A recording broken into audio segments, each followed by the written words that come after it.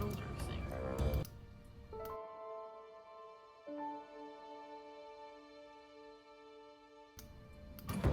Bless you. Sorry. I couldn't grab the mute fast enough. I'm sorry. It just kind of snuck up on me. It's okay. Surprise me. Like, oh, here you are. All right. So let's recap a little bit from last week to get started.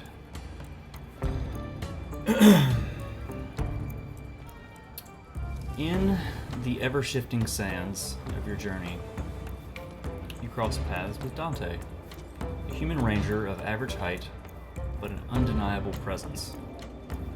Cloaked in earthy greens and clad in worn brown leather armor, he wields his bow as well as his humor. Unassuming in demeanor, his bad jokes punctuate the silence of the sands, though he doesn't bluster when no one laughs. Quick to laugh and quicker to leap to your defense, Dante is a down-to-earth friend, sure to fit in well through thick and thin. The sands of Syria are fickle, and quickly reared its ugly head in the form of a Suriyama. Actually, it's Suriyamara. I think I typed that wrong. It's a gigantic, bony, undead scorpion. Reed, raging in Kiyakazi form, stoppered the Suriyamara quickly with a swift punch to, well, they don't like the sun, so. Using the cottage sanctuary, you rested and you got to know Dante a bit through the night and enjoyed a wonderful spicy breakfast prepared by Reed and Nim.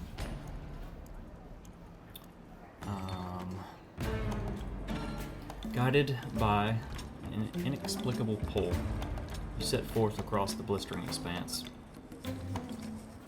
following Dante. The unseen force, as mysterious as the desert itself, led you deeper into its heart, where secrets and dangers alike lay buried beneath the scorching sands.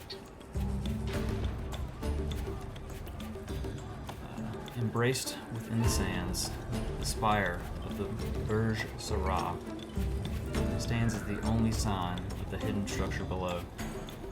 Nim's dreams come to life, the tower's shadow and swirling sands matching the moment. Sylvie, after a bit of verbal abuse, stalks away, only for the final words to cause her to snap. Turning, the heat shimmering from the blazing sun, her form slowly shifts, growing larger into the massive ancient dragon known to you as Aelec. Unleashing a huge plume of poisonous breath across the sand, she then lashes out, striking at Reed, trying to find her revenge. Through reasoning and logic and some lucky dice, you manage to talk her down, unlike her daughter.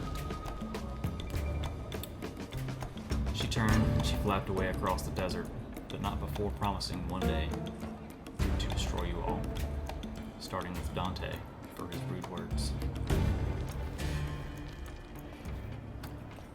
Free of danger for the moment, you flew to the ruined balcony high above the ground. As you clamber off the broom and the nimbus of the broken balcony, you peer inside. You see a pitch-black, dark room. Nim, with your dark vision, you see stones and tiles in shades of gray and see movement. You hear sounds of shambling and bones crunching as they move. Several skeletons seem to be moving mindlessly around the small room at the top of the tower. What would you like to do? Okay.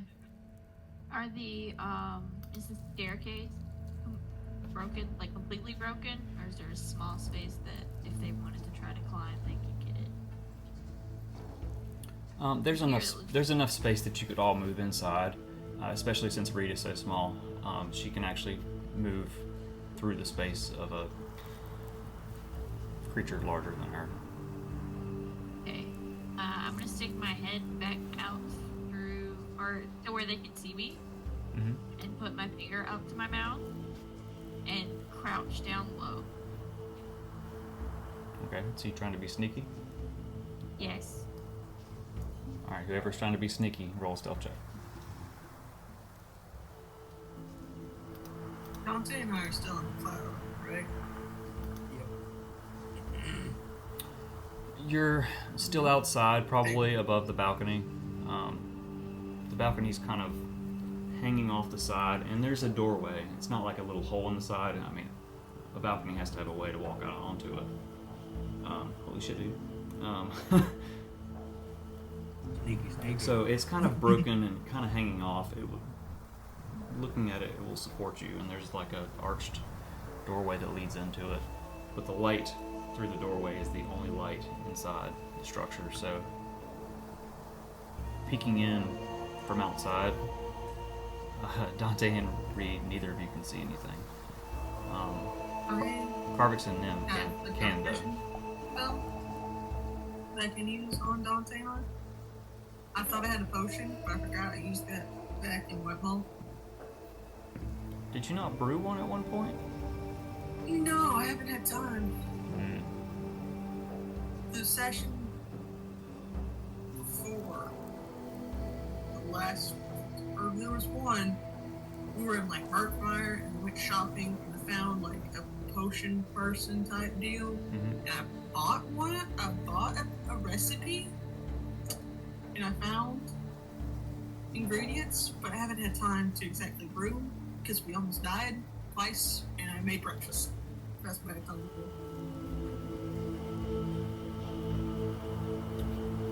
Alright, so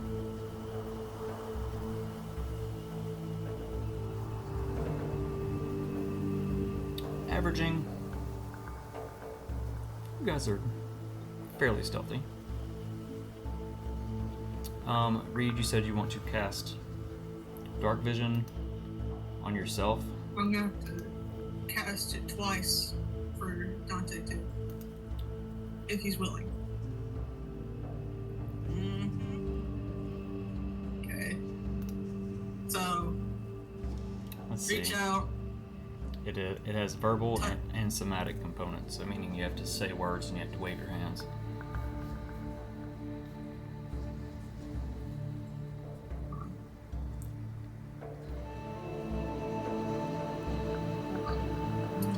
Properly do this.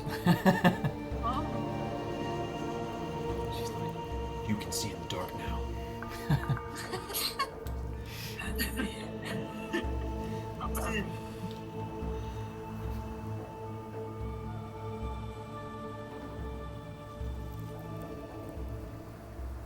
While she's trying to find something, and I try to detect magic at the same time. Sure. Let's see. First level, detect magic.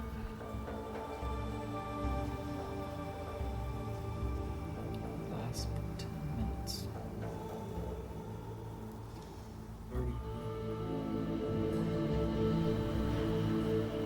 Okay, while Reed starts I mumbling got it.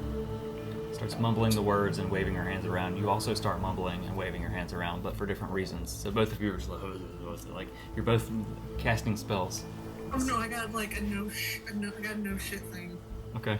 In shadows deep, where secrets hide, a whisper charm, no need to hide. By moonlit grace and starry spark, grant me sight to see in the dark. And your vision changes, and you can see into the room. You chant the incantation again, and Dante, you kind of open your eyes wide as your vision kind of shakes and changes. Something you've not really... I'm going to say you've never experienced having dark vision before. So as you're kind of peering past Nim into the room, you can actually see it's in shades of gray, black and white, but you can see it's not just darkness. So as this happens, you're casting your spell to detect magic.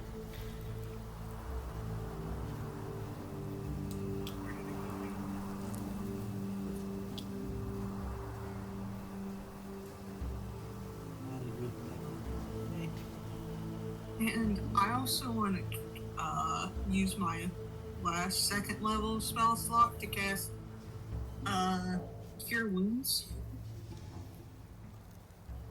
As you go to do that, Carvix reaches out and he grabs your hand and he says, "Wait a moment. Does anyone else need healing?" I think we all need healing. Okay. So I'm going to cast 2 spells.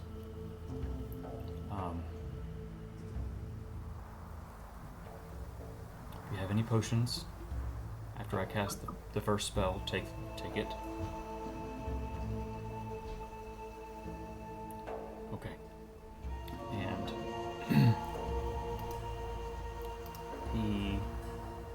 where is it? Grabs his holy symbol, starts to glow under his hand. He begins chanting, and an energy radiates outward as he casts Beacon of Hope. And not seconds after he finishes chanting, he sends out another blast, a mass healing word, and everyone heals for 19 hit points. So the clock is ticking now. Any healing you do, you get max healing no matter what. So you don't have to roll dice for it, you just get the maximum. That's why I didn't roll anything. I already wrote down how much the max was. So he also heals that much. And then Singular potion, minor healing potion, 7.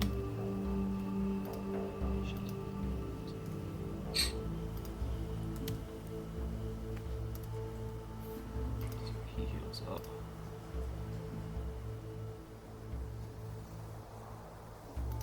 Okay, so everyone healed up for 19? Or Yes. 19 or 20? Yes. I forget what I said. 19. Okay. 19.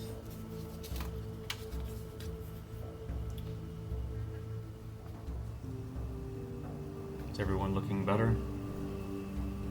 Better, yeah. Yeah, better than I was. Better than I was. So quietly, Carvix steps up behind you, Nim. He places, holding this holy symbol, he places his hand on your shoulder, and he starts murmuring again.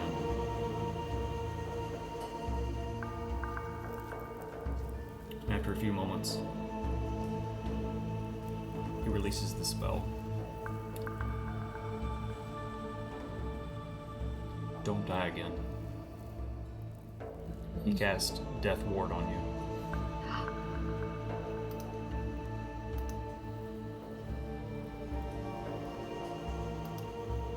For 8 hours.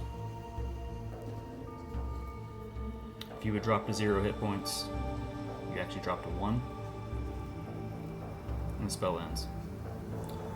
If you would die outright, you don't.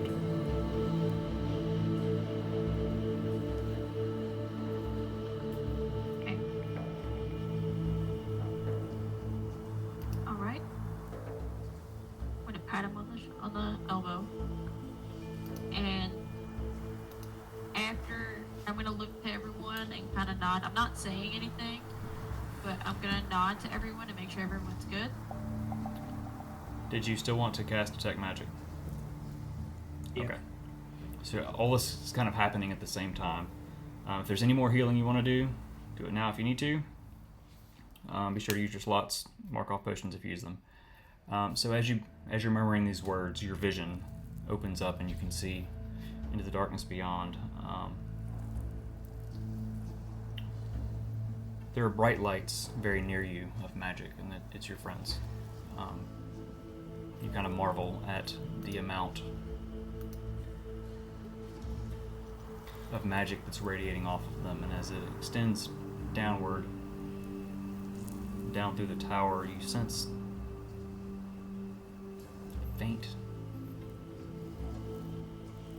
faint little presences of magic, but you're not sure what it is.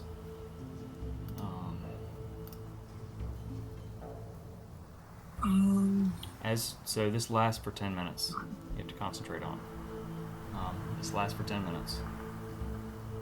So just, I'll keep up with it and let you know. If you want to ask, if you detect anything else within those next 10 minutes, just let me know as well. Okay. Alright, so you guys are somewhat stealthy.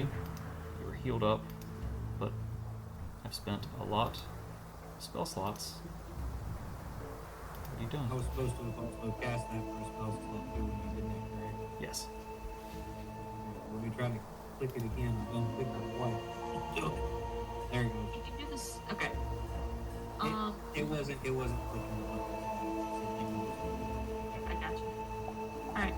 I just went ahead and used my last minor healing potion. Okay. Just for shits and giggles.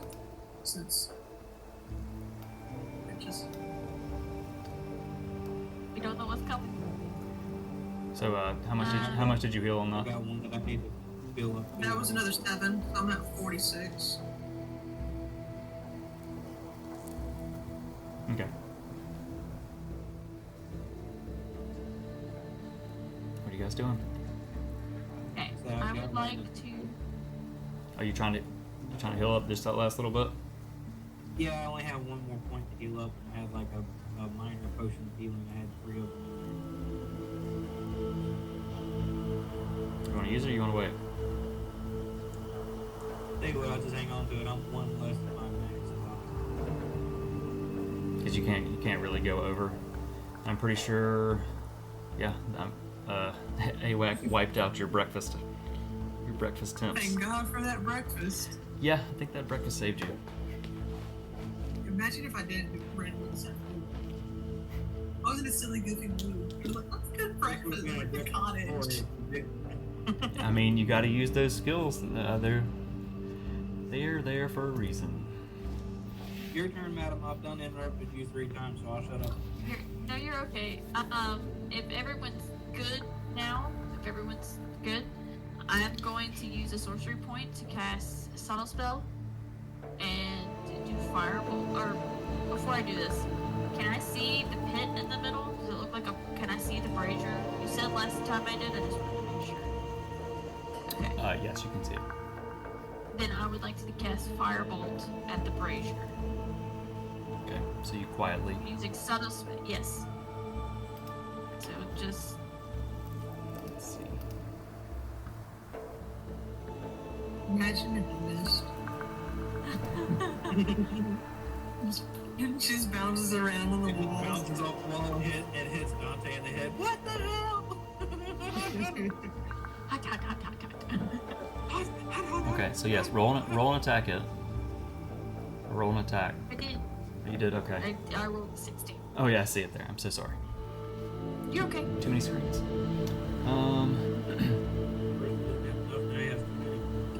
I gotta get used to it. I'm so excited about it. It makes me happy. Okay. As you quietly mumble and form a ball of purple fire, you fling it into the room.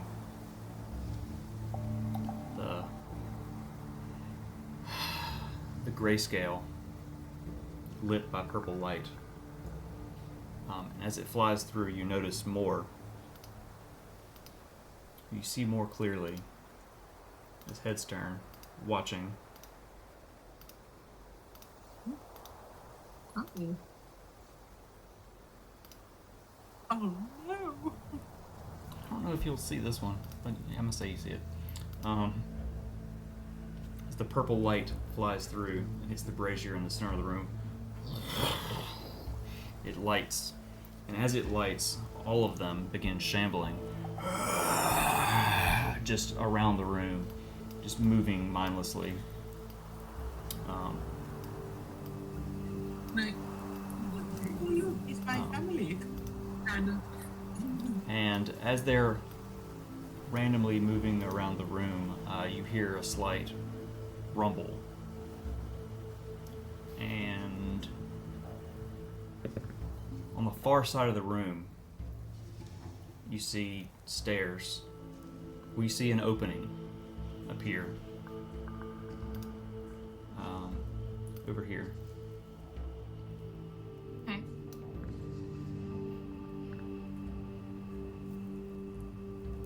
Careful, man. They look like they got a bone to pick with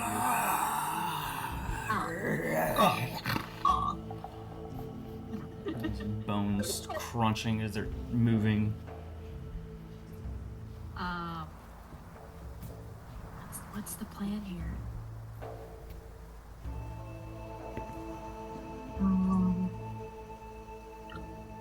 You got any sticks and stones? They may What break your about- bones. How about we use him as bait? Marvix, don't you have some microwave undead bullshit type deal? Actually, yes.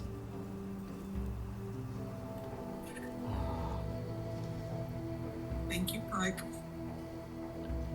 I don't know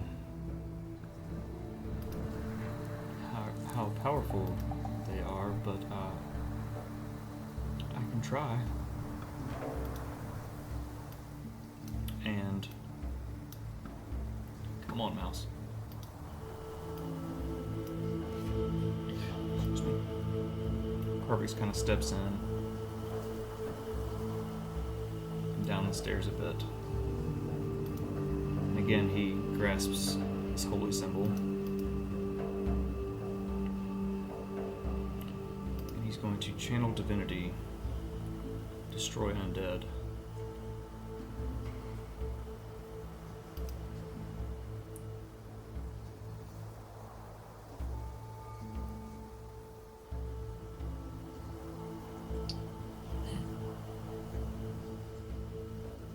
So, his level, they have to,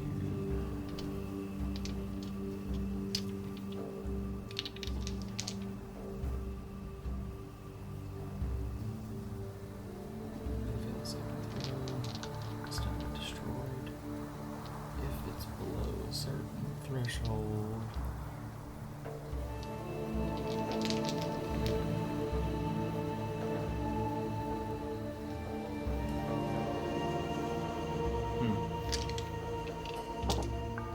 So as he unleashes this golden energy, it radiates. How far does it go?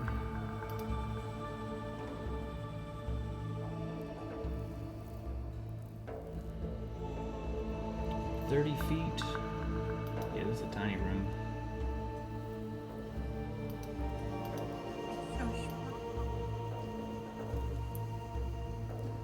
It's 46 feet straight across the room from him. As it radiates across the room, it seems to pass through these skeletons who are still just shambling around. They're unaffected. Sorry, I tried. That's all you can do, buddy.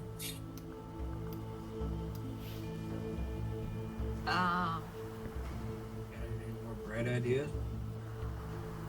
I don't have bright, but I do have rod and gun. Oh. I've got some missiles of the magic variety. I can try to shoot him with a bow and hope I hit him. Do better than I did the last time we faced something, because I was shooting with my eyes closed. What do you expect? Alright. I can do a little bit of damage to each of them, or we can try to take them out.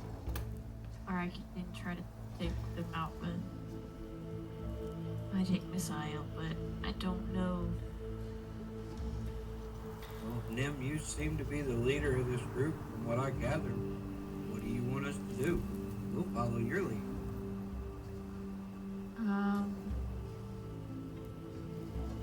gonna ready magic missile at level 3.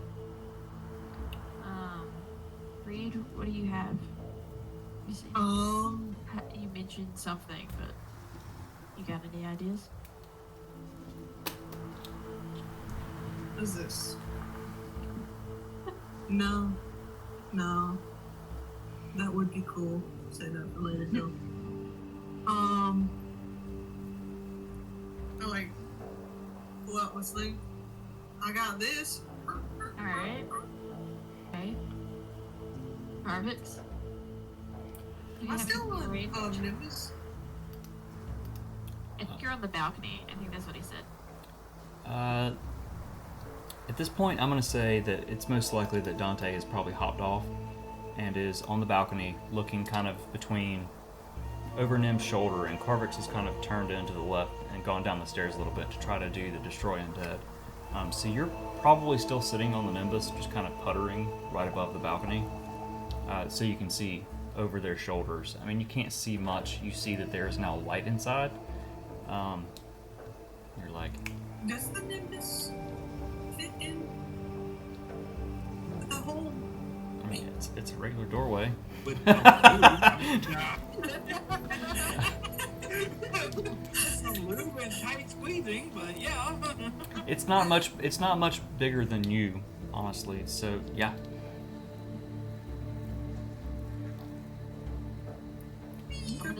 I'm gonna I'll squeeze against the side of this balcony. If there's like a railing or something, I'll squeeze against it. Okay. If we do go full assault, how tall is the place? Like, How tall is this room? So read from outside, you can't see. Not really. There's the archway, and then there's the archway, and your vision kind of... I mean, you can see the wall up here, but you can't see. It just keeps going up from what you can see.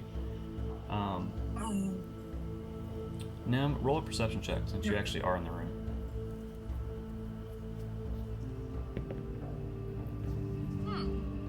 Solid 10. Solid 10. Guess what? I set it really low, so because I mean, you can see it's a lit room. it was nice. So the balcony itself was 50 or 60 feet off the ground, if not, roughly that. And the spire still extended beyond that, even more. As you look up within the room, you actually see that it's hollow almost all the way up to the spire, and it gets smaller. It's conical. And as you kind of look down, you can kind of tell, being, and I'm going to say that the tip of this is probably another 30, 40, 50 feet. It's kind of hard to tell because there's light, but it gets darker, and smoke is now gathering at the top of this, with nowhere to go. The stairs themselves are probably looking down 15, 20 feet off the ground, so that's probably why the skeletons haven't really seen you yet. They're kind of just shambling around and are distracted by the brazier suddenly being lit. Shapes and colors.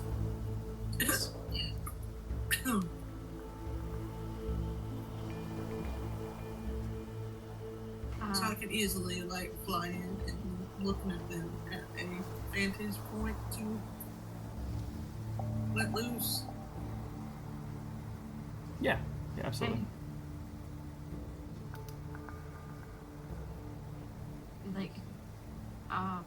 So we can prep things. I've readied magic missile. I guess Reed's gonna fly in. Oh! I can run a distraction. My balls.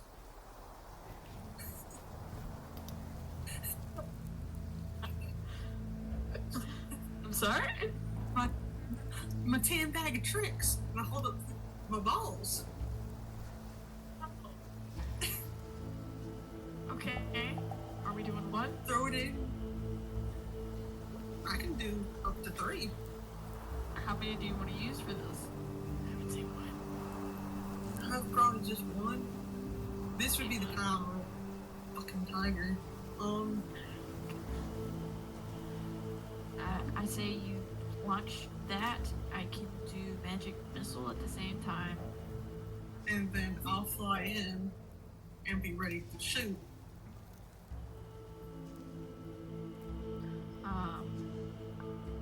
You're muted.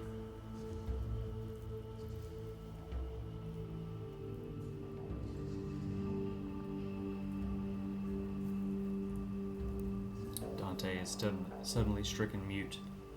And he's so sad because his jokes will never land this way. I plugged in my headset I was going to put on later, and it actually accidentally grabbed the microphone of the headset. No, I said, what do you want me to do? Just shoot arrows or tickle? You can shoot arrows. I've leaned against the railing. Is there enough room for Dante to slide in, or not really? It's pretty tight. Dante begins to giggle.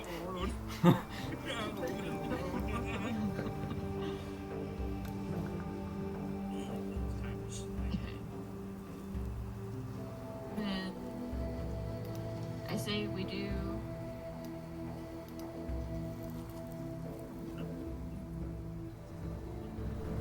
Land fire in the hole. Alright, Yeah, time to and decide. throw it What you there. doing? Okay. So Are you ready? I'm going to throw. God, where? I'm gonna throw. At first I'm gonna fly in. I'm going to toss a ball, like right here, Okay. kinda. So roll a d8. Be sure to mark off a charge, and Right. As she flies in and launches it, and like as it's in the air, I'll do magic missiles. So just Holy let me know when shit. you want me to roll. It's a fucking tiger. you got a tiger. You said you would. Called it. All right. I So killed it, and I'm gonna fly more.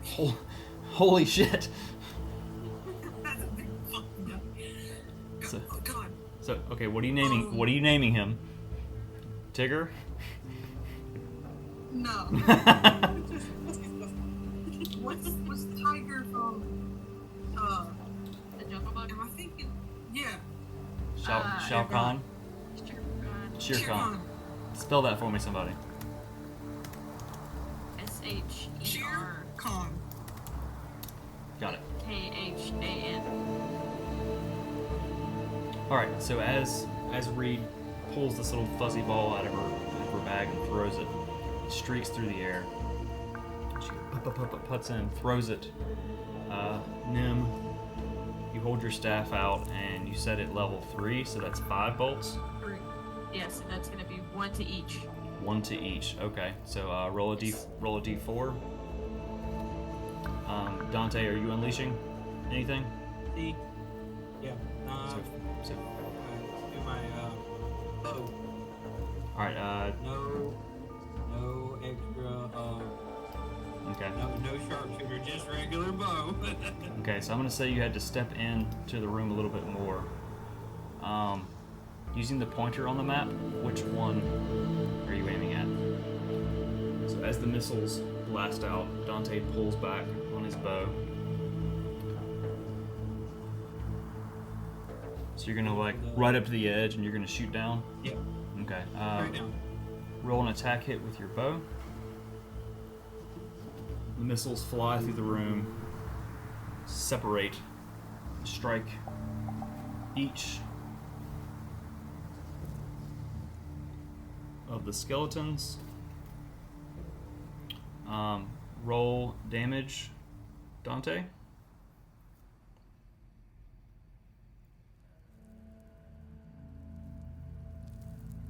All right. So as the missiles slam into each of them, and the arrow strikes the other one, all of their heads swivel. Everyone roll initiative.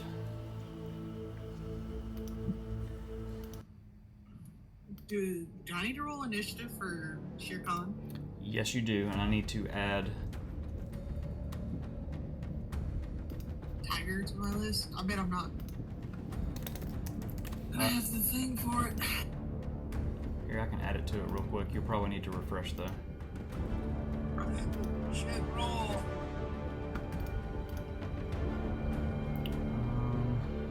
I'm just gonna add it to your wild shape, even though I doubt you can turn into it yet.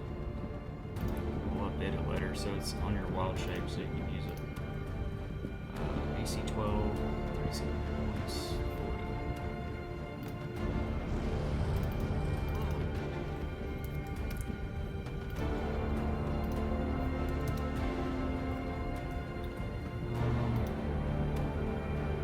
Its initiative. It goes on your turn, so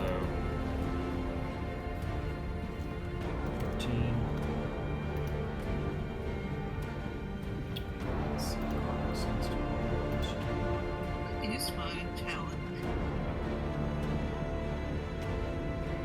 Yes, Cardinals.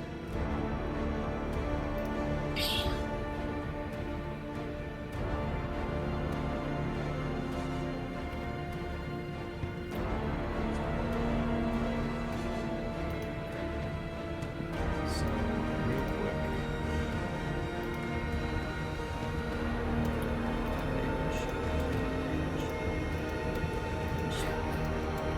Damage.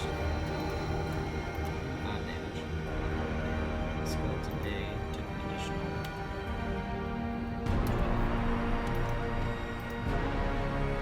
Skeleton A is the move.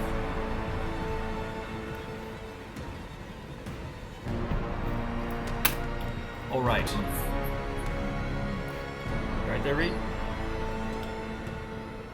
I'm trying to figure out challenge rate.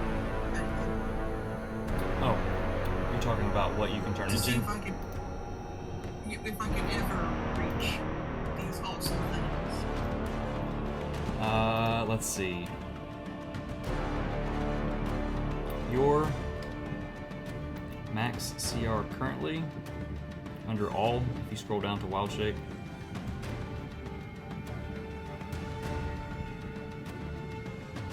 Right?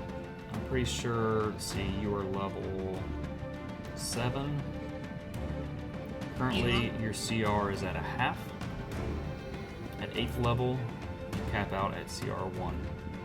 So a tiger is CR1, so next level you can. You can also fly next level. Sweet. Man, I'm never gonna get this owl bear. Let's see. Oh, but I'll get Wari Mamba next level too. Okay, top of the round is Carvix, who's going to move down the stairs.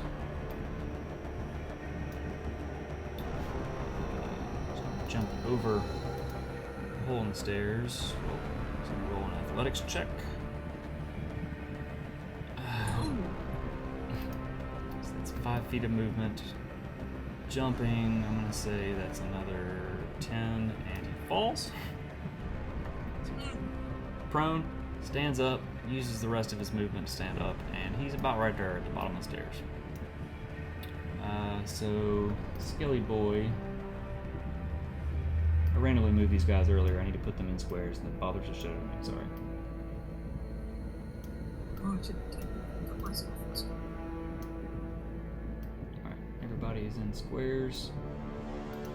Carvix is going to cast.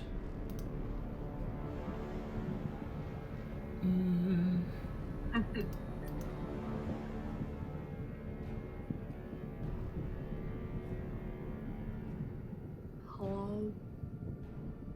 Huh? Can you hear okay? I can hear y'all. Can you hear me? Yeah. I hear everything. Yeah, we're, So quiet. I'm talking soft. He's just going to cast a first level guiding bolt.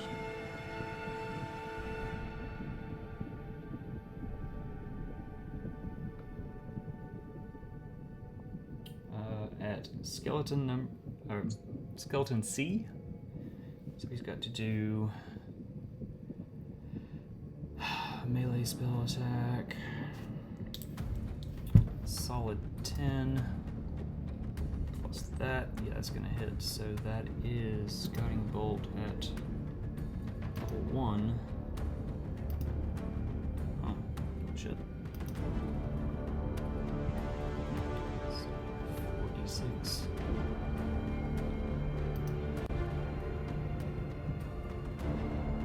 Let's see.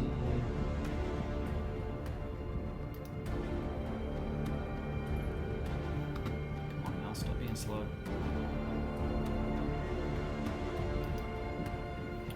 Grasps his holy symbol and a flash of golden light appears in his hand. Holds his hand out. Blasts towards the skeleton, who is just obliterated by the light. Shit. Okay.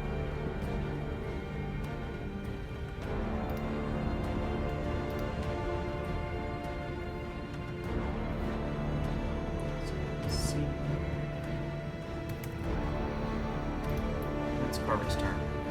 Next up, Nim. I am going to. I guess I'm as close to the edge as can be. I'm going to launch a firebolt at skeleton A.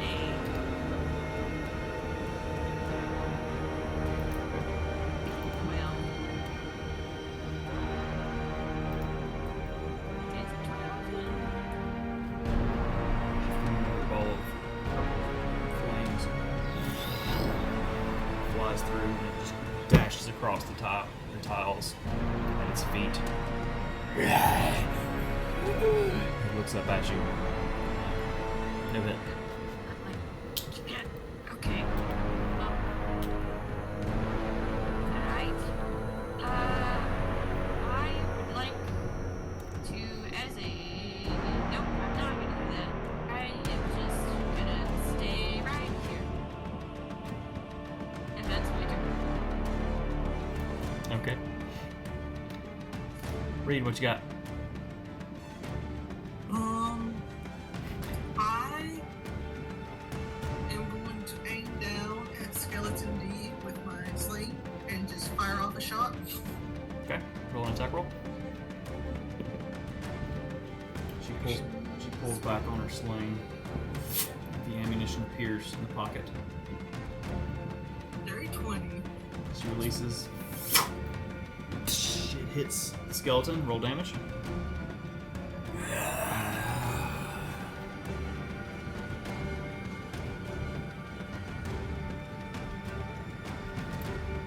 It slams into it. Pieces of the rickety, rusted armor it was wearing cracks and falls off, and several random bones and ribs fall off onto the ground. It's looking pretty rough. It's your attack. Got a bonus action? You want to move anywhere? Do I command Sheer Con with it? Bonus action? That is a great question. I think we talked about it at one point. So, creatures friendly. During the You can use a bonus action to command command fight. it. Yes. So your bonus action is Shere Khan. What would you like? Alright, I'm going to point at Shere Khan and I'm like, Shere Khan! And point at Skeleton B. Item! And he lunges at B. Roll an attack for a bite. D20 plus 5 to hit. So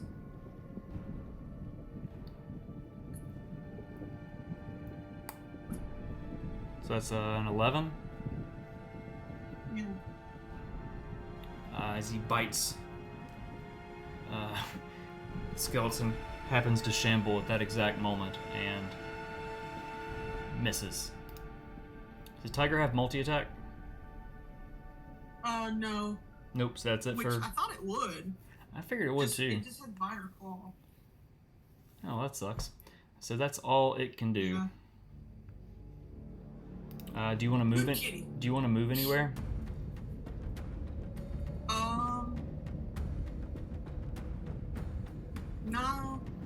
mean, I'm up in the air. Okay, how high are you? Just for my brain. I just flew like straight from here. Okay, so you're probably So 20, however high this thing is. probably 20 feet in the air. I'm gonna say you're head height with everyone that's standing up at the top of the stairs. All right, so that is your turn. T-Gray went. Next up are the Skelly Boys.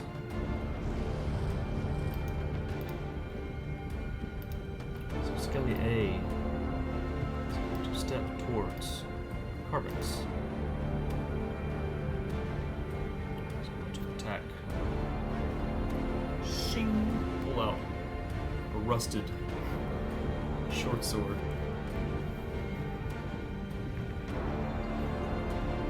It's 15. Which does not hit. Swings across and misses. It's A's turn. Next up is B. He's also going to step up and swing his short sword at Carvix. It's a natural 20.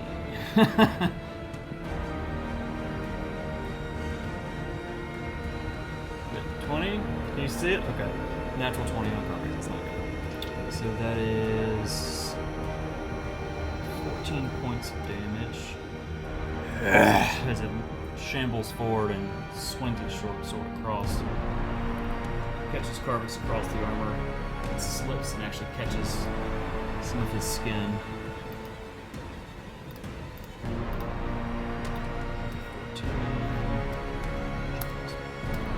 points of damage. And that is its turn. Skeleton C is dead. Dead again, I guess. D?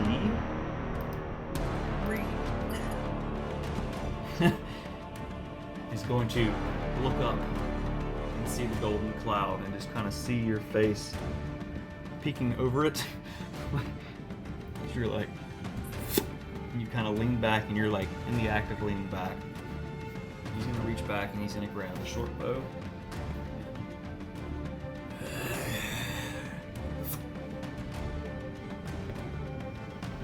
And that is a 21. What the fuck? That hits, right? Yeah. Okay. Yeah. So the arrow flies up. It actually comes through the cloud. As it comes through, it comes up and past you and manages to like just graze you as it flies past, dealing 6 points piercing damage. And then he is going to 5, 10, 15. He's going to shamble. That way. Next up is E. He's also going to reach around and pull a short bow and point it at you, Reed. It's a long roll. Roll way over there. That is a 21. It can actually see you, so it's like arrow kind of like flies by and just barely nicks you across, dealing 6 points of piercing damage. It's the fucking attack bonus. I'm just nosy. Jesus Christ. I rolled high. I got a new glow in the dark dice, and it's working really well. Sorry, guys. Stop. Put that in dice jail. I will not. This is my dice jail. And put it in dice jail. Okay, next up is Dante. I'm awake. Oh, let's see.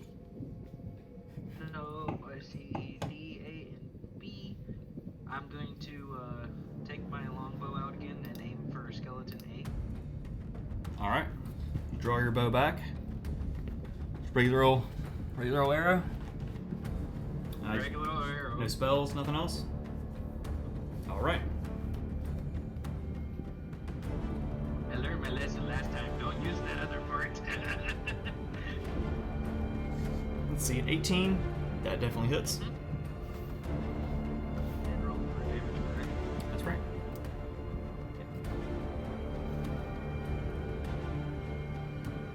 You said you were aiming at A or B? No, A. A? Okay. A is an Pull back. Release from your longbow. These arrows are much larger than the arrows that the skeletons are shooting at you. Longbow versus short bow. It flies down the stairs. Carpus kind of watches as it comes and hits the skeleton, and it's just kind of crumbles to the ground into just a pile of bones and rusted armor. Hey, I was actually opening my eyes for that one. Yes, you should probably. Carvix calls up. Yes, you should probably have your eyes open when you shoot your bow. Because this makes you a marrow victor. Leave the jokes to me. Man, that was funny. I like that one. Even the skeleton's laughing.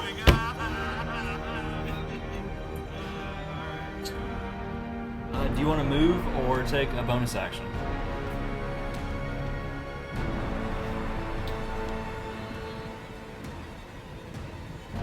No, I think I'll be rough on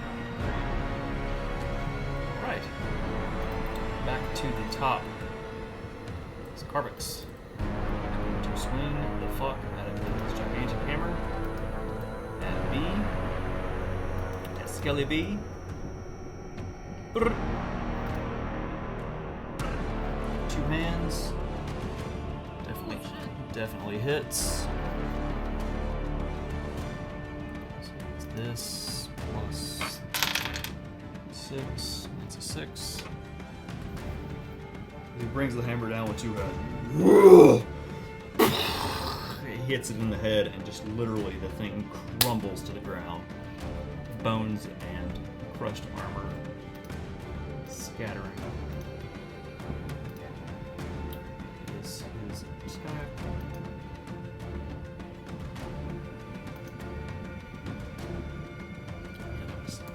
One more hit point than he needed to kill him. Good swing there, buddy. Good job. Thank you. It's my specialty. So then, is a bonus action.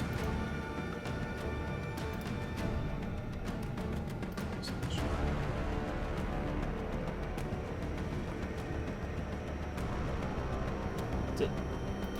He's going to move deeper into the room. So he moves around right there.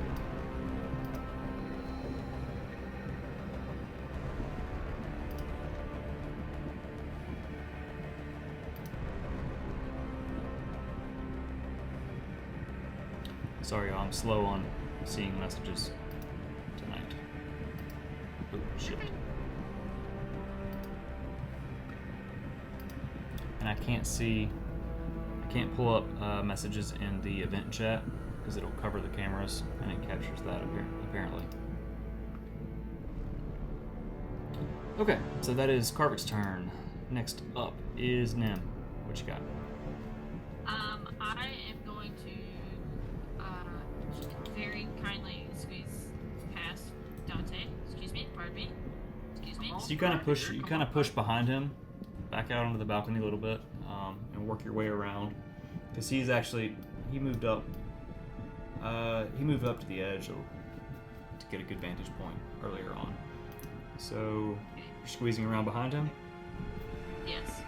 Hey, watch what you're grabbing back there, Nim. Watch it. From right here, I'm going to try to cast another firebolt at Skeleton D. All right, roll an attack roll.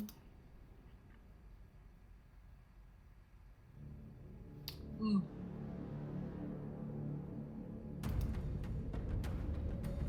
You form the ball, purple fire again, and you fling it and it dashes across.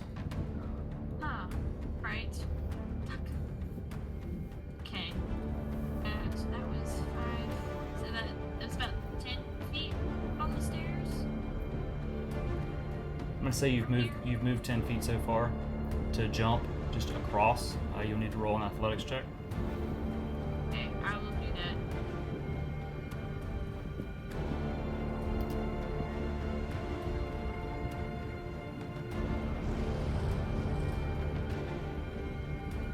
So you jump across and you stumble, and you fall prone. Okay. How much movement did you have left? It took 5. It only took like 5 to jump because it wasn't very far. Okay, I have 15 left, so I guess I'll just use the rest of it. Stand up. And if you stand up, you'll still have 5 feet of movement. It's okay. I will stay right here. All right. So that's action, movement, and that's your turn. Okay. Reed, what you got? Fly a bit here, and then I'm aiming at Okay.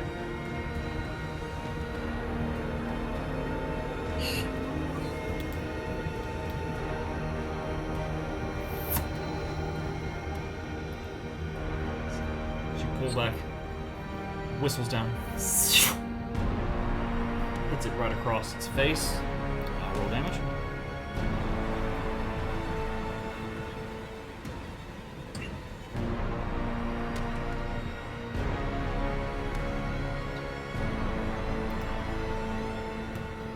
So as it crashes across its face, it actually breaks pieces of the bone off that move with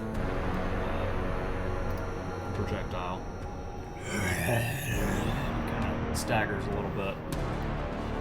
Looking pretty rough. It's your action and a little bit of movement. What else you got? bonus action, Shere Khan. Alright. I have him. Tigre. Well, it's just 20 feet. Movement's a little different for bigger. Movement's a little different for bigger creatures. This tiger's only got 20 feet of movement. No. Oh. Pounce. Oh, pounce. If the tiger moves at least 20 feet straight toward a creature and then hits it with a claw attack on the same turn, that target must succeed on a DC 13 strength saving throw or be knocked prone. If the target is prone, the tiger can make one bite attack as its bonus action.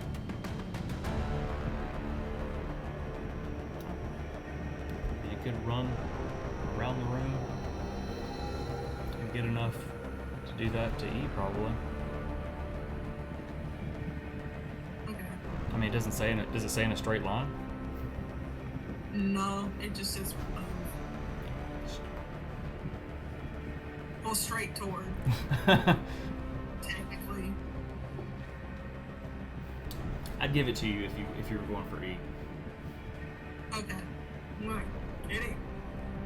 Point at E. Fuck him up. It runs around. What does the skelly roll for the pounce? But it says then hits with a claw attack on the same turn. The target must succeed on a DC 13 strength saving throw or be knocked prone. So I have. All right, so roll a claw attack. +5. D20. Lock in. Yeah, buddy. That's +5. Maybe. Yeah. So I thought. 13 plus 5. Yes. So an 18. 18. That hits. Go ahead and roll damage for that. Is there damage per claw? Yeah, there it is. Yes. 1d8 plus 3. 1d8 plus 3. 6. Then it must make a strength saving throw. DC 13. Yes. So as it runs up, as Shere Khan runs up, swings its massive paw at the skeleton. And as it catches, It's probably. it's kind of just dashed against the wall. Just like bones in the air. Like it doesn't even have a chance to fall prone. It is just obliterated. Good kitties.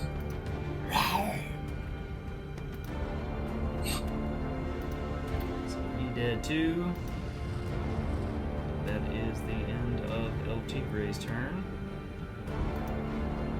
A dead, B dead, C dead, D.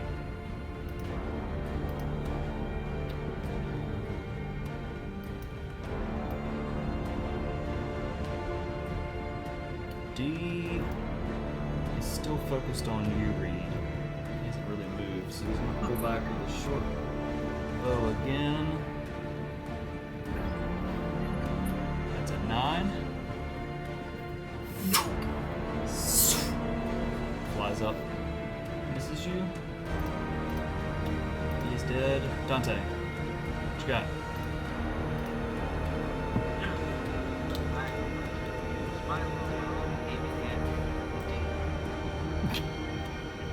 Don't worry, Reed. I'm finishing for you.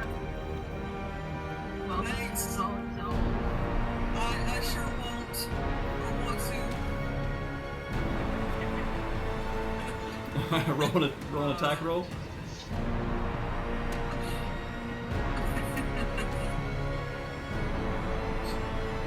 16 does hit.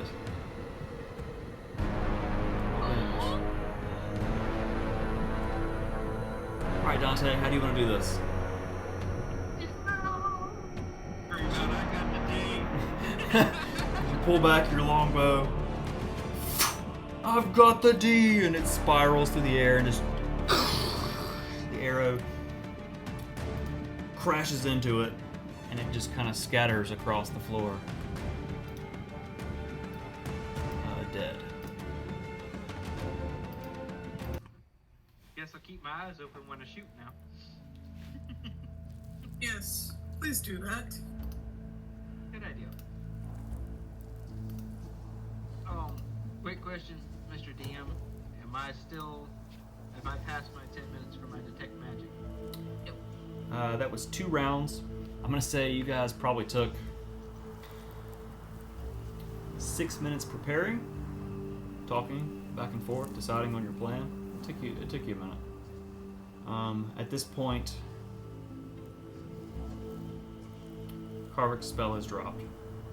That only lasted a minute. That dropped while you guys were talking. That only took 2 rounds. So a round is only 6 seconds, technically.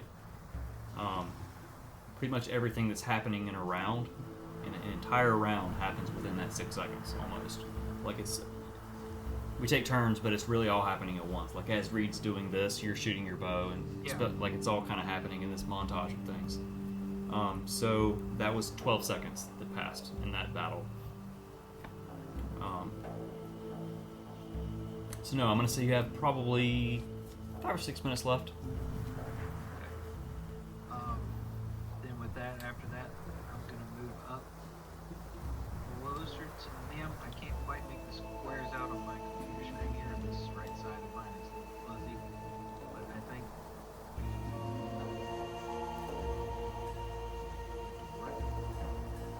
So as you move down the stairs, there's a gap in it, and you're gonna have to jump over it. Okay. So roll an athletics check for me. It's under your skills. Yes. Okay. As you're kind of moving forward, you see the gap and you kind of hop over it, and you land without a hitch in your step, and you continue forward. So is that? So if I was for here, that would be I've got to go 30. That's Since we're out of combat, you can move as much as you want. really. Time. Okay. So time slows down when you're in combat. yeah. When you're outside of combat, time moves a little more freely. It's kind of really up to me to decide how fast time moves. Like I could say 30 years pass if magic, but it doesn't. Okay, I understand. So you can kind of move more freely. The brazier in the center is still burning, and it actually took on the purple hue of your firebolt that you threw into it now. It's lighting the room. Okay, so I'll get here next to the brazier and ask, do I detect anything magic-wise here where I'm at in my area? So as you move down the stairs, you've gotten closer.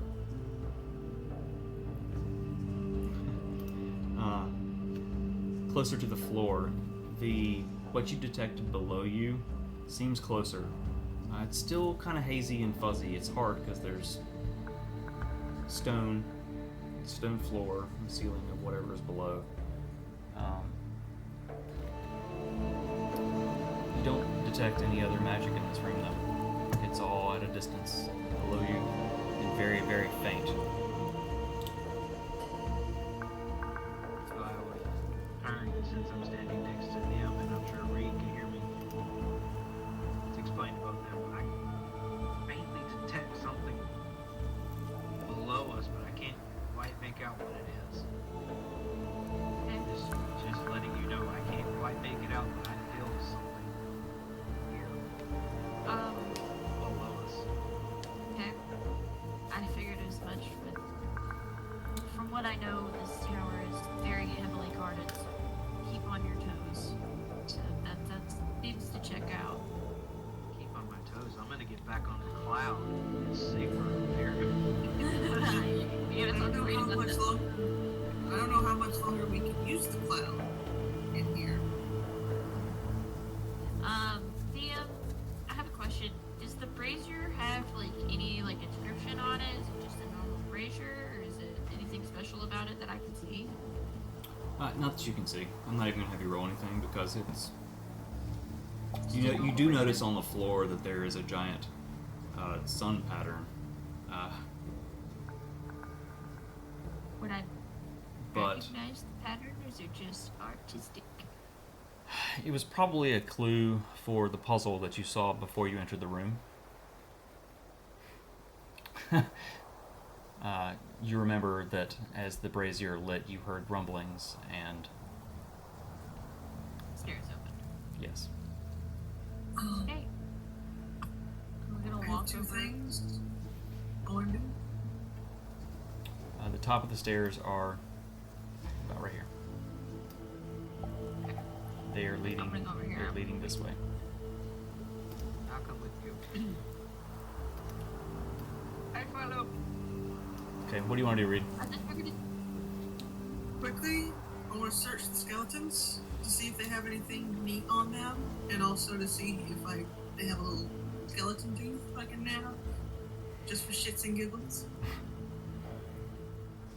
I really gotta find out what it is with the teeth thing. Roll a survival check.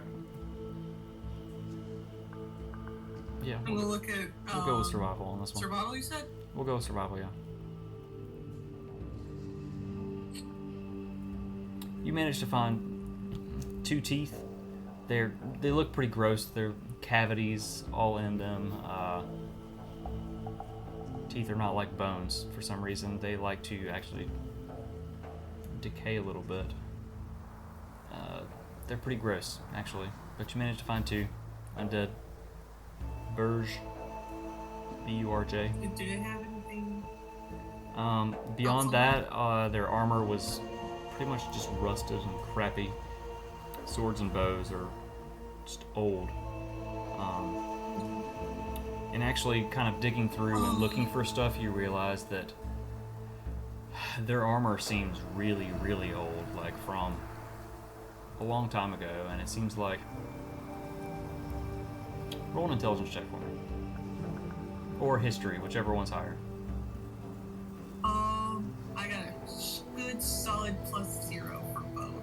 Okay, so we're gonna say history. It's the same thing. I roll intelligence. It's the same thing then.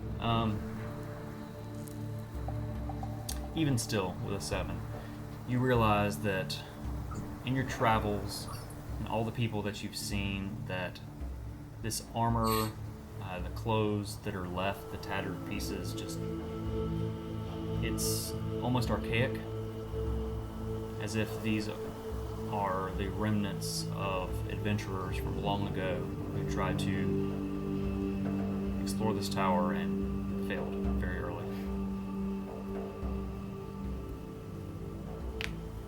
Okay. My second thing I want to do real quick, I want to cast Speak with Animals Okay. and talk with Shere Khan. Fly put over him. Before you cast that, let's check something just to make sure. I don't want you to waste a slot if you don't need to.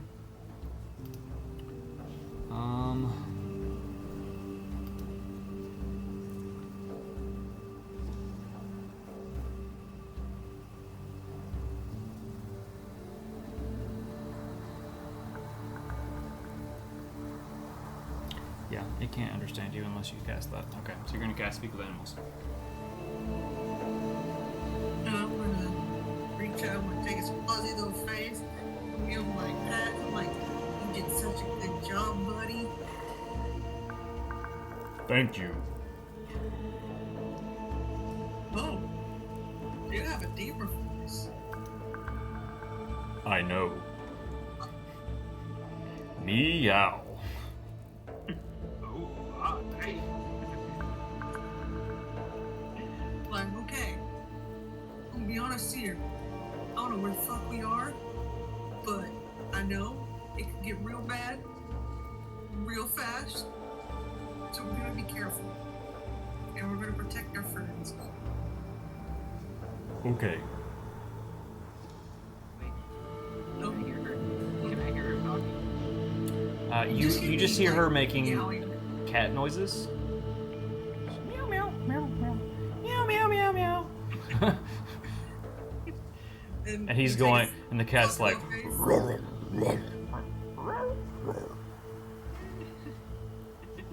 We'll lean in and we'll kiss his little nose. just kind of purring. Like, okay, let's go.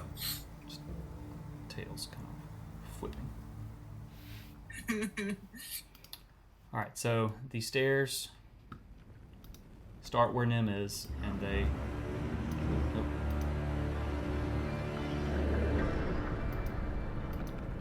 Blue music that way, and they lead down. Sounded real weird about my headsets. Yeah. The stairs lead this way. Okay, before I take a step on any steps, can I please check for traps? Yes, you may.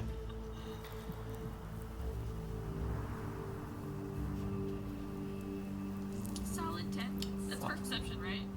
Or investigation? Investigation. What'd you roll? You were wrong. I roll perception. That's Solid 11. That's better. That's better. Nah, you don't really see anything. You kind of. Be like, hey Dante. Be like, do you see anything on the steps that look weird? I'll do the same thing. Check for traps myself. All right. So what was roll it? investigation. Investigation. Okay. The more people that roll for it, the harder it gets. That's kind of how that works. You don't really see anything. You see just kind of some stone stairs that lead downwards. Nah, damn, all I see is some stairs. Good luck, I'm right behind you. Alright. I'm gonna tell my moth to light up so that I can see a little bit. Okay. It's dim light is moth lights up. Your brocade moth, yeah. Gotcha. Yeah.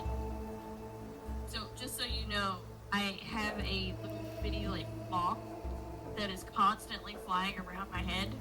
It's flying around me, and it's like dimly starts to light up just a little bit, and it's flying around. See, Look, See- it looks like she has a bright idea. so there's the moth, and then there's the turtle sitting on your shoulder. I'm gonna take a leaf out of my pocket. See what I have left. I'm gonna give him one. So as you reach in your pocket and pull out some leaves, you actually sand that kind of falls off the leaves. Here you go, buddy. I'm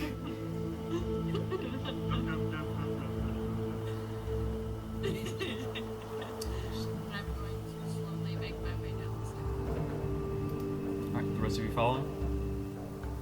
How's Yes. it look so far, Nim? How does it look so far, DM? I said Nim.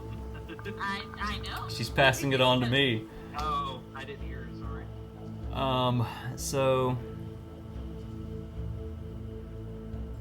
you walk maybe 5 or 10 feet from the floor of the room you were just in. You pass through it, and you notice that this room, like as you're descending the tower, it's getting wider because outside it was very conical. So as you go down, it gets wider. And you're following the stairs around the outside edge. As you get to a point, the floor above is higher than your head as you go down, and torches on the walls light as you enter.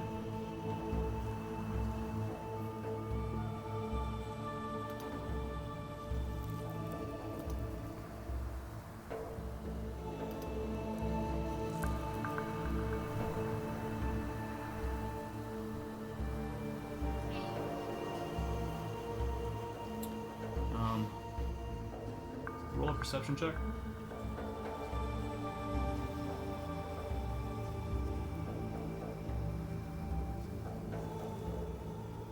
Okay. And these dice do not like me today. If you want to switch to real dice, you can. These dice seem to be really just kind of messing with you tonight. If you want to switch the juju, you can. As you walk down, you notice that the room is larger. There are lights around the room that actually lit as you entered. You still have probably 20 feet to move down the stairs. The room is still very dim, and the air, the room above was very dry, like the desert outside. This room feels almost musty. Oh boy.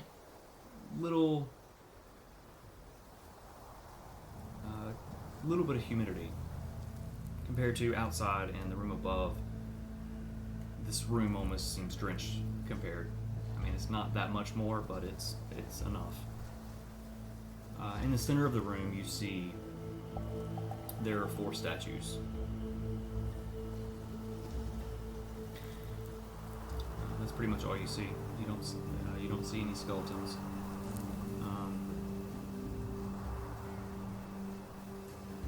Stone floor, stone walls look a lot like the ones above. Is the coast clear, Nim? Can I check for traps? Not really. You've only moved maybe 15 feet down the stairs. Okay. Like, you're not too far from where you were before, so you're not going to be able to see much more from where you are without... Okay. It's- It seems so. I will take Nim's word for it and follow her down the stairs as well. I am going to cast Detect Magic. Is my map broken, or am I supposed to be seeing something? There- Yeah, because I can't see anything in it. Yeah, no, you can't see anything yet. You can't see the room till you get there. Okay, There's still people upstairs. I can't show it to you until everyone's in the room. I didn't know if I was missing something. We waited up to the top of the stairs till Nim checked it out first. So this is something I'm going to start doing. I'm going to start having the maps covered so I can make Okay. sure everything is captured correctly on the recording. Okay. Don't worry, everyone. Come on down. Okay. Be careful on the stairs. So I need to actually add El Tigre. Meow. If there was a banister on it, I'd slide down the banister. You should throw yourself down there. Jesus. Really? First off, thanks. for science. I've seen a man half your size actually do it. Science. I got a feeling you'd throw me down the stairs first. Nah, No. he threw himself down. Yeah, he did it on his own accord. I advise you not to. Please continue. I You love think this. you might think we're joking, but we're actually not. Well, what do you think? No. Should I just throw myself now then, or are you just playing with me? I think that you should do whatever you want to do. I wasn't asking Yeah. you, you're right at the bottom. You said you were coming down. I'm talking to the one behind me. Reed. The one has a name. What dost thou want me to do then? I can jump it, or I can walk it. Listen, you do whatever your heart desires. Good, I'm gonna play the smart one. I'm walking down the stairs. You want me to jump it, you push me. Don't tempt her. With what? These tiny baby hands? Tiny baby hands my foot. So as you guys banter, I'm like 3 feet tall, motherfucker. Nim reaches the bottom of the stairs. Reed, you putter down. You're still in the nimbus.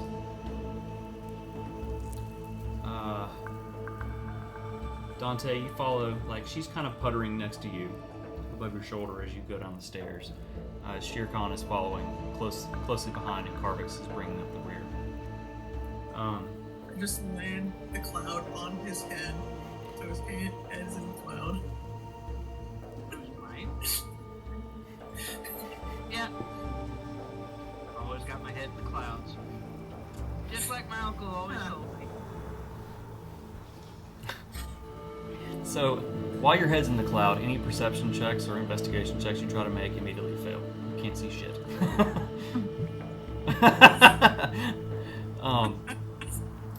So, as all of you enter the room and reach the bottom of the stairs, you see the torches around the room burning with orange flames, and you notice the statues in the center that Nim had mentioned before, if she mentioned them. Yes. You all kind of feel a slight tingling sensation pass through you.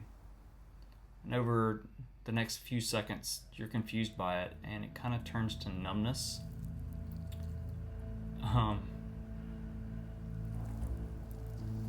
Nim, you actually notice that the purple gem on your staff kind of pulses and then goes out.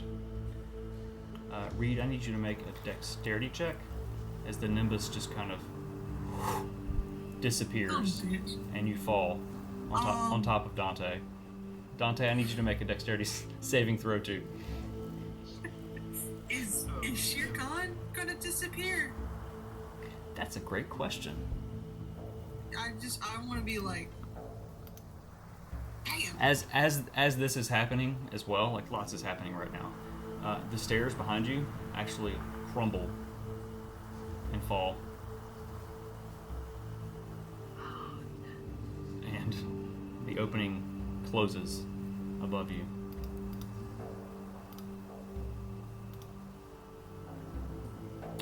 So let's actually see.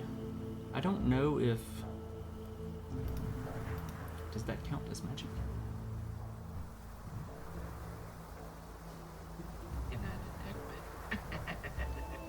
So as you try to, as you both try to detect magic, nothing happens. Oh, Oh shit. I'm gonna say Shere Khan doesn't disappear. Actually, okay. he's still with you. He is a very real animal until dawn. Pretty much. I'm just waiting to see if What happens to my mom?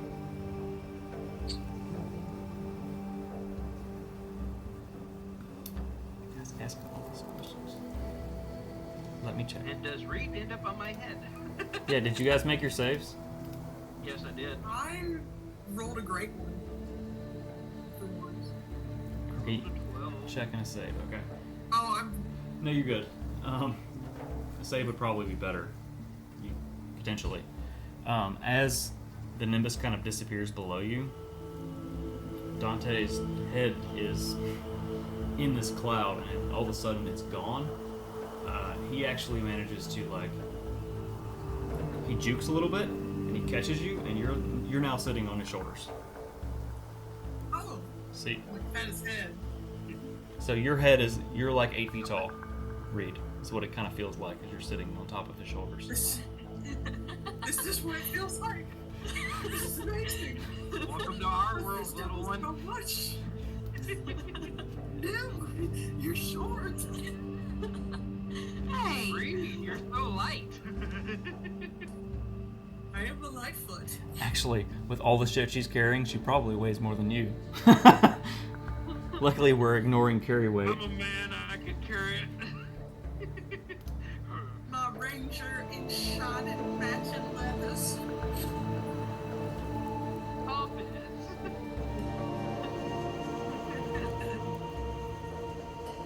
Your moth. Hey, The moth continues to flutter.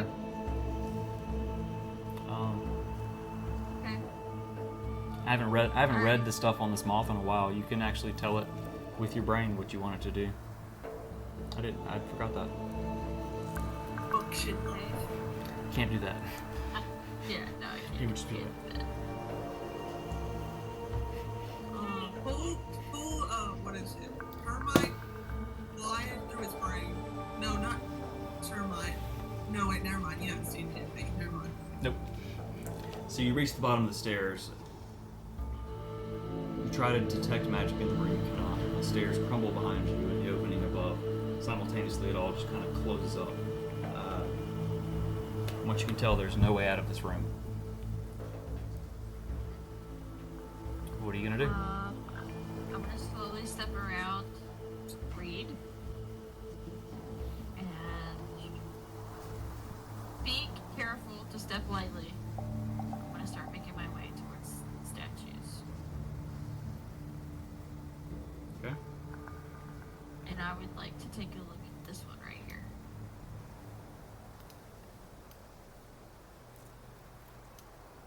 All right. Roll an investigation check.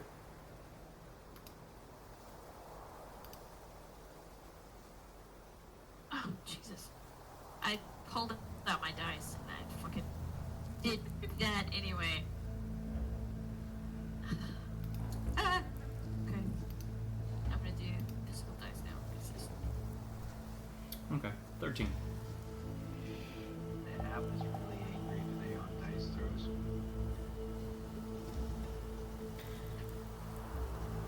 So 13 is good.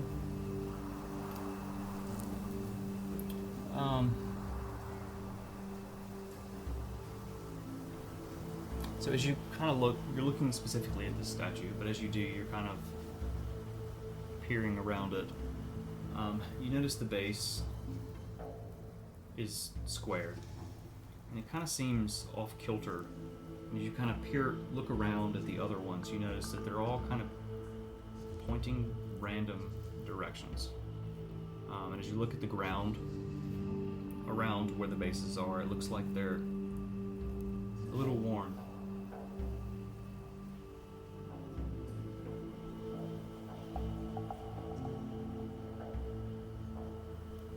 Okay.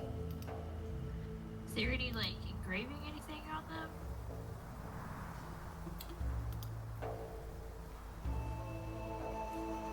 Not that you can see.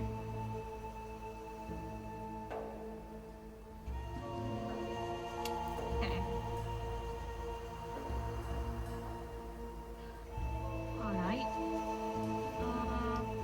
I'm gonna step over this little thing in the sand, or at the ground, and kind of go to the middle and look out and see what I see.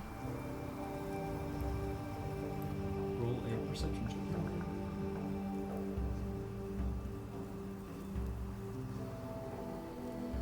Roll real dice? Can I roll real dice? Yes, you can I roll. already rolled, never mind. No, you can roll real Are you dice. sure? Hope it's better.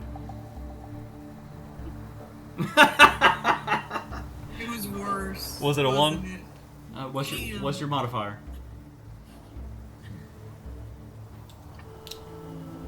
So you roll a 2. Maybe the Kinda- appetite's not so bad now.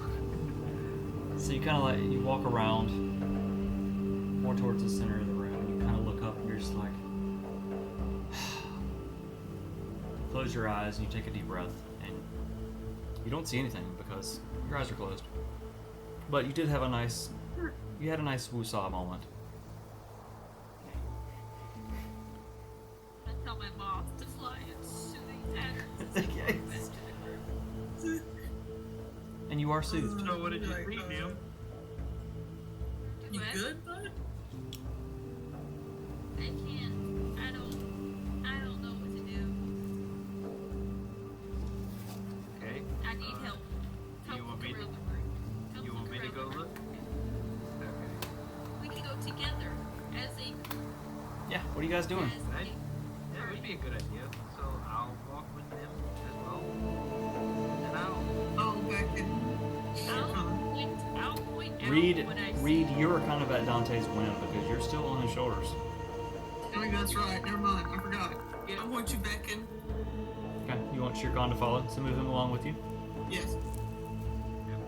you're riding on these big broady shoulders. You're along for the ride. I'm gonna fly down further too.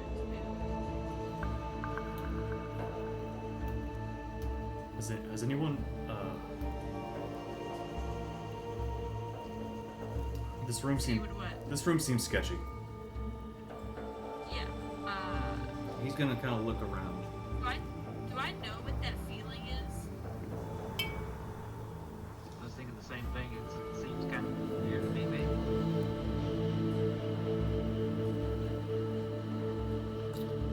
Dante, no. Nim, no. Reed, Reed usually just feels kind of numb. this actually is familiar to you. I'm going to like. Roll an intelligence check to see if you remember. I'm going to grip Dante's like head as like I can feel the remembrance. Fuck it. Why are you grabbing so hard up there? Okay, so you do remember. Bucket? Bucket. Is that what you just said? So you do remember. Like, in my head, I'm going to say, okay, the DC's going to be 5. She's going to remember this. You roll a 7. You're good. You remember that when you were taken captive, you were kidnapped. There was something in the room that you were in that suppressed your magic.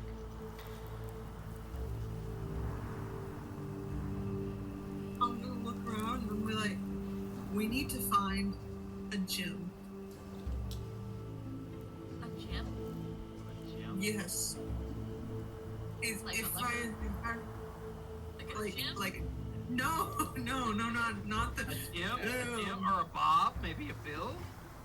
gym. Everyone roll a perception check. Gym. Look around. I think it was green.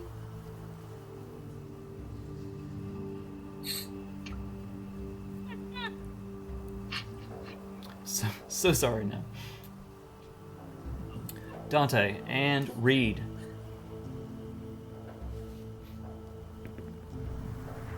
Not Shirkan. And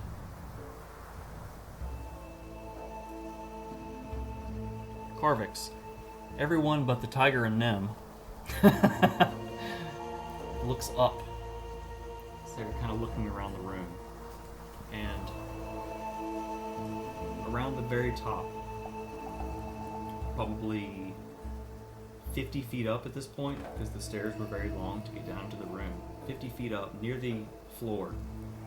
And Dante, you think this is probably what you were kind of detecting through the floor.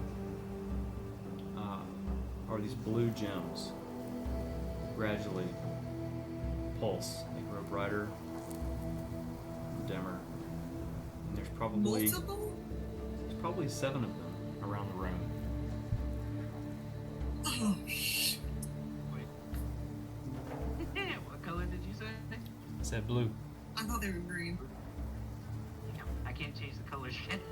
I was gonna put a pulsing blue light going on. If you would like me to, I can. It'd take me just 2 seconds. If you want, go for it. That's awesome. I love a good effect.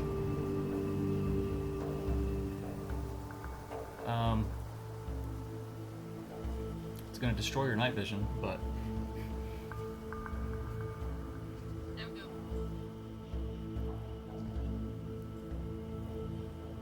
Can I do this?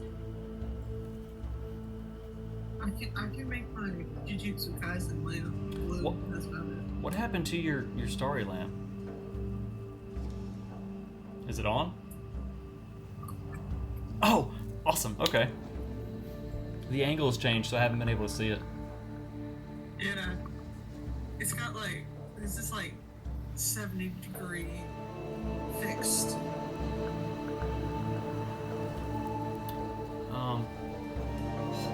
Awesome.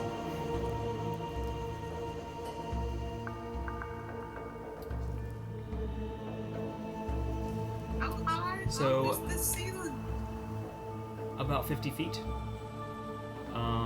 Beyond that, with those rolls, you both roll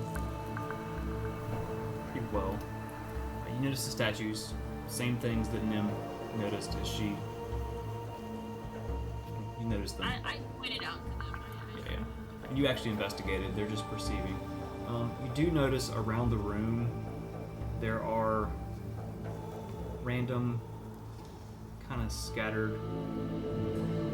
You haven't moved near any of them yet, but piles of bones. Oh.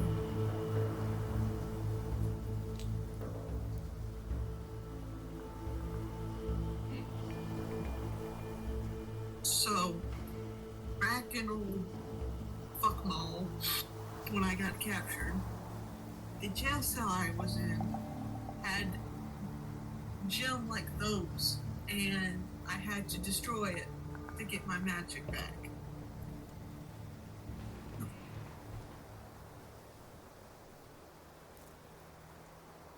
Right? So, we can technically try to destroy them all to get our magic back. Because based on all these bones, I don't know if I want to touch these here statues without. Yeah. Okay. I'm gonna. Do I see the bones? By 4? You see them now that they've been pointed out to you. Okay, I will go to the nearest one and kind of just look at it. The pile of bones. It just look like thickness. The nearest pile is over here. Okay.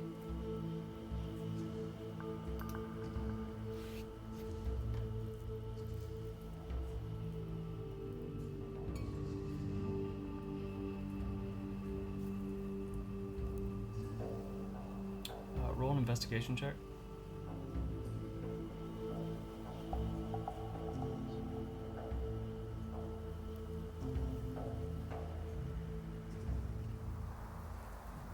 So as you approach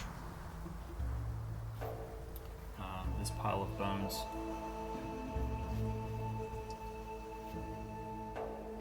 and as you step right up next to them,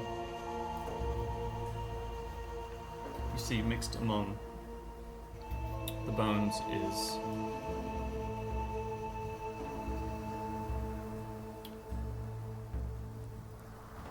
rusted armor, rusted weapons, and they begin to shake.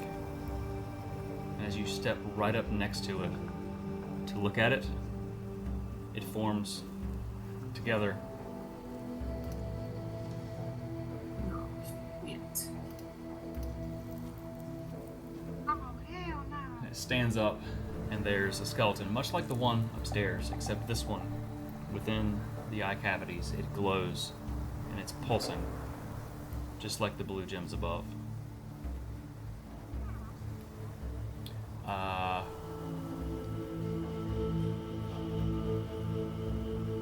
Let's go ahead and roll.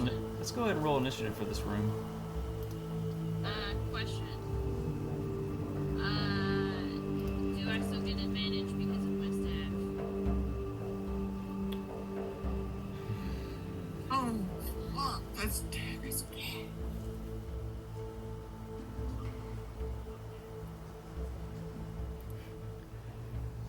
So.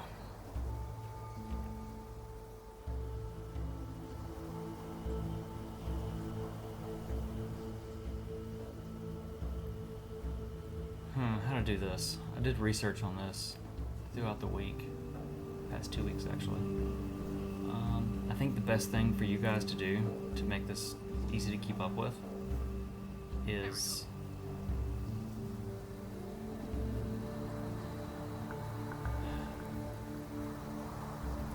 any item that you have that's considered magical.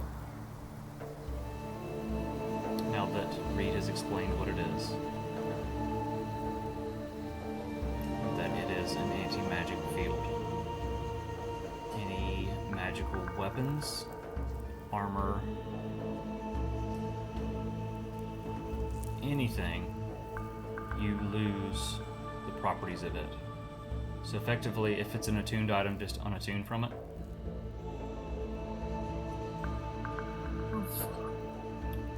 Read, yeah, pretty much unattune from it, so you don't gain the benefits from it. So, Right. Is my Dante, your cloak, I think, is the only thing you would have that wouldn't work. Nim, it's probably your staff, probably your gloves, as well as your cape, everything you're attuned to. The void tome is currently in the pocket, and it's going to stay there. So, just attuned from everything, unattuned.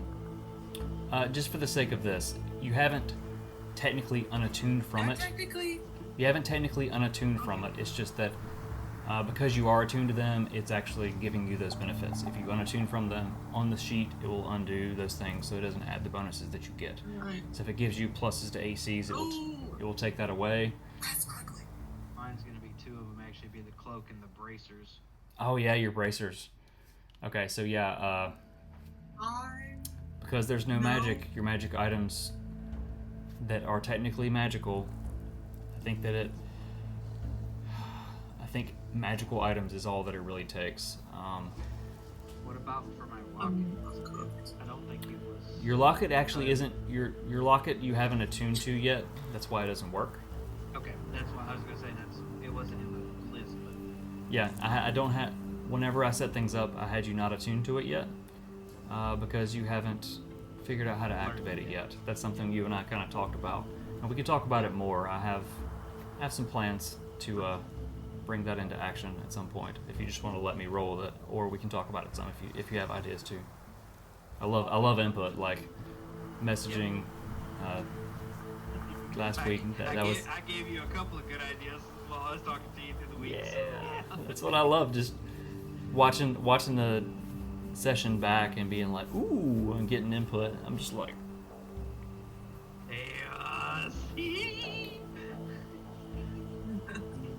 so as the skeleton kind of forms up in front of you, let's see. I did not take the initiatives, so I have to type them in real quick. So when you were talking about like attuned items, that's on the list of all where it has for attunement. That's what we need to take off, correct? Yeah, pretty much. You can just unclick those boxes, and that'll take them off. And that's just it's just for this area. Sure, it wasn't like anything like in my backpack or equipment or anything like that.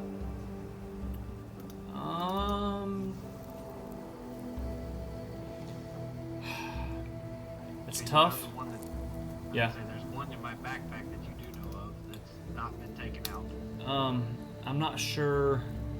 We'll have to read through the details on that and see if it actually does say magical. I feel like it actually applies to all magical items. So I feel like the moth actually the moth probably actually wouldn't do things.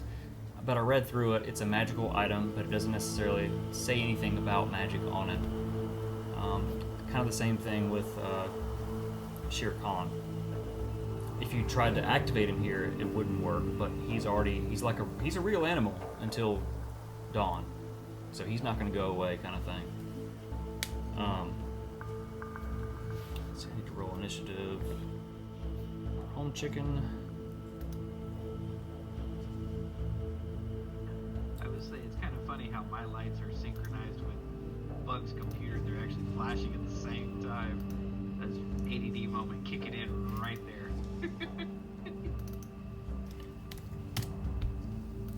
All right, just for sake of only roll initiative, just for sake of things. So between the two of you, he rolled a higher initiative. So as he stands up, and his eyes start pulsing with the blue, he'll pull a sword out and he's going to swing it at you. That's a 9. So you managed to hear it whistle past you. What are you going to do? I am going to hand it whack him with my staff. Okay.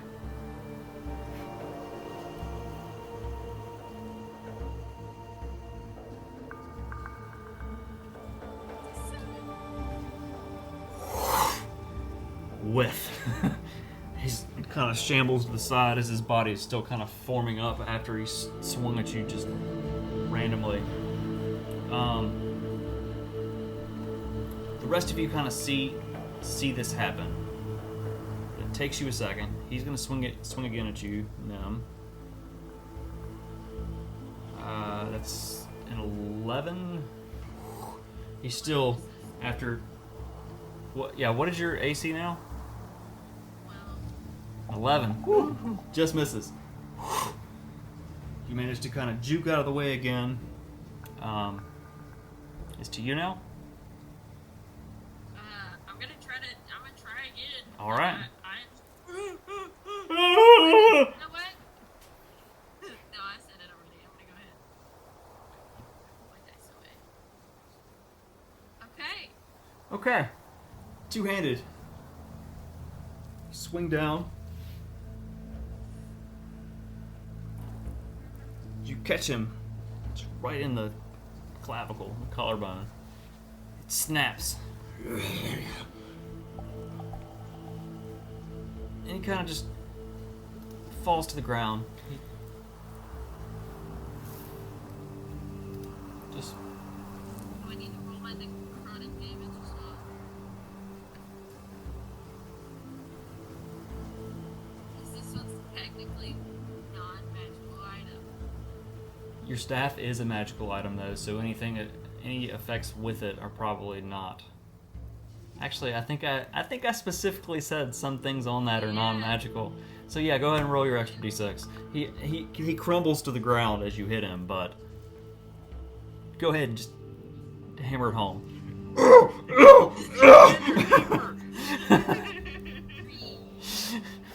Just Not so deep. them the last week she's had, she's just slamming her stuff into the ground. Reed, what do you see him doing over there? As you take the last swing into this pile of bones and it's falling apart. The skull is no longer glowing. You hear a crack. I'm gonna slowly put a hand Nim, you over hear- Dante's eye. I'm like, she's having a moment. You hear a crack as your staff hits, and you feel a reverberation in it, and you feel a crack form through your staff.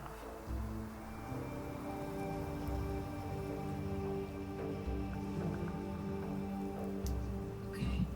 What are you guys doing? No. Is the skeleton dead? Oh yeah, she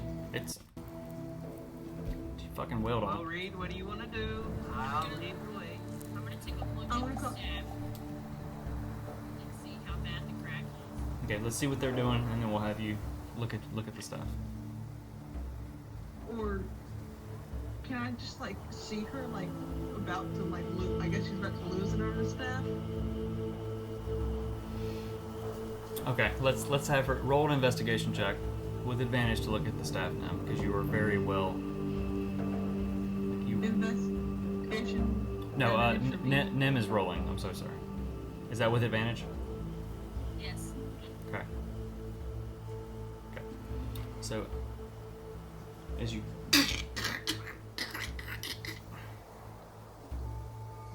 kind of stop and you look at it,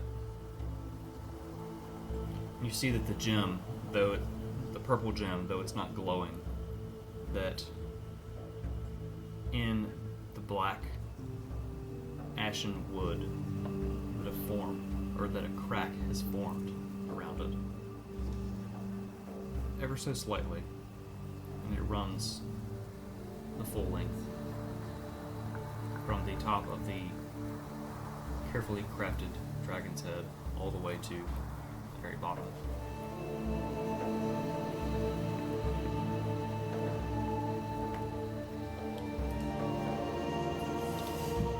How do you react to seeing that? I'm gonna like. Now, how does Nim react so you can react to her reacting?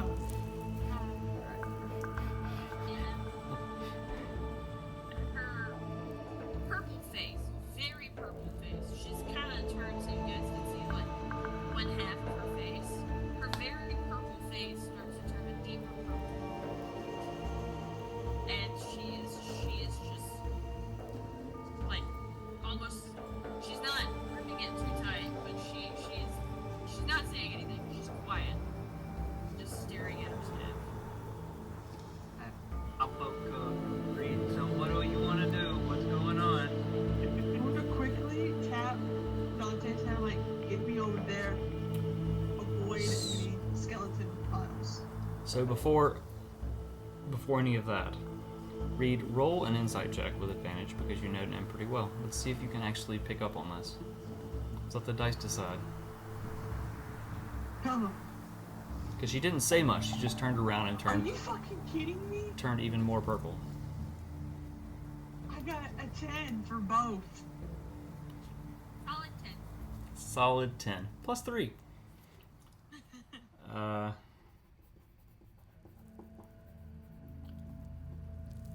You know her well enough. You can tell just the way that she kind of turns. Just her movement seems different. You've been with her long enough that you can read her body language in a way that this isn't just the way she's holding her staff, and that the way that she kind of turns and you see her. Something's off. You don't necessarily know what, but you can tell that something is off as she turns purpler. I'm gonna, like, get Dante. I'm like, when we get to her, I need you to kneel so I'm like her height. To do that, I'd probably have to be on my hands and knees, but okay, let's go. Just do it. Alright, let's go. Come on. Making my way. I'm on the roller. Okay, and now I'm down on my hands and knees so Nim can see Reed at the right height. I guess I see this big old crack. Roll an investigation check.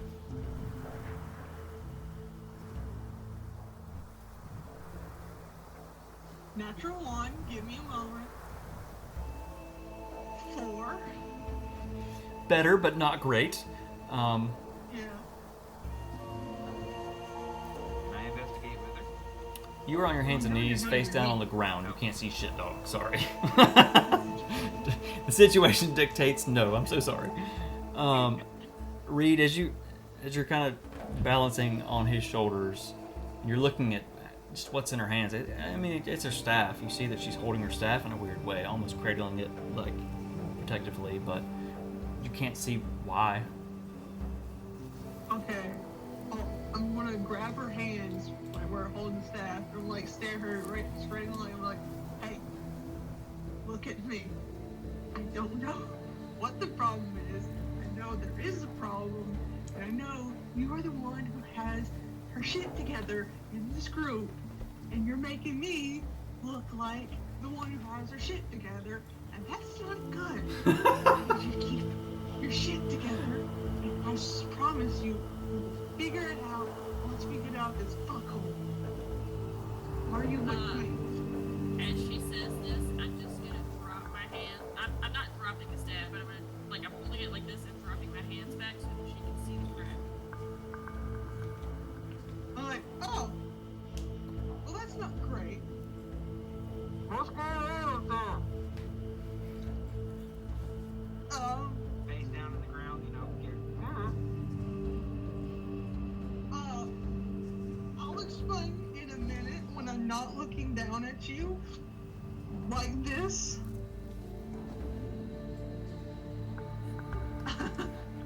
You're the one that's still on my shoulders. I know. I appreciate the lift more than you know. So as Reed is kind of leaning back and forth, she kind of just...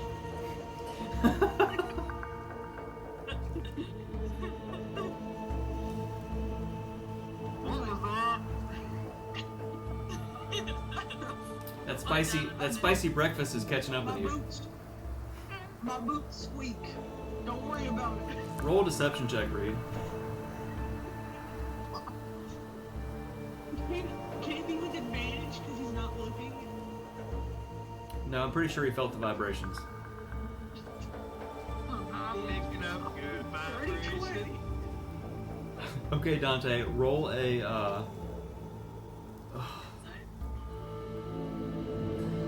yeah, I think it would be insight. Roll it with advantage though.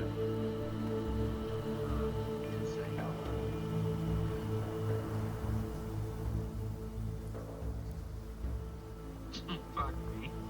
Did you roll it twice? No, I only rolled it once. So advantage is roll it twice and take the better number. Okay. Well, what do you do if it's the same damn number? Reed, you successfully lied to him. The first time Yeah. I've successfully lied to someone. It was definitely your boots that made that noise. You definitely did not just fart on the back of his neck. I'm like, listen, your staff's a little bit fucked, okay? We will figure it out once we get out of here. But this staff does make you Nemea, the sorcerer. You. Yeah. I want to like poke her chest and like not like just in the middle. Sternum. You make yourself. Once we destroy these fucking gems, you are still a great sorcerer that is my best friend and my person, pretty much. We're like the only people who haven't left each other. Roll. You know, Haley's face. funny. This is Haley's face, not Dip's face. It's Haley's face. Reed, roll a persuasion check with advantage and take an inspiration. Save it, use it, whatever you want to do. Right.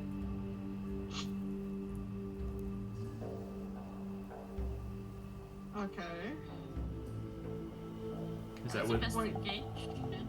I realized that now. What was persuasion? I thought that was.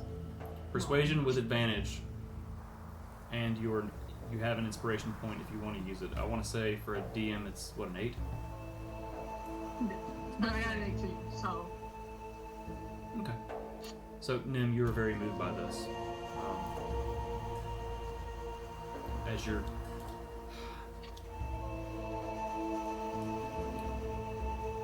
as you turned and your skin grew a darker shade of purple, and your frustration and your just being upset as you turn, and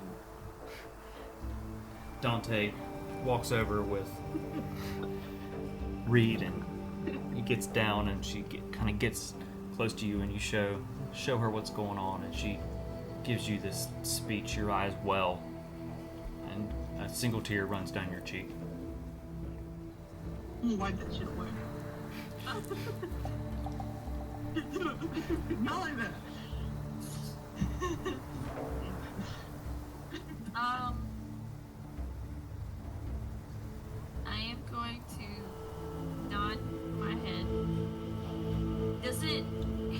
does it feel loose? It's obviously cracked, but does it feel like really loose? As you turn it still feels intact. It's just there's a hairline fracture through it. Okay. I am going to reach into my component pouch and take out 2 tiny strips of white cloth and kind of make like a knot around it, kind of tight, and just kind of brace it a little bit. Okay. Just near the jib to keep it secure, and then down at the base to keep it tight. Okay. And I'll stand up and are the eyes on the skeleton still glowing? No. As you struck it and it fell to the ground and you wailed on it, they dimmed. It is inactive, dead, undead, double undead.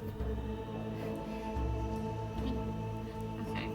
I'm gonna put my hand on Reed's shoulder and say, thank you, and let go. And take another look around. And then look up at the ceiling and say, do you have any plans on how to destroy those? Well,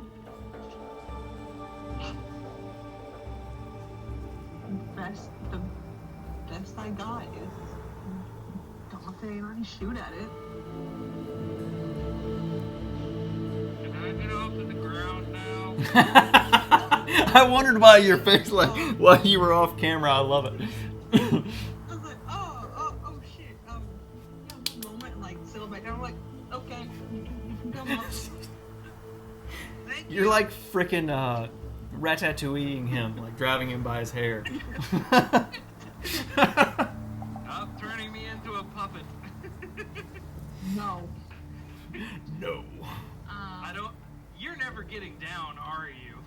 Okay, I so like to be tall. before you guys do anything else, let's take a quick break to run to the restroom, grab some beverages or snacks or anything. Right. If you guys want to during the break, you can kind of talk about what you want to do, so you can get a little bit of a heads up. You get a little bit. I don't want to give you too much, but kind of talk through what you want to do. Okay.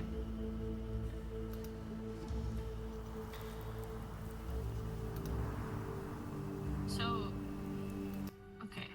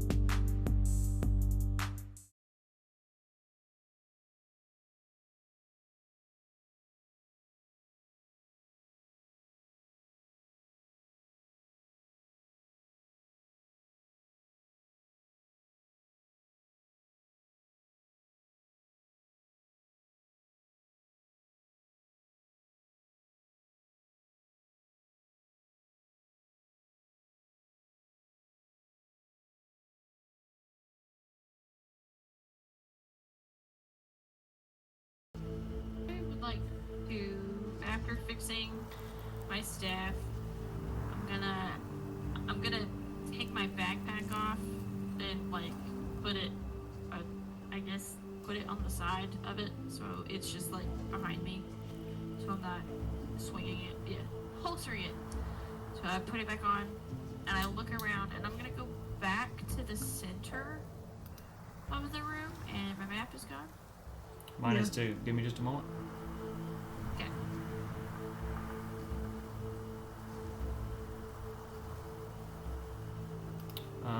You might need to refresh.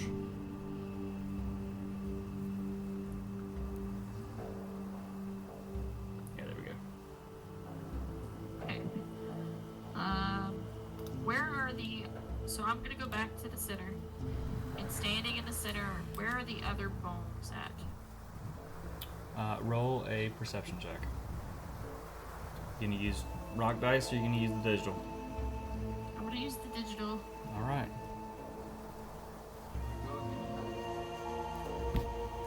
Is that a 1? Or is that a 2? It's a 3 plus 1? It's a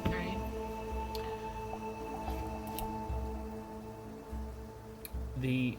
Even though Reed so graciously wiped the tear out of your eye, you're still a little kind of struggling. You can't see. I mean, you can see, but you can't really perceive where the piles of bones are.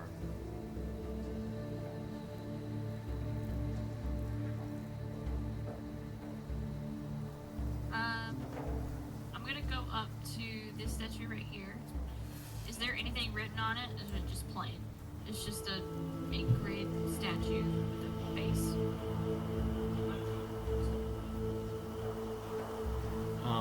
So this particular statue, you actually look, as you look up at it, it's kind of a nondescript humanoid. You're not sure racially what it is. There's no engravings on it. There's nothing that really stands out. It actually, as you kind of look over your shoulder back at the one behind you, kind of like looking back and forth between them, there's no difference really between these statues except maybe a little color. It could be the light. Hard to tell.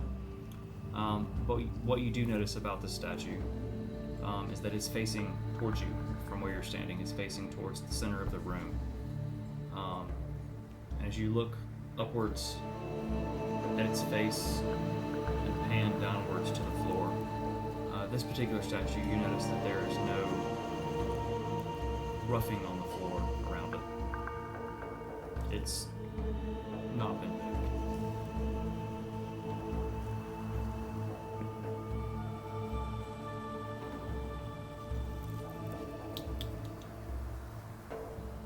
If I turn to this one, is there roughing on the floor as well?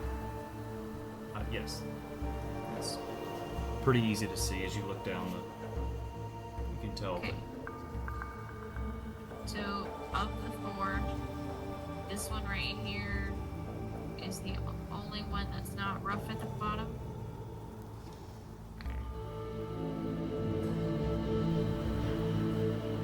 You've only looked at 2, so you don't know about the other ones yet. Okay. But I will say, as you look around, you notice that of the 4 statues, this is the only one that's facing towards the center. Okay. I'm going to fly over everyone and tell them to come to the center and watch out for bones. Don't step on them, don't step near them. And tell Reed it's probably best if your kitty cat, stays still. Okay, I'm gonna call out to Shere Khan to sit. Sit, boy, sit. Very much. His tail's kind of... I guess since Reed is Carvick's still kind on of- my shoulder, she's gonna ride with me. Yeah. Very much. It's... Reed, where are you? What are you doing? In a moment. Carvick's kind of tiptoes around the tiger, kind of pats it on the head as he walks past.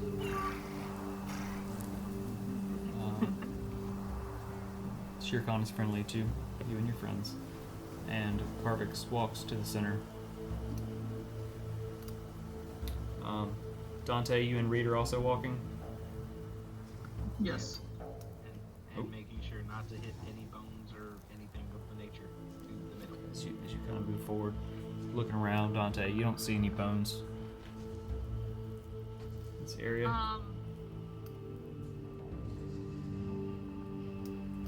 Can I tell?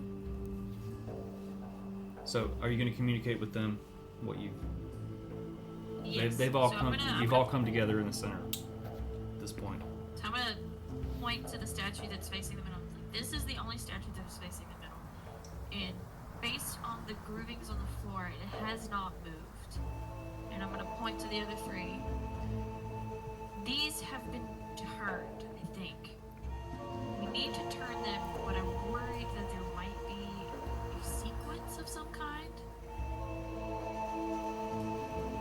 I'm gonna point to them and I'm gonna ask if the colors look different to them as well. Does this statue and this statue look to be two different colors? I feel like I'm QC. I don't know. I can't see anything. Reed's got her hands over my eyes. I'm letting her be my eyes. No, I had my hands in your hair, not your eyes. Oh, you had them in my eyes a minute ago. Well, I was hiding you from Nim's little. I don't know. Reed, what do you see? Roll a perception check. I'm going.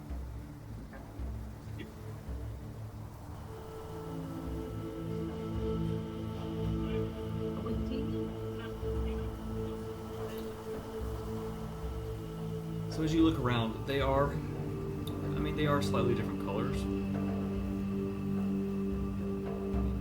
but as you're watching the blue light pulses and the wall braziers are burning, you think it's just a trick of the light. They all seem pretty much the same, just nondescript humanoid statues. Yeah, I do the same to see if I see anything different then. You can, but it'll be harder. The more people that try to do the same thing, the harder it gets. That's kind of how it works. Okay. I'll give it a swing. Let's see if the dice are good for me. Perception, correct? That's right.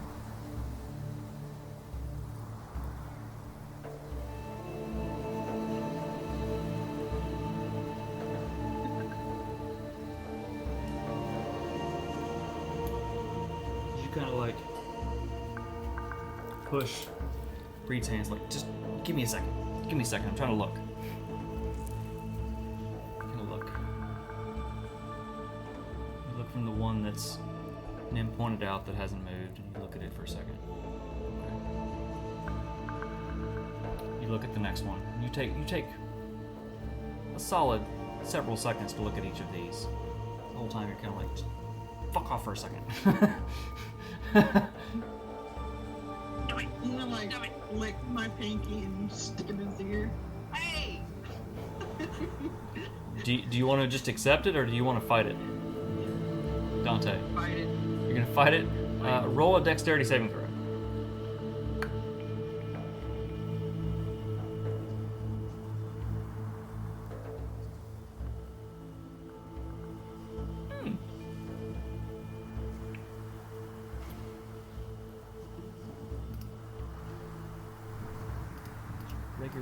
Regular roll. Yeah. Unarmed strike for Reed. Flat +2 against your 18. You managed to, like, at the last second, you can kind of use.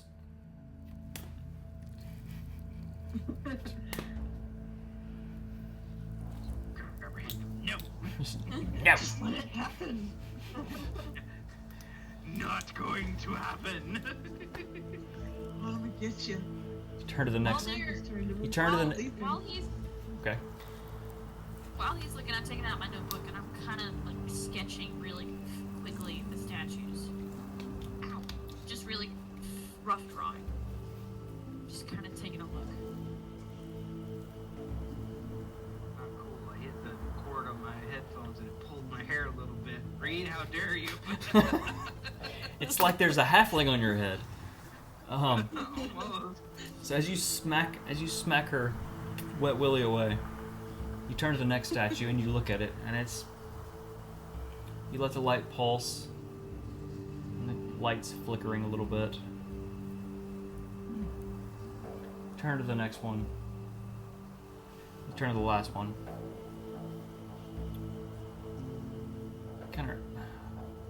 Dante kind of rubs his chin a little bit as he's thinking, as he looks between them. He's like, they are different colors, but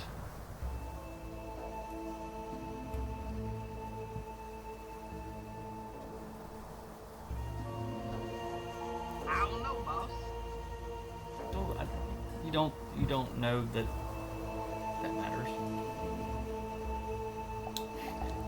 Hey. Nim is such a nerd. Easy on the notebook there, nerd. She's gonna, when she's done, she's gonna slam her notebook closed. She's just gonna look at Dante. She goes, I have a brother named Dante. She's gonna put her notebook away. Wait, I'm gonna do you lay really? down Is one of your and brothers named whisper- Dante? Yeah, I forgot about that. it's Dante, Lucian, and Lyra. That's awesome. I totally forgot about that. That makes this even better. I'm so sorry. I'm gonna lean down and whisper in his ear, like, just don't push her, man. Nim has got good right. Me?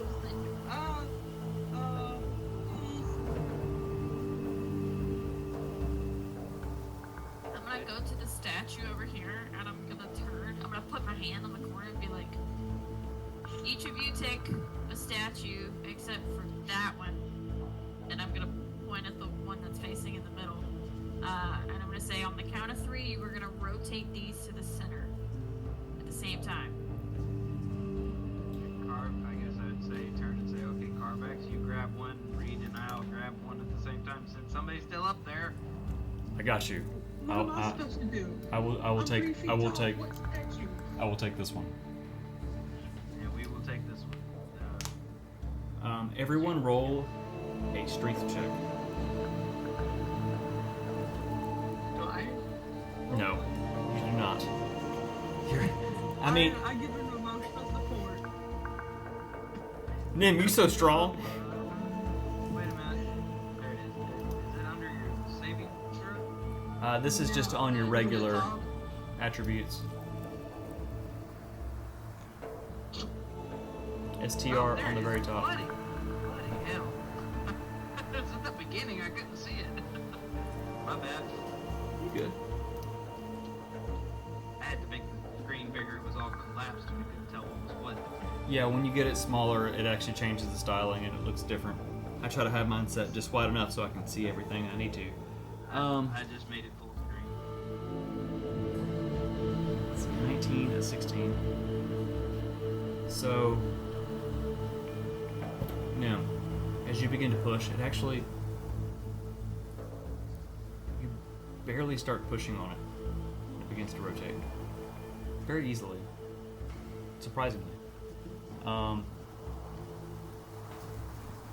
this one is actually facing, as it is on the map, it's facing to the left. And you're rotating it clockwise, so it turns around.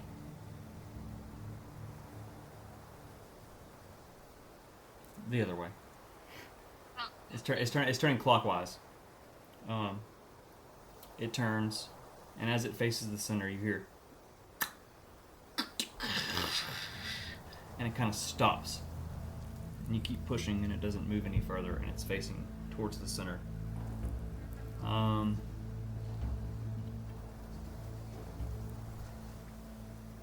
So you're now actually, you'd probably be standing about right there. on the edge. Let's say you'd probably be standing like on this outer ring right here. Dante, you with Reed on your shoulders. This one.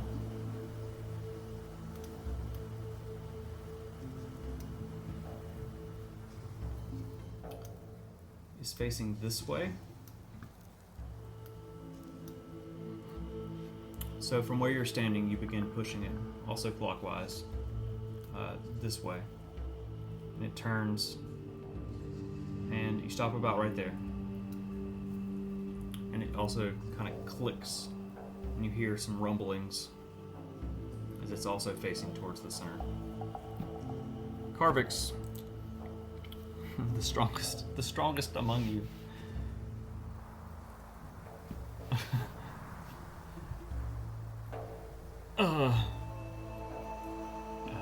Can you? I need some help. You want to help too, Reed? Sure. Alright, we'll run over and help too. This one's facing almost the opposite. It's facing, that way. Everyone roll a strength check together.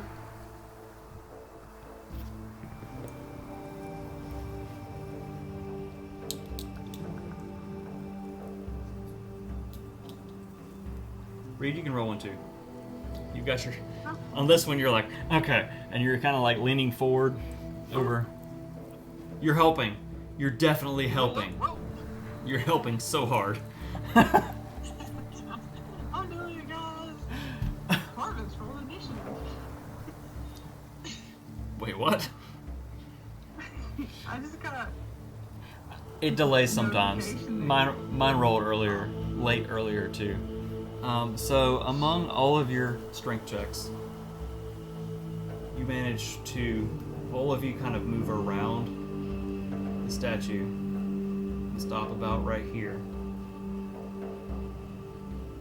As it turns together, this one was a little more stuck.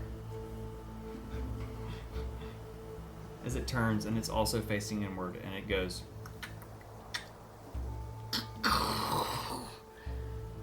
And sets itself. And in the center of the room, you see the blocks begin to kind of move and shift. As they shift, the floor kind of drops and turns and drops and turns and drops, and you see, starting here, is a spiral staircase that's slowly dropping below you. And as the spiral staircase drops, you notice the blue pulse stop, and the odd numbness that's passed over you fades.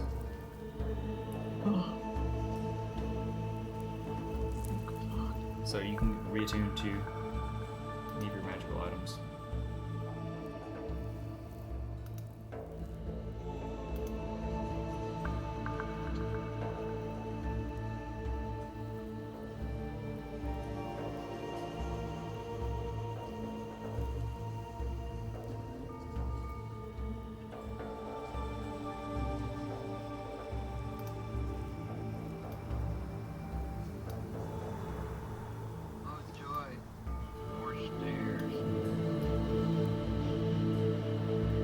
This path? Let me guess. I'm walking you down the stairs. Sorry, I was checking the map on the thing, so because I can see the edges. I was drawing the edges out. Huh. Okay, so you guys are still standing in this room. I will lead the way with my moth. Wait, Nem, are you Wait, sure no, you wait. want to lead the way? Last time didn't go so well for you. Hold on. I'm gonna take out my staff, and I'm gonna take off my backpack, and I'm gonna set it down on the ground, and I'm gonna rummage through it. I'm gonna pull out my Cadian wand, and Okay. I'm gonna set my staff on the ground and use a charge of mending. Okay. Does it work?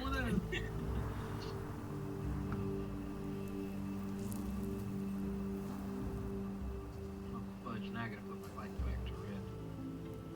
Oh, Shit, yeah. So as you bring the wand out and you use one of the charges, it expends the charge, but nothing happens. And with your intelligence, without a roll, you can kind of gather that this is more for mending just everyday objects, common, maybe uncommon, but not objects like this. Okay. I will very sadly. You guys like see me get like really excited for a minute that I do all that, and then I'm just gonna put the wand back in my bag, and then put it back on and holster the staff again.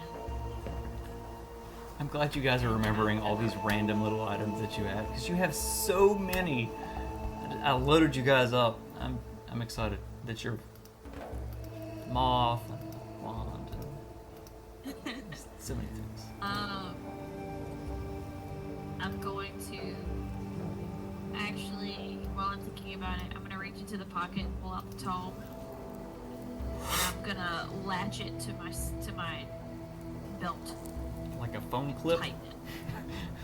Well, they have the journal leather things. You It's would. just- it's literally- You know, Nim, with your, you would have a book holster, and it's small, so it's fine. and it's small, secured, and it's there. It's good.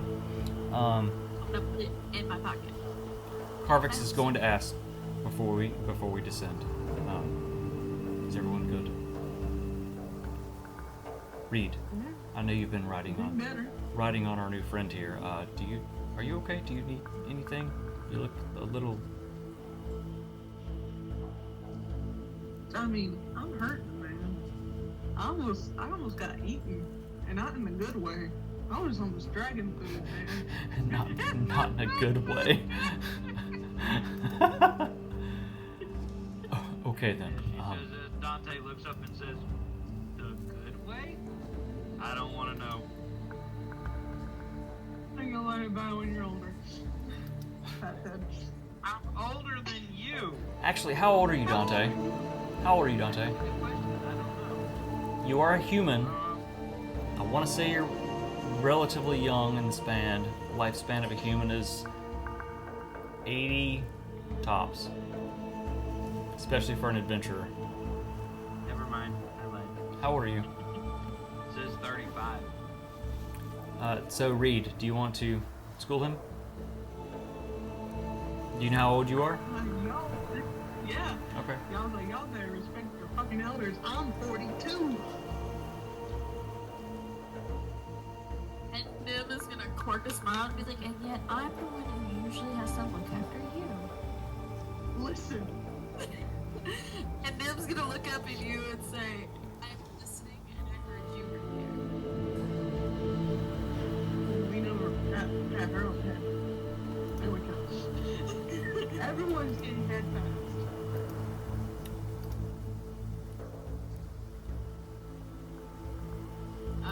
Carvix is like, I'm 27. Damn. I mean, I know it doesn't show. I look older because of the scars and life. But, he reaches up and Reed, he, like, grabs you by the, like, almost encircling your head. Picture a gigantic light green hand. Like It's that very movie gentle, Shaq. but like grabbing an apple, almost. And he cast Cure Wounds at level. Let's see that one. Ooh. I'm gonna roll some dice, that makes it fun. 1. What are you doing there, 4? What are you doing there, 6? 3, 4 of those.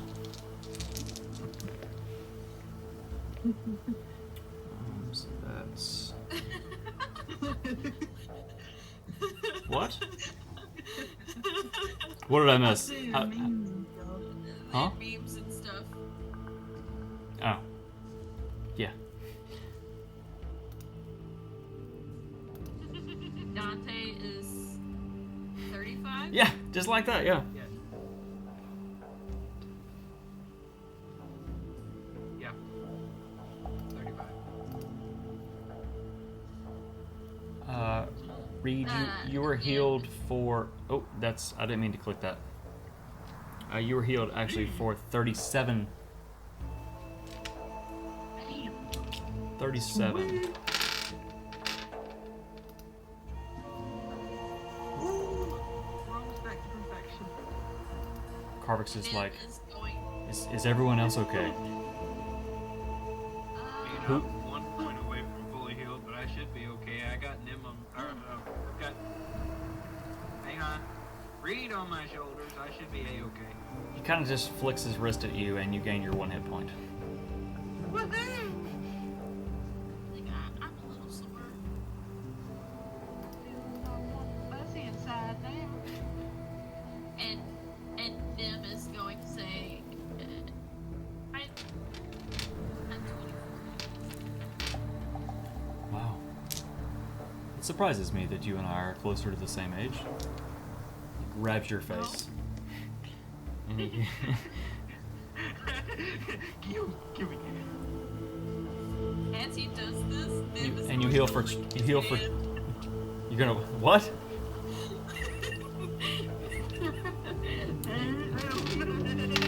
Ugh! And as he pulls it away, oh, this glowing light, and you heal for 28 hit points.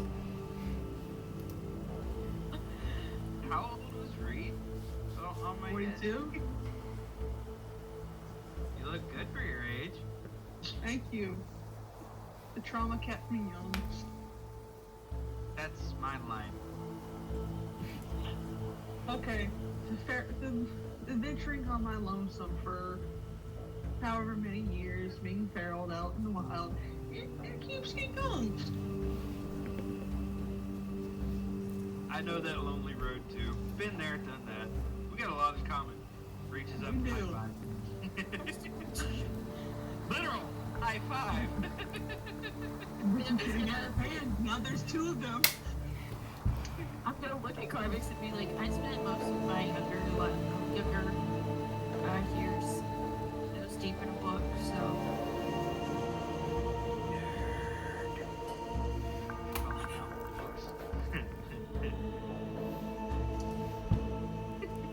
Nim is gonna take out her notebook and she's gonna throw it at Dante, and then use the reverse to bring it back. Livervis.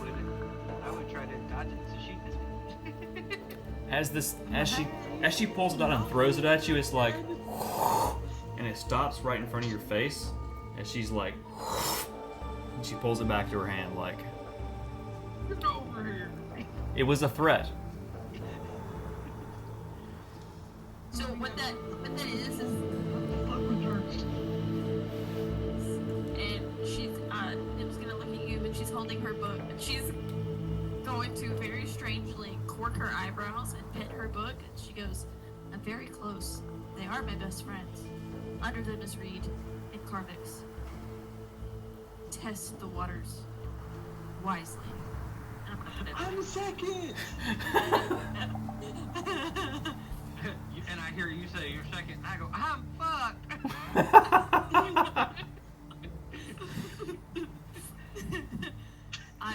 I will loop my arm through Carvix's. Be like, Oh, okay. are you ready? I suppose into the depths we go. And I tug on Reed's legs. Hey, Reed, them two got a thing together, or is it just me? But I don't know. I guess I don't ask these types of things. I'll save it for a rainy day. We're good. Let's go. She's just like, man, yeah. You should have seen her over this one guy. Back when we left one of our friends, he was a fucking idiot. I put a monkey in his tent. I really He was wish mean I'd to have a met you friend. a long time ago. You seem cooler than being lonely on the road doing nothing, talking to yourself. Oh, just wait till I tell you about the first time I was kidnapped. You and I got a lot to talk about later. Apparently, you and I got a lot in common. This is getting out of hand. Now there's two of them. Yay! Nim is going to drag Carvix down the stairs.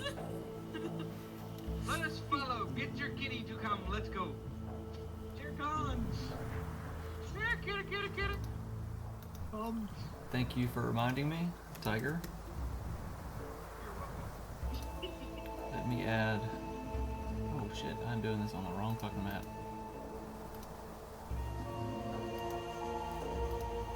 Got two open.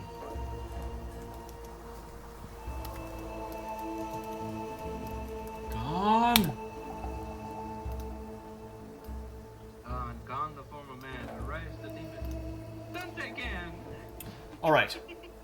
So as you begin descending the spiral staircase, luckily, Reed and Dante, you still have your dark vision. Not a lot of time has passed. It's only it's not even been 30, 45 minutes, maybe an hour. It's hard to tell inside because there's no windows as you've descended the tower. As you're spiraling down, it's very dark. All of you can see in grayscale. You're kind of following the glowing moth that is circling Nim's head in what looks to be a very soothing pattern. It hasn't been directed to flutter otherwise, so it's still trying to be the most soothing moth it can be. I'm a soothing moth. What's up? As it kind of flutters around with just this soft glow. So you're kind of following that, circling, circling, circling. And you walk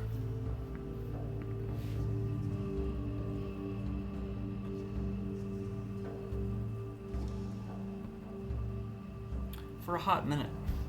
I didn't write it down. Continue to walk.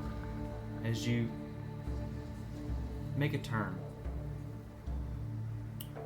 you see a glowing blue light. It's not the same glowing blue that you saw above. It's not the pulsing blue of the gemstones. It's more of a flickering blue, like fire. You see a doorway as you finally reach the bottom. It took you 15 or 20 minutes to traverse, and the tiger's almost just like as you finally reach the bottom of these stairs, and there's a flat landing before an arched doorway. You can see an expansive room beyond, but that's about it. Does the doorway look special? Nothing you can see. It's just standard arched stone doorway. There are no doors on it. It's open. It's just a doorway. I'm going to let go of Carvix's arm, and I'm going to turn and let Dante walk up beside me. I'm going to say, can you search for traps? You seem to have a knack for it. I reckon I can. Dante, roll an investigation check. So, am I technically helping him? Halfway, so no, not really. Okay.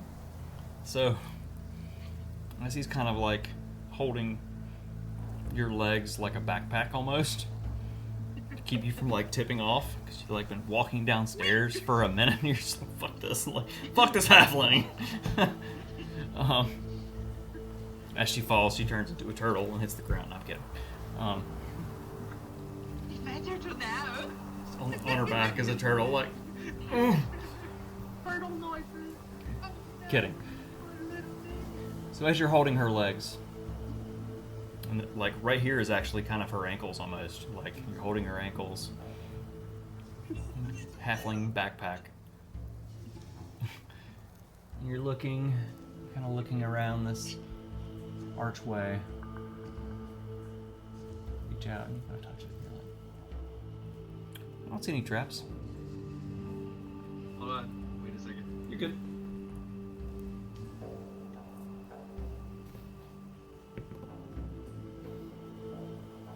Everyone's dead.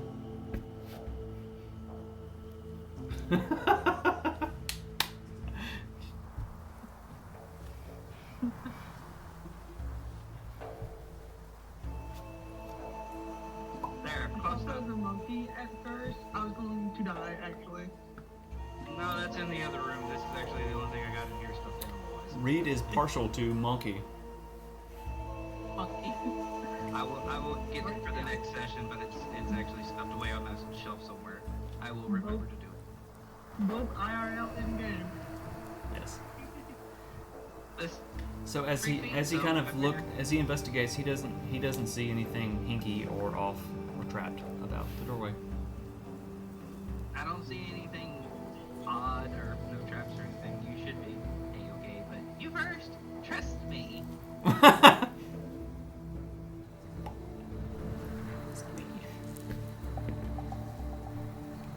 Like, okay, I'm going to stay inside the door frame. I'm going to peer inside and look around. See what I see.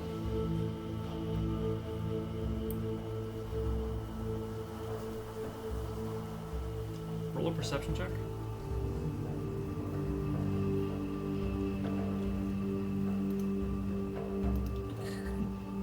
There they are.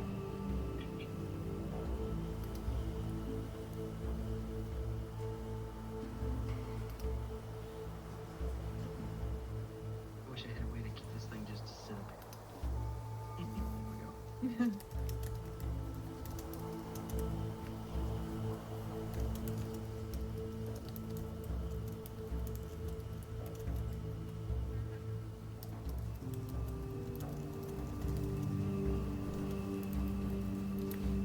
Catching up on my messages.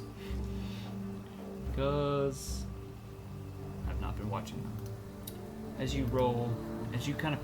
Ooh, dirty 20, nice. Is that dirty or is that net? It was dirty. Doesn't matter, but I'm just curious. It's always fun to be like, yay. As you kind of...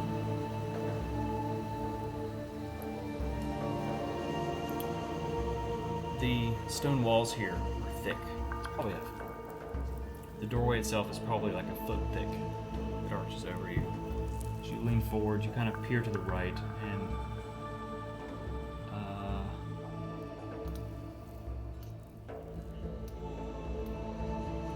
probably 60 or 70 feet as you look left and you look to the right.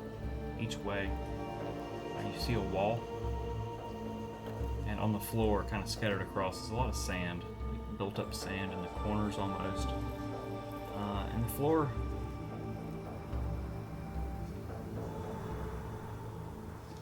this room, as you notice with the room above, the way that it was different from the room even above it, this room is even more musty. The humidity here is much higher, surprisingly so, to be in the desert.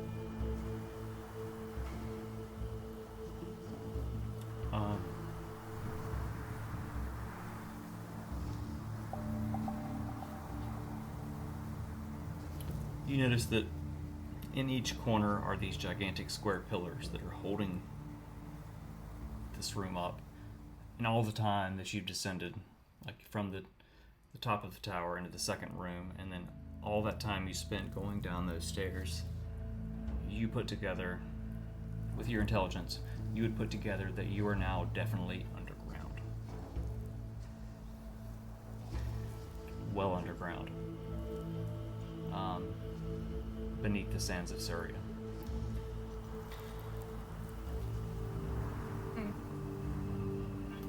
I don't know who's behind me, but I'm going to reach my hand back, like holding out for a hand. Whoever grabs it, if anyone grabs it. Carvix probably would, because you just let go of his arm and walked away. He's probably paying attention to what you're doing. So you feel a very large, warm, gentle green hand. You can't tell it's green. This hand feels green. This I'm holding on to. What are you doing in the swamp? What are you doing in my In my swamp. I'm sorry. That's not my hand. That's... Whoa. I'll bring Dante the ice gun of my own. Carvix reaches out and he takes your hand.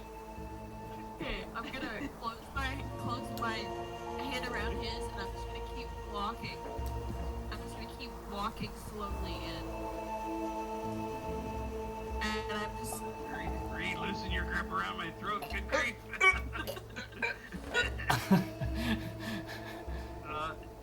So I'm gonna actually like. as Reed and Carvix move forward in the room, what are you guys doing? I'm sorry, as Nim and Carvix move forward into the room, what are you guys doing? I am keeping an eye out. Oh, I said the wrong names, I'm sorry. My bad. so Nim and Carvix? Nim and Carvix, Dante. and Reed, what are you guys doing as Nim and Carvix move forward? So sorry.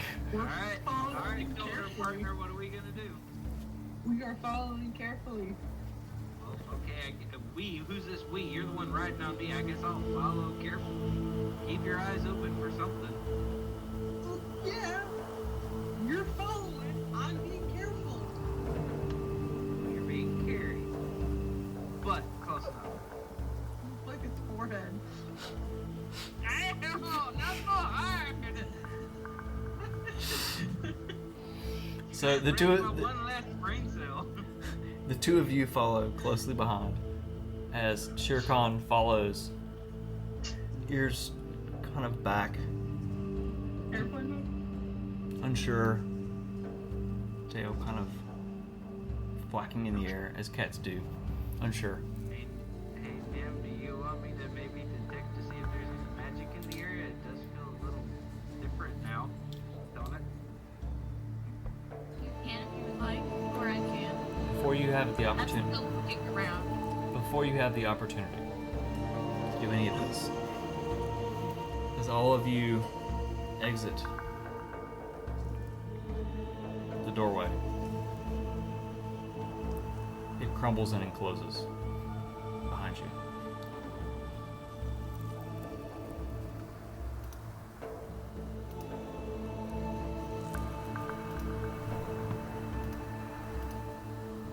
Okay.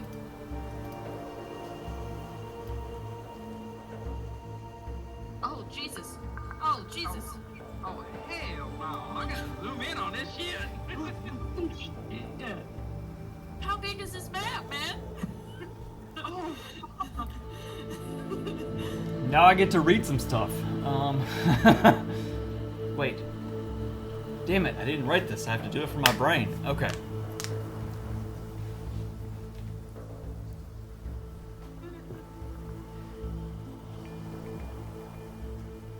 So as you walk through the doorway, all of you pass through and it crumbles behind you to the ground just as rubble, blocking your exit.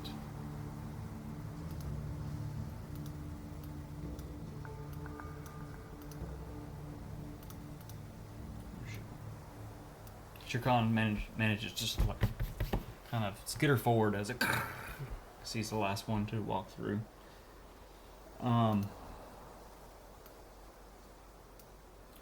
You see before you this expansive room, and it runs.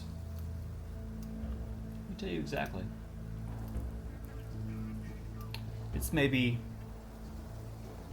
a couple hundred feet, 200, 250 feet to the other side of this room. In the room are these gigantic pillars. They're, from what you can tell, looking directly across the room, you see two pillars, and they are 20 or 30 feet tall, spanning from the floor to the ceiling, holding up the ceiling. As you kind of look deeper into the room, there's another set behind those that line up almost perfectly. Throughout the room are the same kind of braziers on the walls up high as the room you were in before, except now the fire is burning a flickering blue. Should have kept your lights blue, dog. But they're flickering blue with fire. At the very far end of the room, you see a raised platform with stairs moving up to them. Along the edges of the rooms and the corners, there are piles of sand, and there are places where it seems that water is crept into this room. So far beneath the desert, there's places where there is water. It's kind of crept into the room and puddled. At the top of the stairs beyond the platform, you see their gigantic stone. There's a doorway with solid wooden doors that are closed. Pillars to either side and pillars in the corners. But as you take all of this in, the thing that grabs your attention the most is that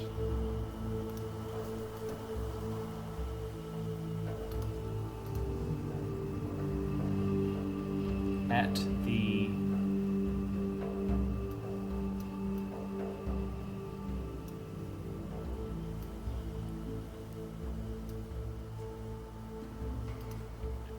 base of the stairs,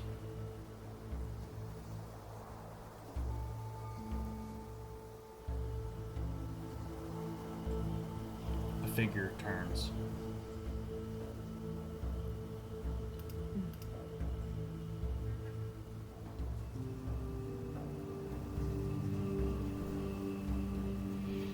Cloaked.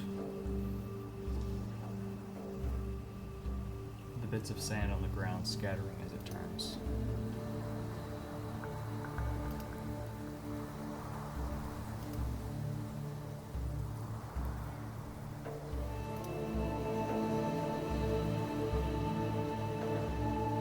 It's this figure. It's hard to discern. It's hooded. Its eyes seem to be glowing. At its side is a dagger that's glowing. Blue light, much like the walls.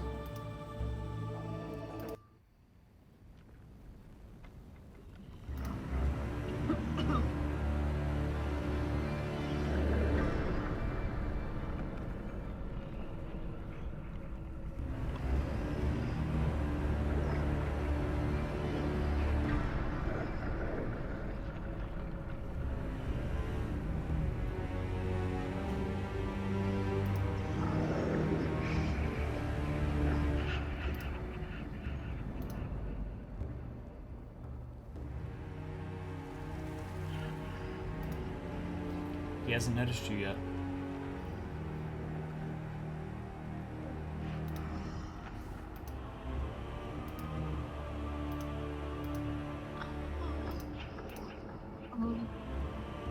I want to cast. Oh no! I want to cast pass without trace. Okay. Since we're all.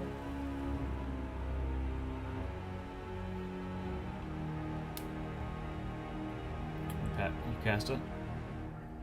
Everyone roll a stealth check. Pretty good. Are you gonna remain on Dante's shoulders? Yes. Okay. So We get a plus you don't get to roll. 10 to. You get a plus For the duration, each creature you choose within 30 feet of you, including you, has a +10 bonus to stealth. You don't get to roll stealth And though. can't be tracked. You don't get to roll stealth though because you were relying on Dante. He rolled a 20. He rolled an 18 plus 10, so 28, right? No, he rolled an 8, so he has an 18. Nim rolled an 18, so she has a 28. Gotcha. Do you want to roll for Shirkan? Sure. That would be Dex plus 10. Dex plus. Let me pull him off. He has +2 to Dex. That's the 10. D20. 12. Good. He rolled a 4. The 10 is a 16 plus 2, 18. Okay. Cool. Good to know. I like that face. So all of you are like, I'm just gonna. you enter the room and you look around. You kind of instinctually sense danger. So you kind of hunch. You try to hide. Not a lot of places to hide. In the middle of this wall against the edge of the room. What are you gonna do now? I'm gonna look at Dante. I'm still holding Carvix's hand. Like, I had to let go because I saw this and I was like, oh god. I'm gonna point to one of the pillars. Right or the left?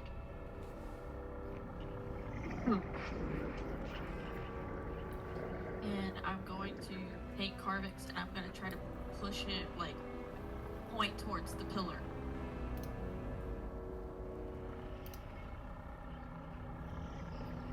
Which way? North or south? To this side. South. Okay. So the two of you are moving that way? Yes. And I guess I'll go this side. North. Okay. So you kind of split. Shere Khan's like,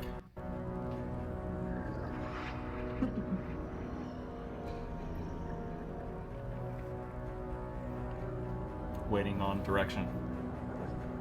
He begins to move forward. Did he follow you? Yeah. Okay, he followed you. Get your cat. I'm not. Now that we're behind the pillars, I'm going to look up at the ceiling and around the walls. I want to try to see if there's like holes in the walls I can over be there. right back. My You'll- wife is calling me. Hang on, I'll be right back. Okay. What are you looking for now? I am looking for holes in the ceiling or the walls that this sand could possibly come in. Okay, roll a perception check.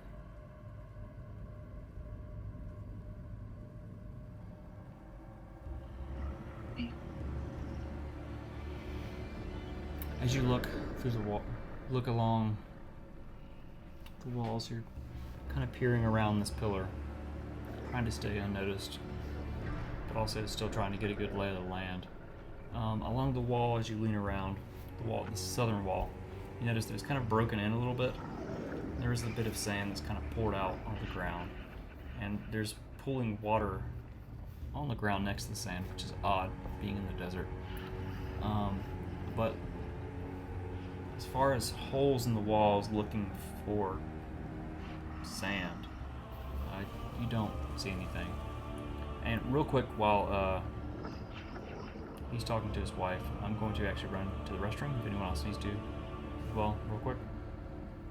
Yeah. Or beverages or snacks, whatever. Real quick.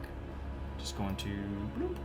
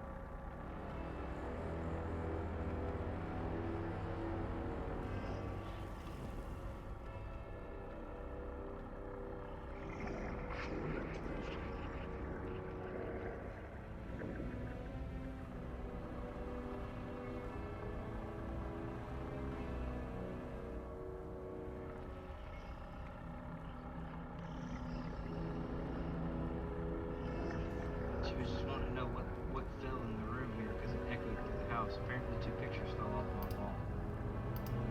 That's not good.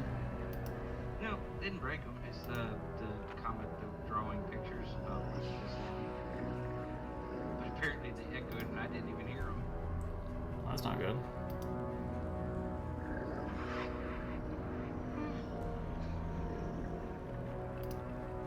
I could faintly hear her banging on the door of my room. That's why I got up. I just see what was going on. It's just banging on the door.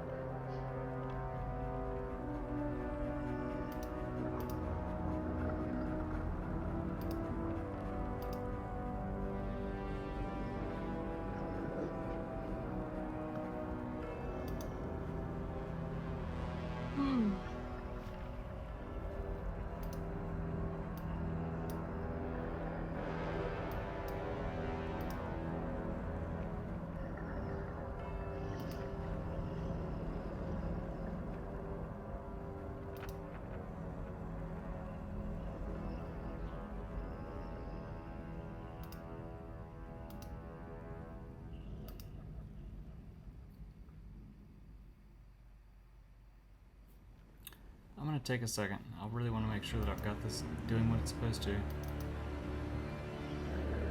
'Cause it doesn't look like it's doing what it's supposed to, and I'm worried. You may hear some random shit. I apologize.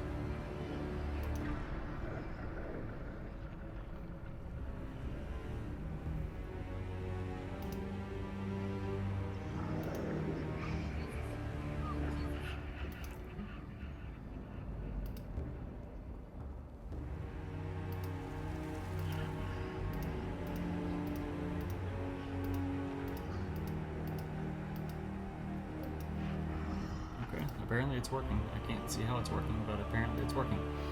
All right.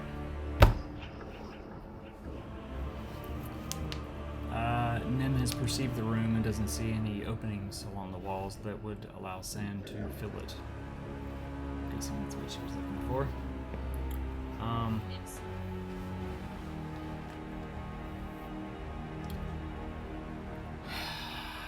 As you all hide behind the pillars,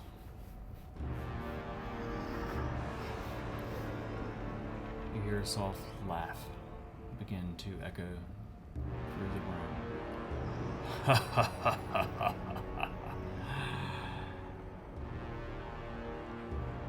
I knew you were coming. I'm not sure if you saw me, but I saw you. Show yourself.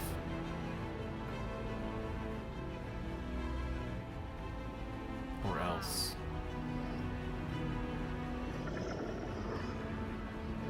You see 3, I see 4. Went to the street now. And then I'll look over and read. And validate. And raise my eyebrows.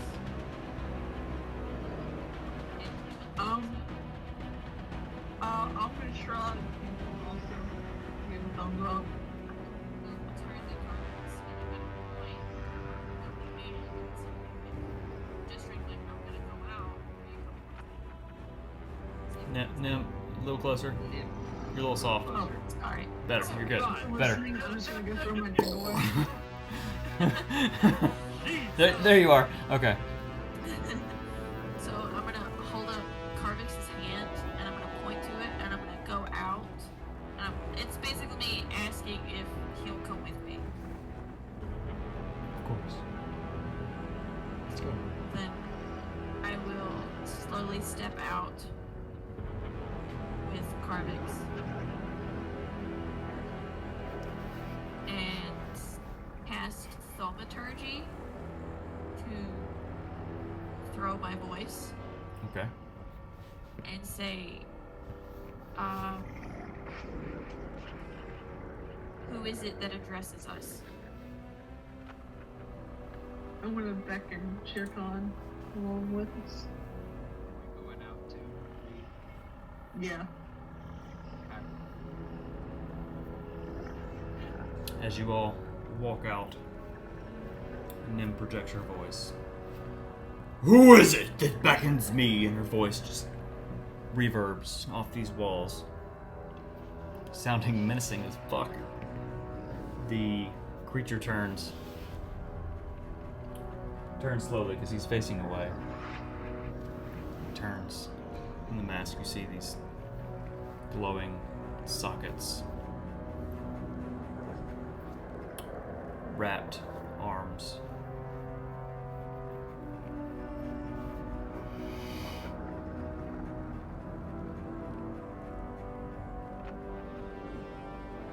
Who are you to question me, the guardian of this tower? Holy shit, he's sassy as hell. I like him. You can have some fun with him. Yeah. Death.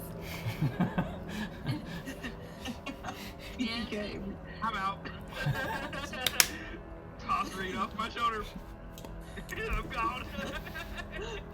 Nim is going to say, with her voice still projected, I am Nemia.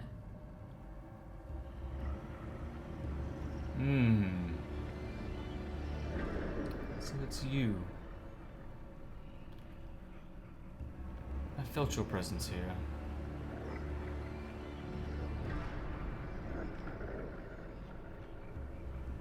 Must have been How a do you know me? Must have been a dream. A dream? But I knew you were coming.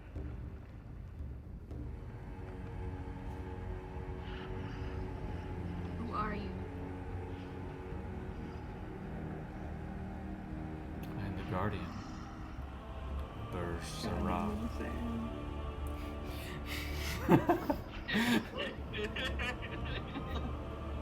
Fuck you, Poseidon! No.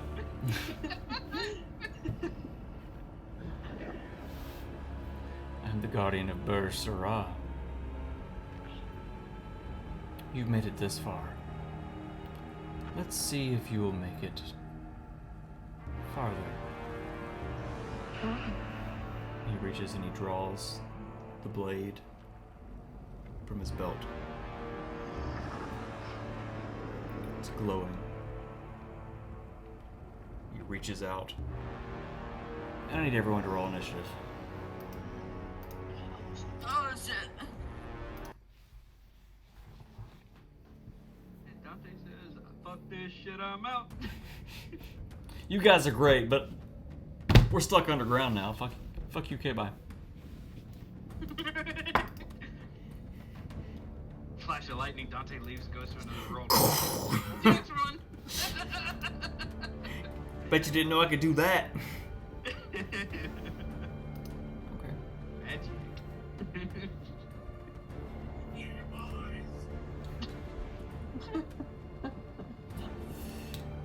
Carvix. Okay, whoa. I'm sorry, I didn't mean to laugh out loud on that one. That was just perfectly timed. Yeah, boys! Gotta love him. Buckle up, buckaroos. Hold up, Reed, it's gonna be a bumpy ride. It's gonna be a bumpy ride. Yeah, man.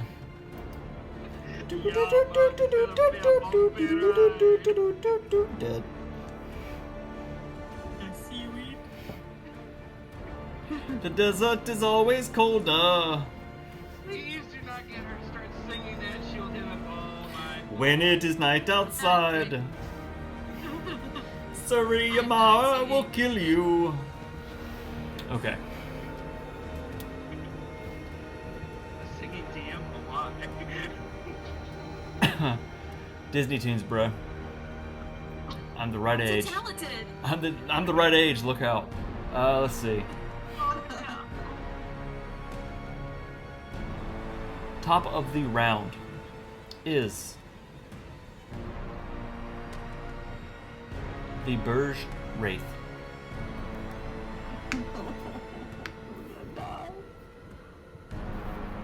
That's just what I labeled him as. That is not really what he is. You'd be scared if you knew what he actually was. Going on. He's a skeleton in a dress. Reed's like whispering this. Reed's like whispering, shit talking into Dante's ear. He's like, almost drops her. Let's go.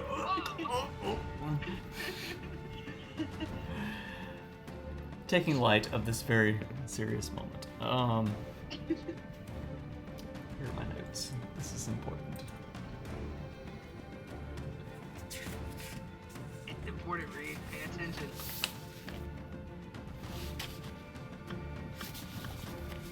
Okay. For his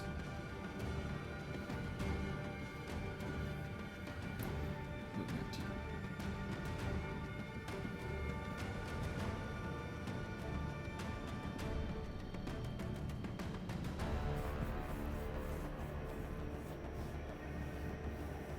Question. Is there supposed to be music? Can you not hear it? I cannot. I wondered about that, and I'm wondering if it's even recording any of this.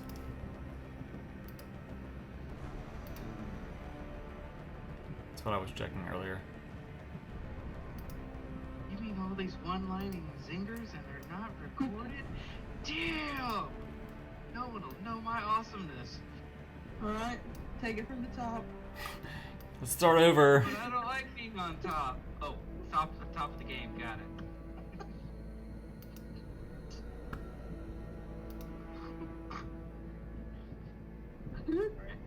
Sorry, I blame the drinks.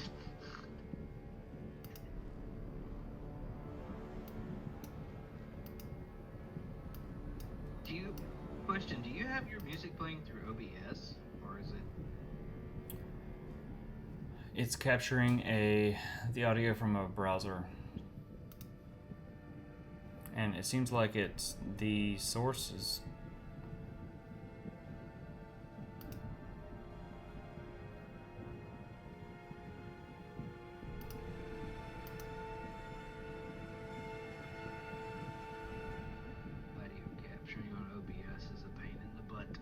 It really is. Because it was all hunky-dory. Again, up until the break. Don't feel bad. It's not you. It's that. Oh, it's OBS's system. Sometimes it'll capture it. Sometimes it won't. Because I do the same thing for mine. As I'll have like music playing in the background, and it never picks it up.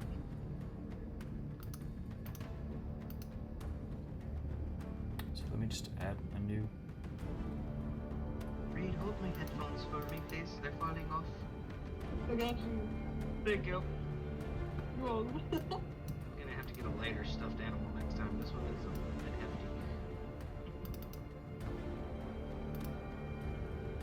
hefty. It truly reflects all of the equipment that Reed is carrying. No joke. I'm like sweating around my neck. Poor Reed's pants or whatever she's wearing is gonna be wet. From the sweat. From the sweat. I saw that look. Said bumpy ride. Never mind. No, I'm not going there. No. It's getting worse. It's getting worse. It's getting worse. Just stop it. Just stop it. What are you doing in the swamp? Oh, hold on. So Really?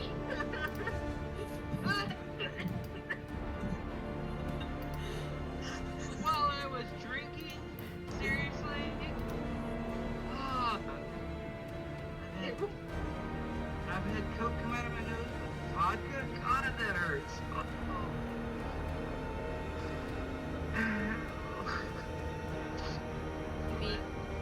You mean spicy water? Yes,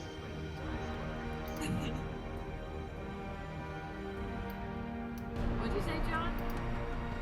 talking to myself. I'm not having any movement on levels.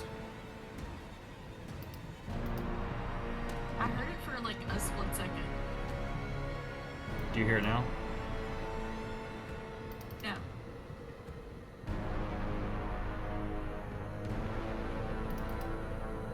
right whenever Reed cracked her joke and Dante started dying is when I heard it. So it's called that. Got that turned on.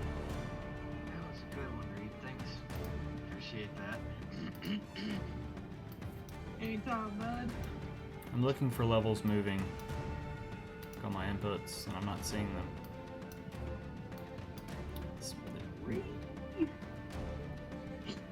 Maybe a bust as far as recording goes this time. Got anything there? No.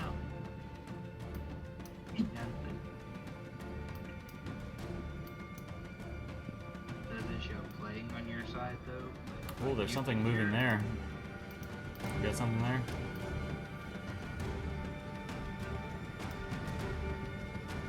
I've got levels moving on that one.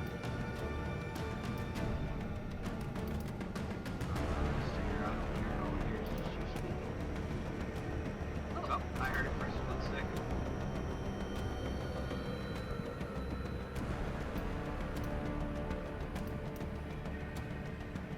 This shit just tripped out on me.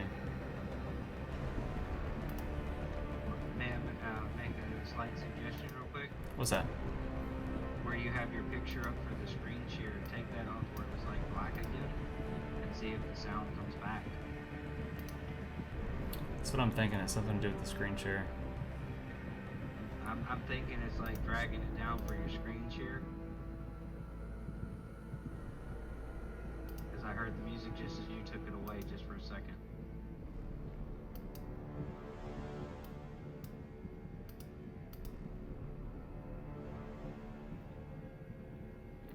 So it's weird to me that Maps is getting levels.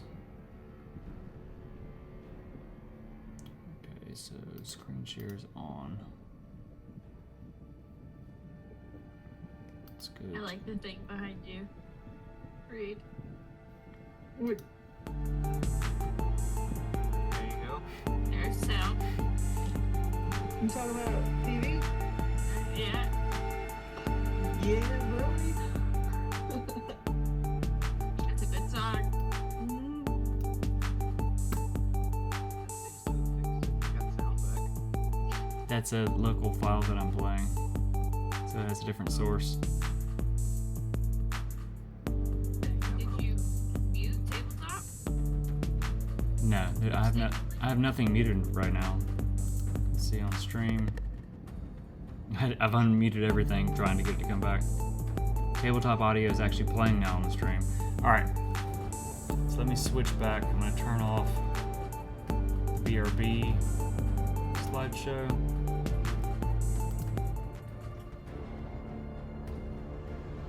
I hear Oh, the music. here it is. Alright. That brought it back somehow. And we're back. Yay, audio difficulties in season 1 or whatever. Apparently it's par for the course. So, where were we? I should know this. So, as you all kind of converge into the center of the room, and the music that we can all now hear intensifies.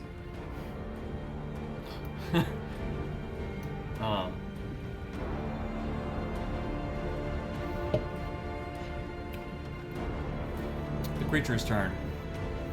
His eyes are glowing. And he has drawn his dagger. That's right. And I said roll initiative. Everyone has rolled initiative. We're at the top of the first round. That's where we are.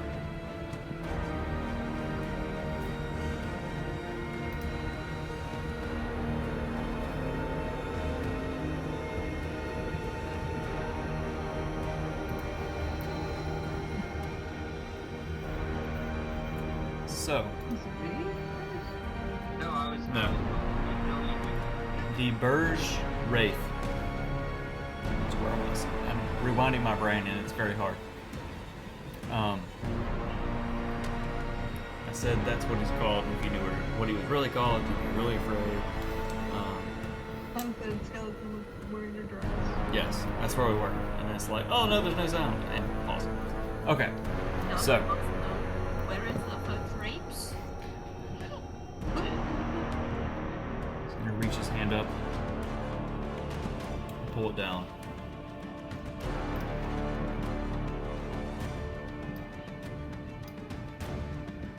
And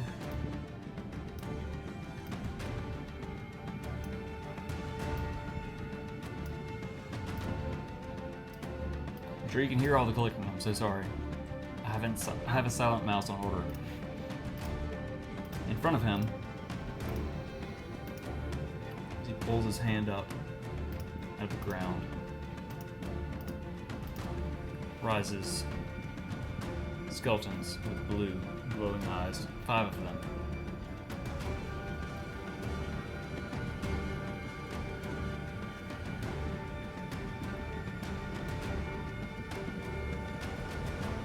Cast a spell. His visage, his form goes blurry. Hard to see. Not invisible, but hard to see.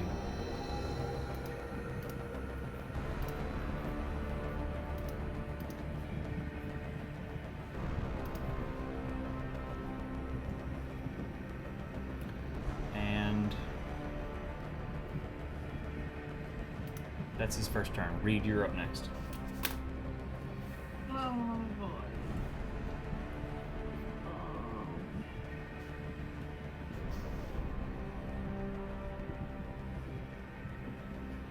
You're good over there. I was looking for my water and I'm out. Can I hold my turn till Dante? Since I'm like, You have to be more specific. Until Dante does what? When? moves? So attacks? if you hold your turn, it has to be specific, and if you hold it, you're only holding your action. You're not holding a bonus action, and you're not holding movement. The only thing that you can hold is your action. So if you say, I'm gonna hold my action, all you'll be able to do when it gets to Dante is an action. Like if you want to move now, like hop off or do something, or if you want to do a bonus action or anything like that, you have to do it now. You can only do an action. You can only hold an action. You can't hold everything. It's not, you're not holding your turn, you're just holding your action. Right. And you have to hold it for a trigger. And you have to be specific about what happens to do that action, yes. Thank you, Nim. I mean, he's got more movement speed than me, obviously. You wouldn't know that. He got longer legs. Yeah. He might. He's got longer legs. He might. Who knows? You're pretty fucking powerful, so who knows? Like, it's probably close. I'll use. You can't hop off and get back on. These shoulders will still be here for you. No, I'm thinking about it. Although you've got it quite comfy up there.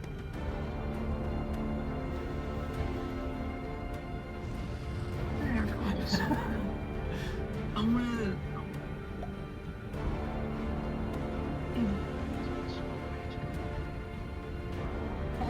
I hold my action until Dante moves closer and tries to attack.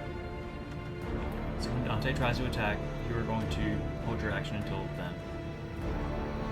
Yes? Okay. My bonus action, I am sending Shirhan forth his 40 feet. Okay. So go ahead and move him to where you'd like him to be.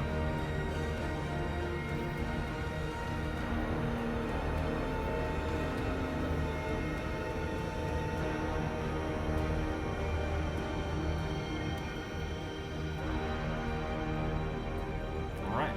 And that's it. Remember your trigger, remind me. Uh-huh. Next up is Nim.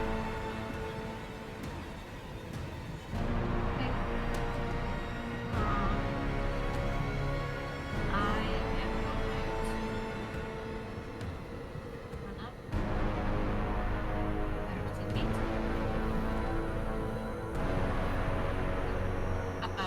I do, I'm gonna squeeze Carvix's hand and let go. And look at him over my shoulder and just take off. And I am going to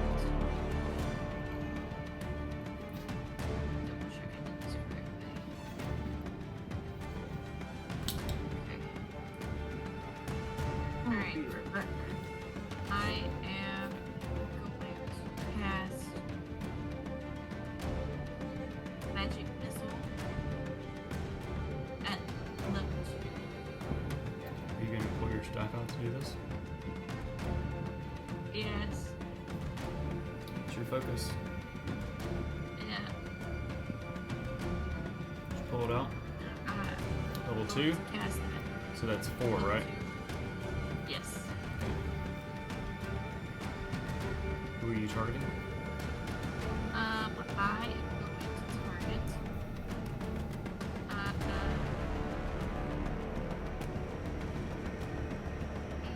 I'm going to target B and C.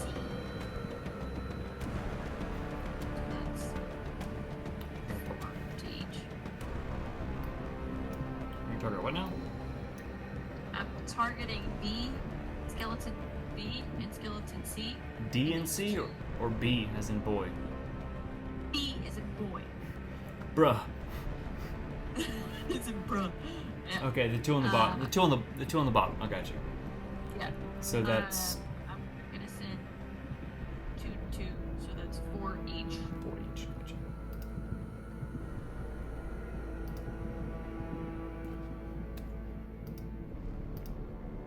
And So as they out of the end of your staff, they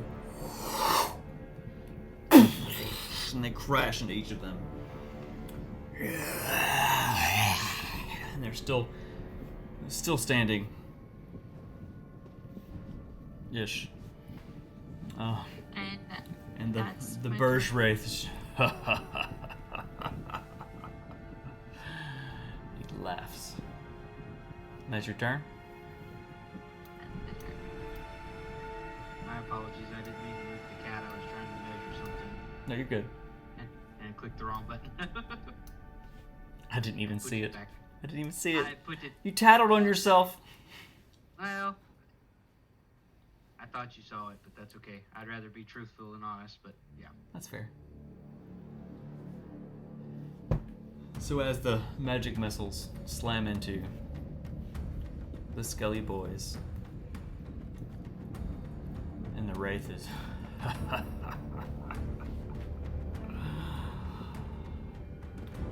he's gonna reach out his hand.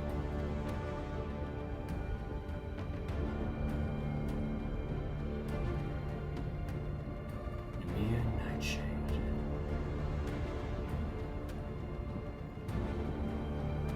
Yes.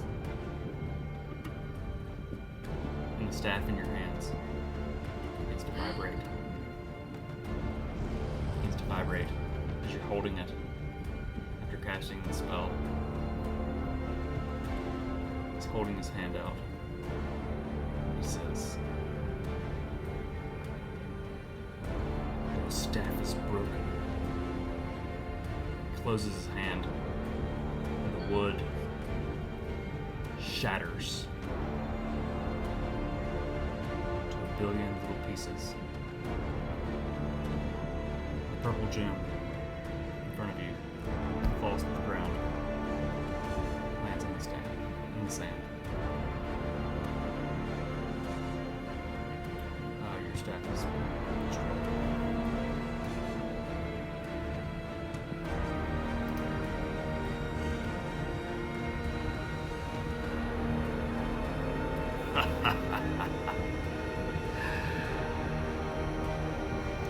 Fight. Dante, you're up.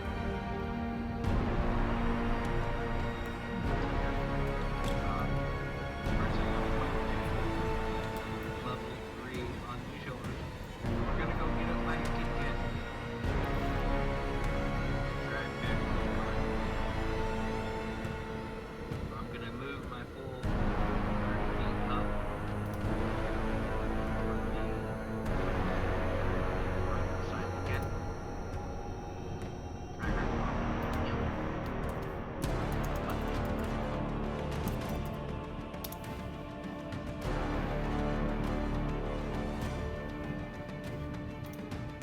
Okay, what are you doing? And then, hold on. Just check, making sure you're there. Yeah. Then, using my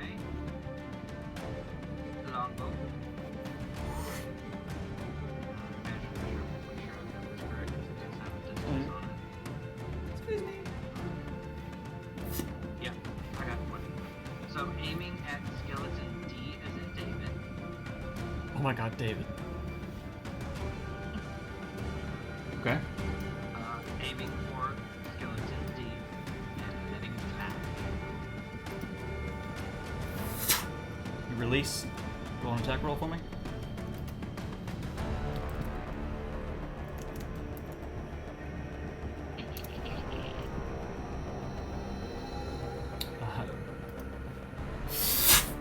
Sticks into its chest. Roll damage.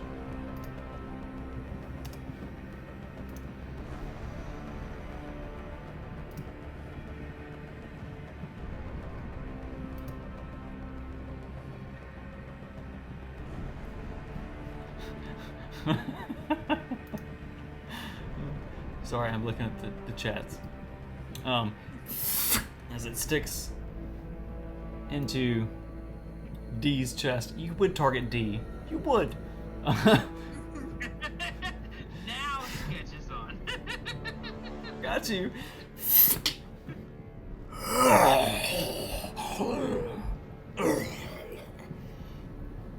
He falls to the ground.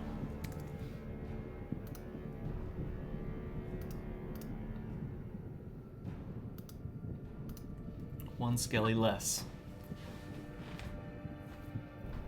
Right, Reed, don't. Your turn, I think. You're muted. Let's see. One skelly less. Next up is Carvix. Whoops. Mm-hmm. Is Reed holding her action still? Oh, Yeah. yeah. No, that's That's what I was trying to get her attention. I was poking her. Hey, wake up there. yeah. So go ahead, I'm Reed. talking to you. You have an action. That's all you got. Okay. Yep. I got this. I'm casting Spike Throw. What's the range on that? 150 feet. Fuck yeah. 20-foot radius.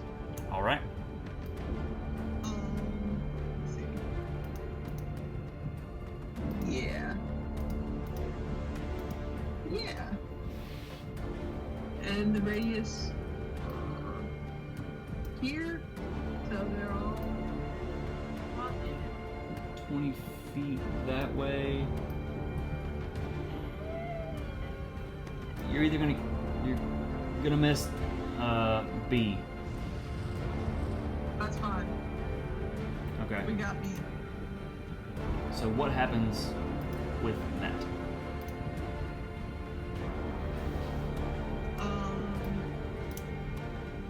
Difficult terrain. When a creature moves into or within the area, it takes 2d4 piercing. Wherever 5 feet it counts. All right. Then I gotta make a perception check against my spell save DC to recognize the terrain. As part of this. Oh, well, it says before entering it. So they already in it. Yeah. So I guess it doesn't matter. Is it spike growth? No. Wait, yes. I lied. I was looking at anything.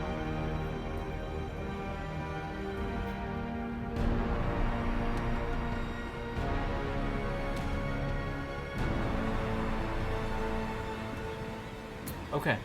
So because they're within it, they're gonna see.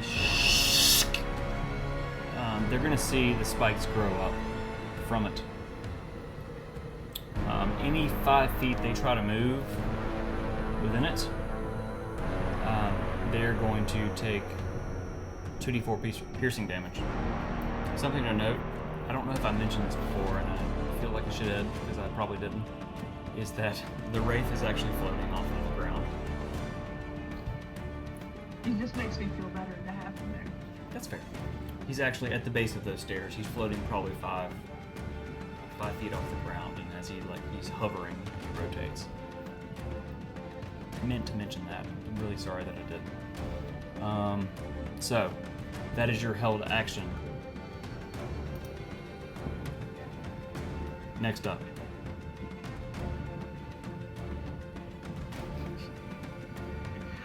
Yay! Good shoulder friend. Yeah! Leave a turtle on their shoulder when you gotta read on your back. Next up is Carvix.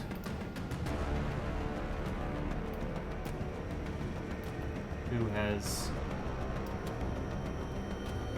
Nim squeezed his hand. She ran away, cast the spell, and he sees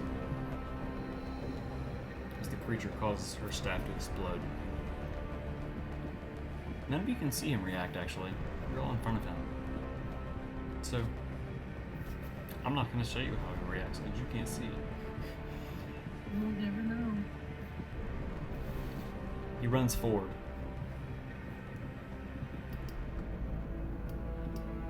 That's a big map, I'm sorry. He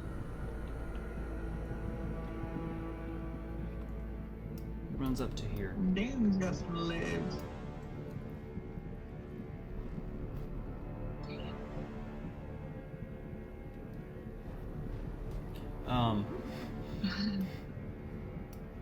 That 400 and fuck you? Wow, that's a lot of movement. That is a lot of movement. And he's gone. Just disappears.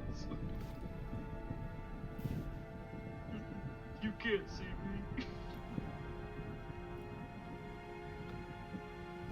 He's gonna run forward. And you see Nim, you see as he runs by, he's grasping his holy symbol that's glowing. He holds out his hand. And as you saw in the rooms above, he casts out again. He's channeling his divinity. Destroy undead.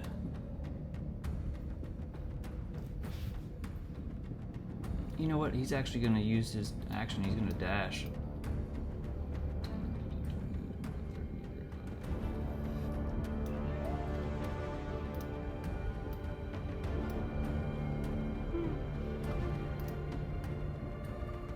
What's his range on this?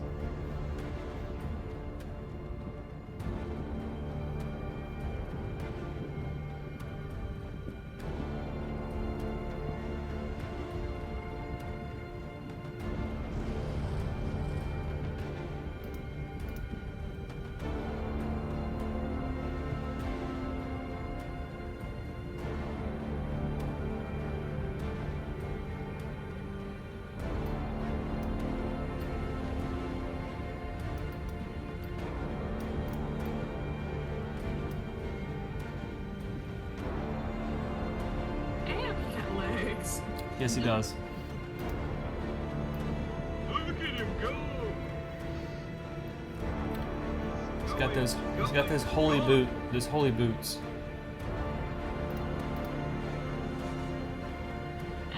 I'm As kind of he sad runs you by, never asked him about his armor. It's actually pretty important to his character.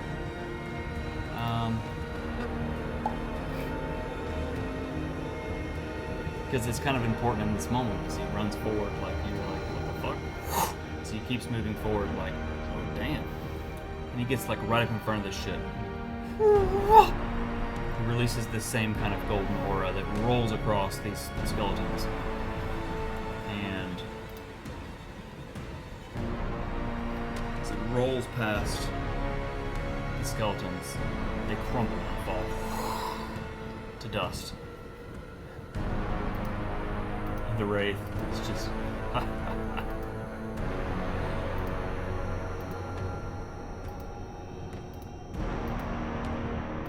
well played.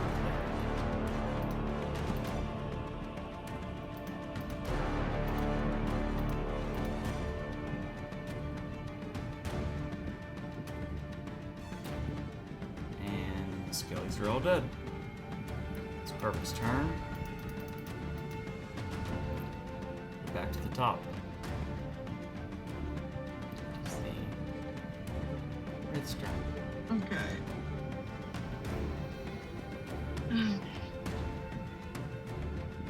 Okay, what? No, I lost my train of thought. I was trying to recover it, and then You missed the train. pretty much.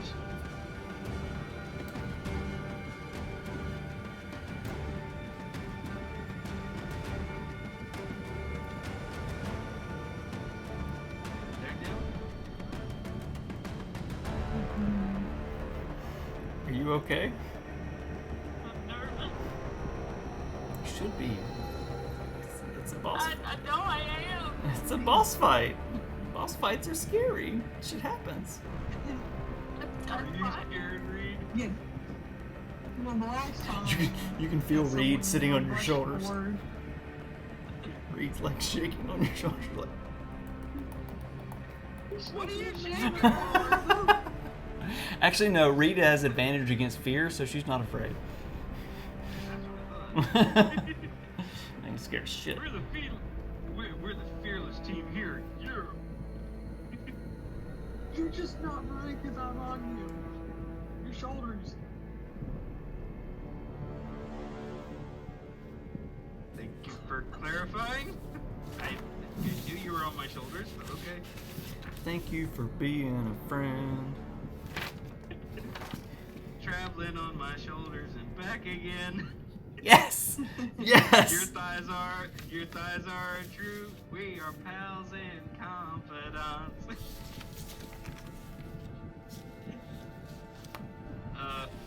Okay. So it is the Burj Wraith's turn.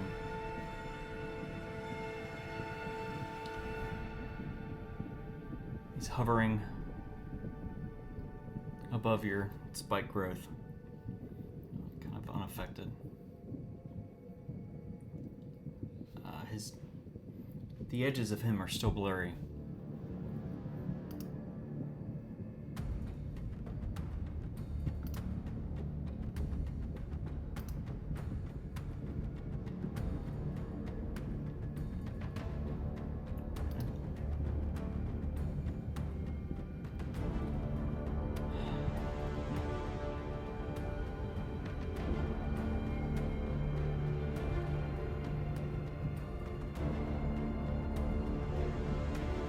You see his blurry form disappear.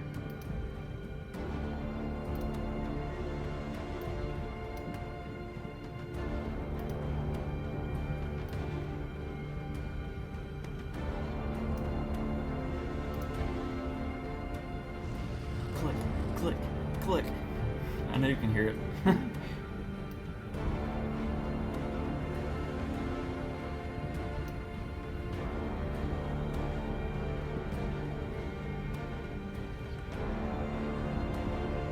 Actually, let me back up a second. I'm so sorry.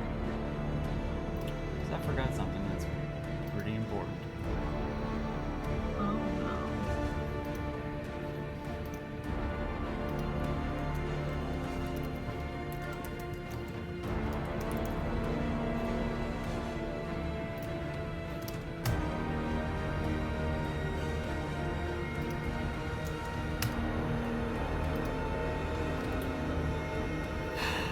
So,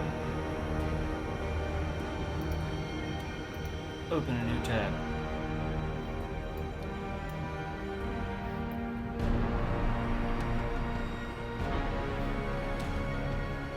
As we go back to the top of the round,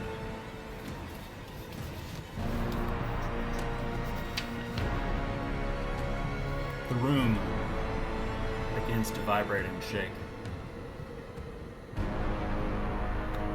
And portions of it collapse here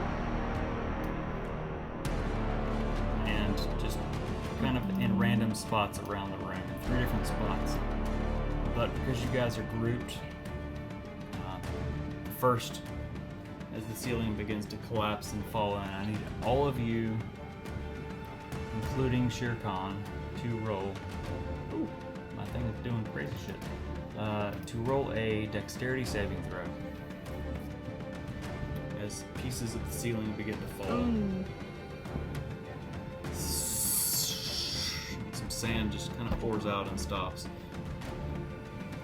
You try to dodge out of the way, but each of you. Actually, Reed, I need you to roll again and take a lower. I know now it's not great, but you could roll lower.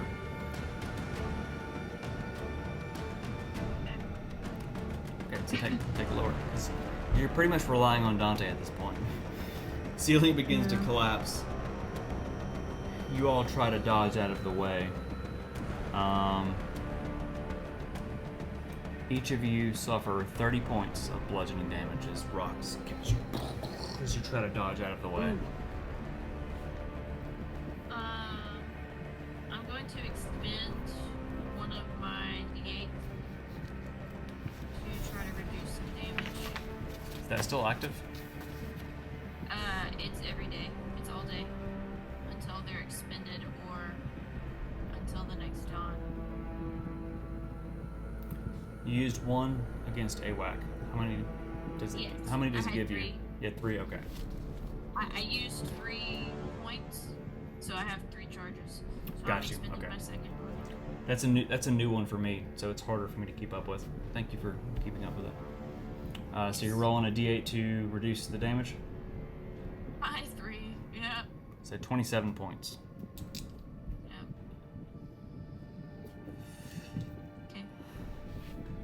Now, as you try to dodge, the rocks slam into you. You're looking down at the ground and you see the glowing purple gem that was once housed in your staff lying in the sand, glowing.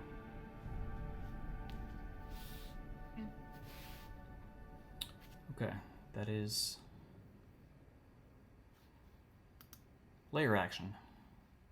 Now we're to Wraithy Boy, as I call creatures, apparently. The map isn't working because it's being a shithead. I'm drawing shit everywhere.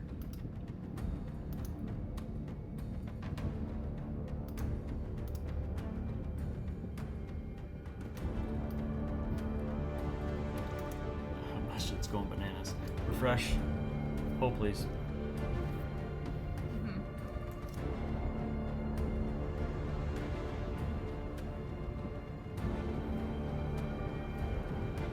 All right.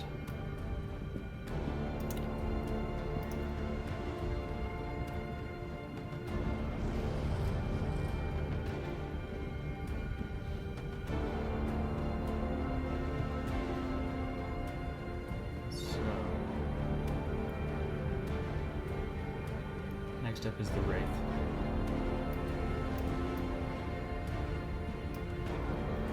As the ceiling collapses around you and in other places throughout the room.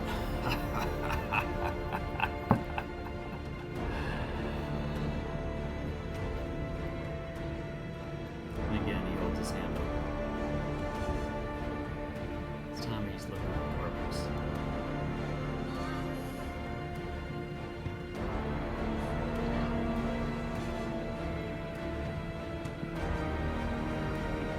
You're dangerous. You're dangerous against my kind.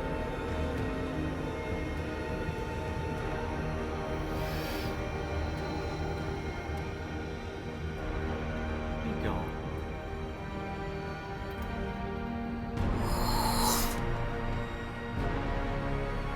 As Corvix slowly turns,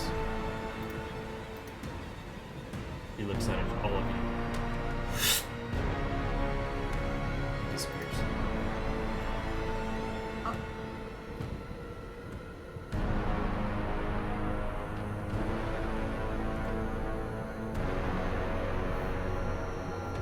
Nim is going to scream Carmen since they on the ground. It echoes off the walls.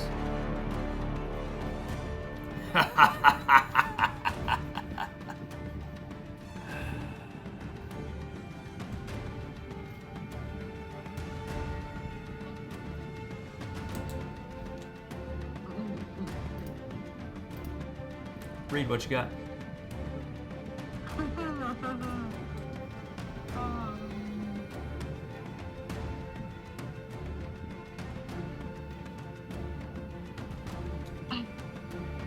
I'm going to get down from Dante's shoulders.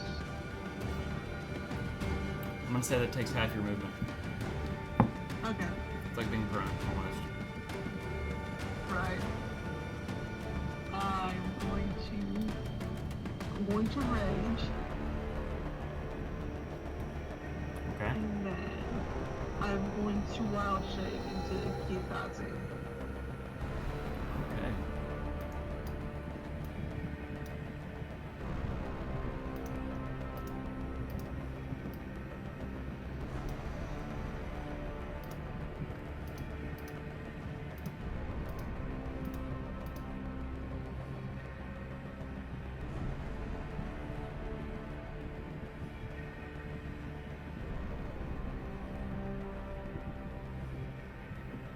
Now I know my ABCs.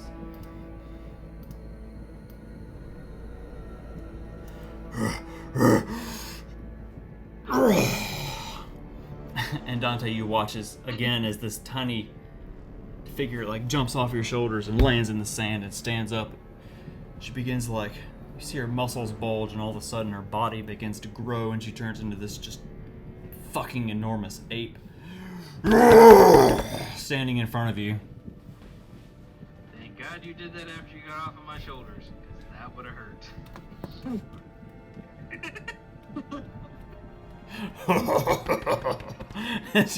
you kind of chuckle. So that is most of your movement and your bonus action.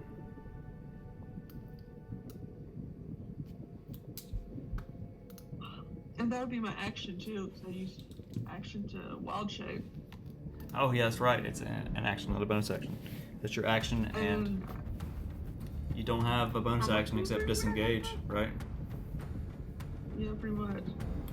Alright, so that is your turn. Nem, what are you doing? So I'm prone, right? You're not prone. Okay. You dodged out of the way, but you're not. No one's prone from having dodged and gotten hit by the ceiling. Okay, I'm gonna lean down and I'm gonna pick up the crystal, the staff. You said it's still glowing, right? Yes, and I'm going to add it to your inventory if you want to look at it. Okay.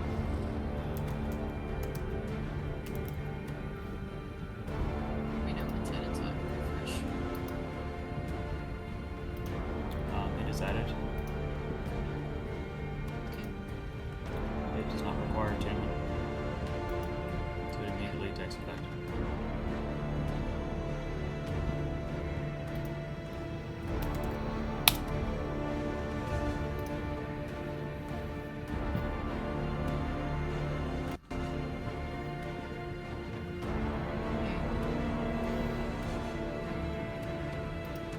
Should have done this on the sly.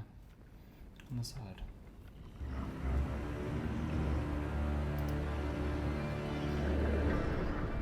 So you lean down and you pick up the stone, and you feel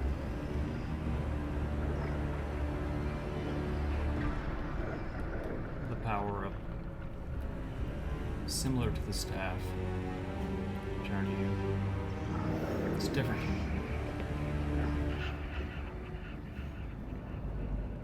But similar.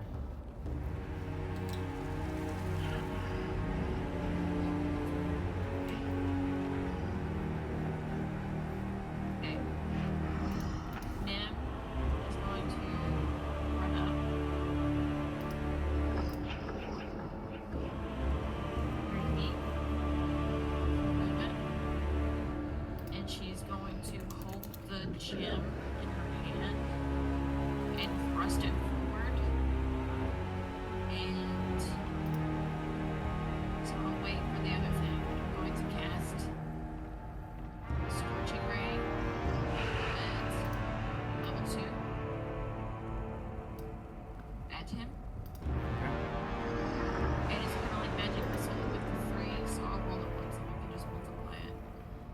hit. Fuck. Solid 10. Solid. Is that a level 2 spell? Yes.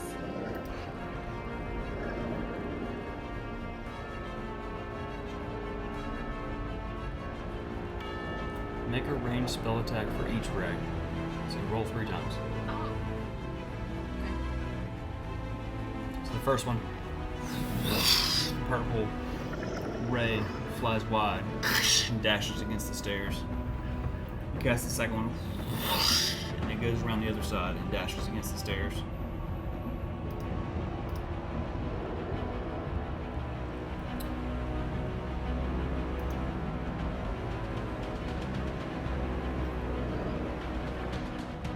The other one, he manages to duck out of the way as it flies by, just missing 16. She dashes against the stairs to no effect. Also, I should have said those were all disadvantaged, but since you missed all of them, I won't because he is blurred.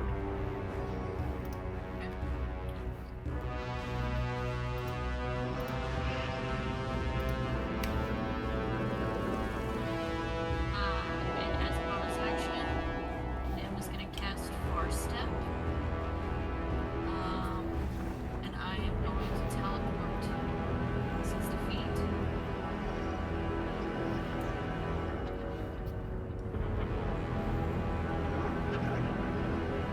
And scoot over here. Skadoosh. And on each of your turns before the spell ends, you can use a bonus action to teleport this way again. As long as you maintain concentration. Yes. Alright. And I'm gonna keep an eye on the spot where Carvix disappeared from. Good to know. Is that your turn? Yeah. Dante, you're up.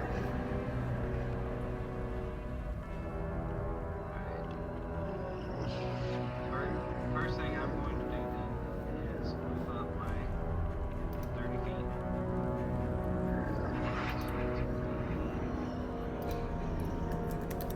Right here. And I assume it is from this distance. If I speak to him, he can hear me, correct? If you speak loudly, yes. Okay. Then in a loudly voice, as I pull my bow out and draw back with the arrow, I look at this and say to the monster, "Hello, my name is Dante Inferno. Killed my friend Carvin. Prepare to die, you bastard." As you release, roll an attack.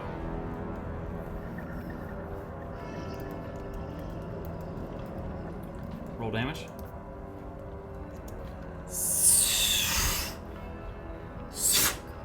Sticks into his shoulder.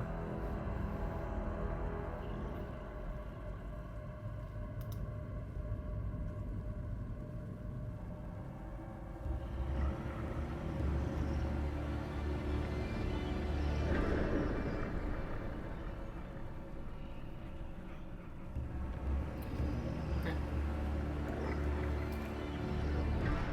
Dealing 9 points. Right? 9? Just roll. Yes. Yes. Just making sure he wasn't resistant. So I thought about it for a minute, and that'd have been a shit move. 9 points. So it sticks into his shoulder, and he's like, breaks it off, and throws it away. Of piercing damage. It's your attack and your movement. What else you got?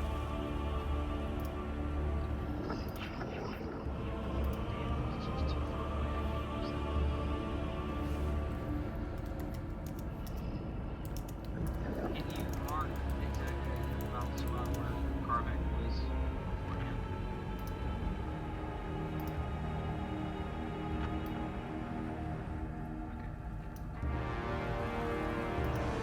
It's such an amazing tool. I'm so glad they added that. Yeah.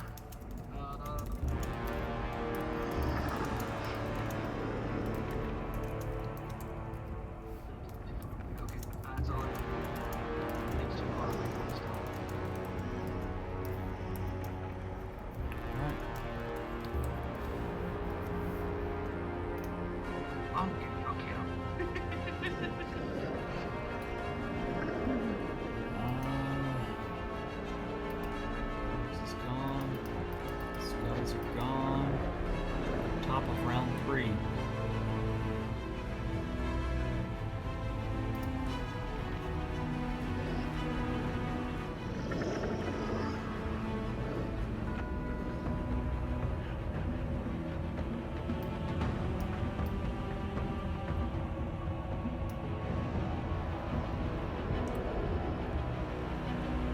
Burj Wraith begins to wave his hands away as he extends them outward. He pushes forward from behind him. A raging sandstorm begins to roll across the room, pushing from wall to wall across the room. Anyone that is not prone, make a strength saving throw.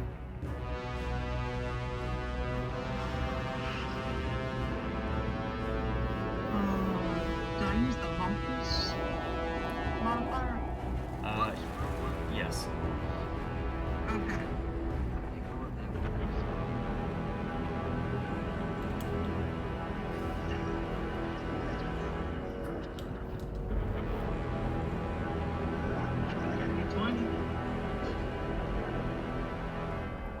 A 15 plus 5. That actually tracks. We roll for Shirkan as well. Yes. Did you actually roll his? Did you roll his dex save? Did he take the damage from the falling ceiling? Oh, I didn't roll his. Roll a dex save real quick to see if he actually made it, because he may not have actually survived that. Yes, plus 2.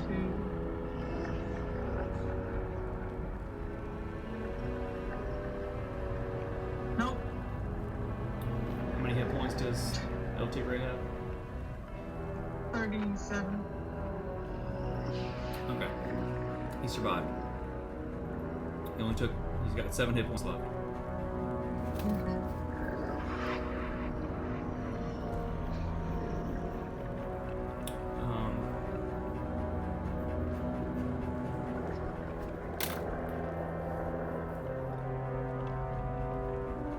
So Reed, you and Kiyakazi form are the only one that succeeds.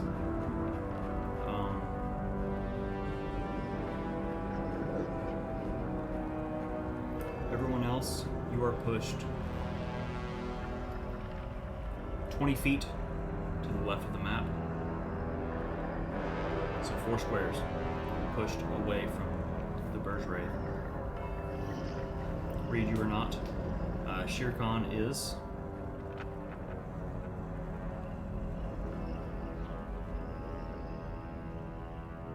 I am pushed against a pillar. All of you also take 10 points of slashing damage by El Tigre. Oh. Yep. So All of us? everyone that was pushed takes 10 points. As the sand in the wind flies past you, grating against your skin, slashing.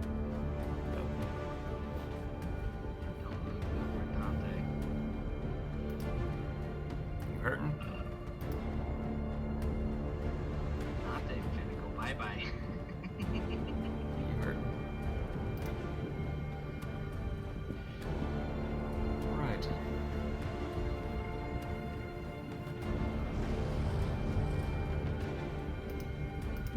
Next up is Wraith.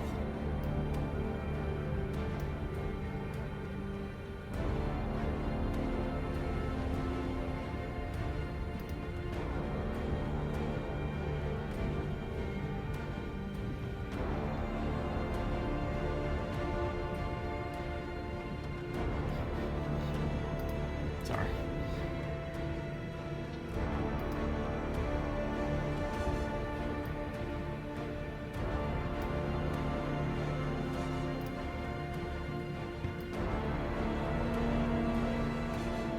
And hover 40 feet this way.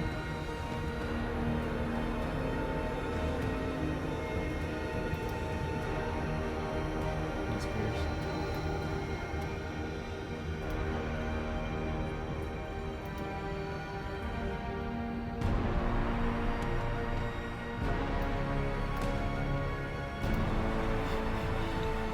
Panic, screaming, and he reappears. Hello there. He slashes at him then. his knife.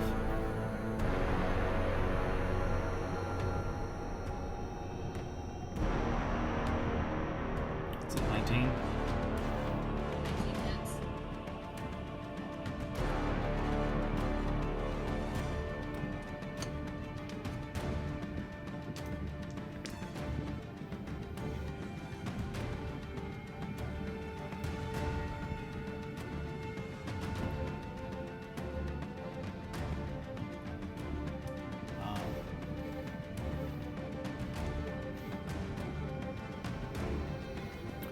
As he slashes at you with the knife, you see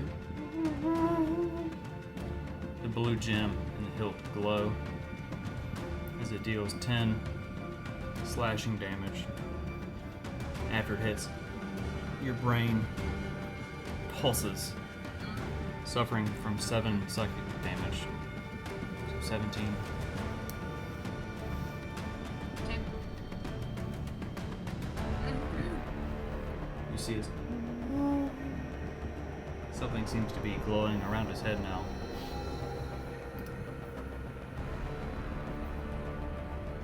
It's his turn. Reed, what you got? My jump attack, is that my movement too? No. Okay. I looked at that the other day. No, it's not. Yeah. Okay, I'm gonna move my 30 feet. Okay.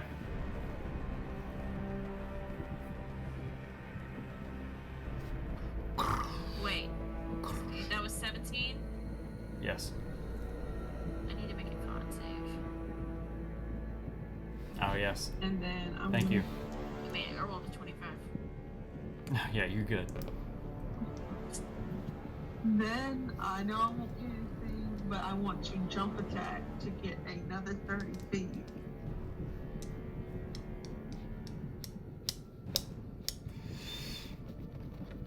I'm just very angry at the ground.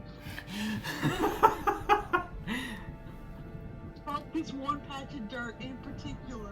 There. I'll give it to you. Man. I'll give it to you. You've convinced me. I'll give it to you. As you're running, you jump across the ground and you jump the additional 30 feet. Is that it? I'm gonna like, I'm going to roar at the Burj Red, like, fuck you, dude. Roll an intimidation check. When I use my charisma modifier, or no, never mind. So, when you're a creature, you take the physical stats of the creature, but you have the mental stats of you. Oh, Intelligence, wisdom, charisma is you, whereas strength, damn. other stuff. Oh no, you said You roar, but in the middle of it, you kind of squeak a little bit. It's not as scary as you want it to be. The attempt was made. The attempt was made. Is that all you got? Yep. Alright, Nim. You're bloody. I am bloody. I'm gonna turn to this creature. I'm gonna say, I think I know who you are. And your friend says hi. And I am going to use the charge and use my breath weapon. Use the breath weapon on the wraith. He has to make a DC 15 dex save.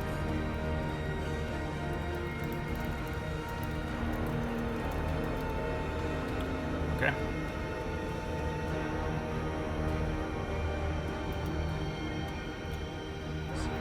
Dex.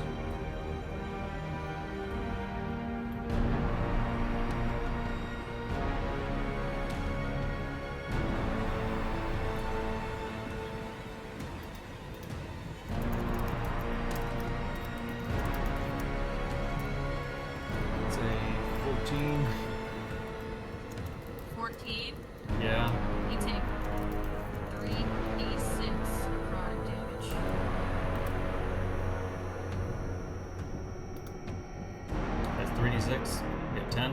Yes. Yeah. Okay. Solid 10. Solid 10. So he takes 5. Okay. And So as Nim says these words, and then she grips this glowing purple stone that once was housed in her staff, and she's like, and from her mouth rolls this purple roiling cloud around him. And he's like, as it rolls across his body as he suffers half the damage he should. and I'm going to spend 2 sorcery points to do a quicken spell, and I am going to use magic missile at level 3.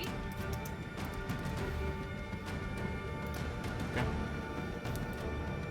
And that 5, so 15. As you cast magic missile, and they spiral out from somewhere. Not sure what your focus is now. He casts shield as a reaction, which completely nulls your missiles. Okay. Can I stay there?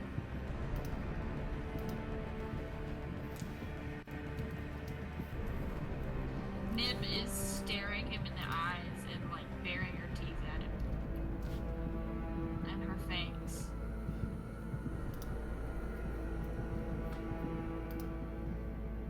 Alright. It's Nim's turn. Dante, you're looking kind of rough. What you got? Well, with the fact that they are on the other side of this pillar, I need to get to where I can see them because I assume I cannot see them. See the monster. So, because of your feet, not the bottom of your legs, your other feet. Features.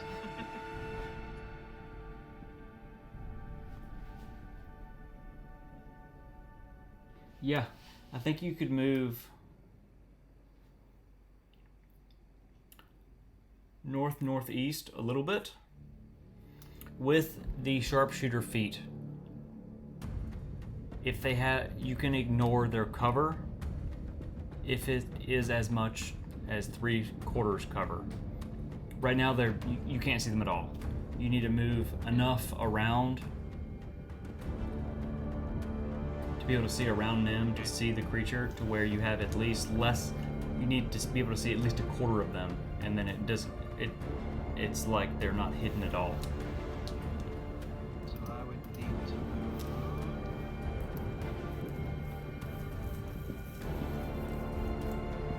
Here, please.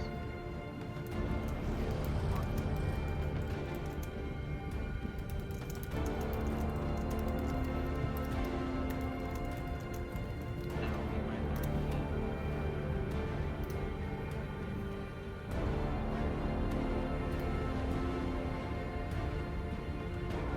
So.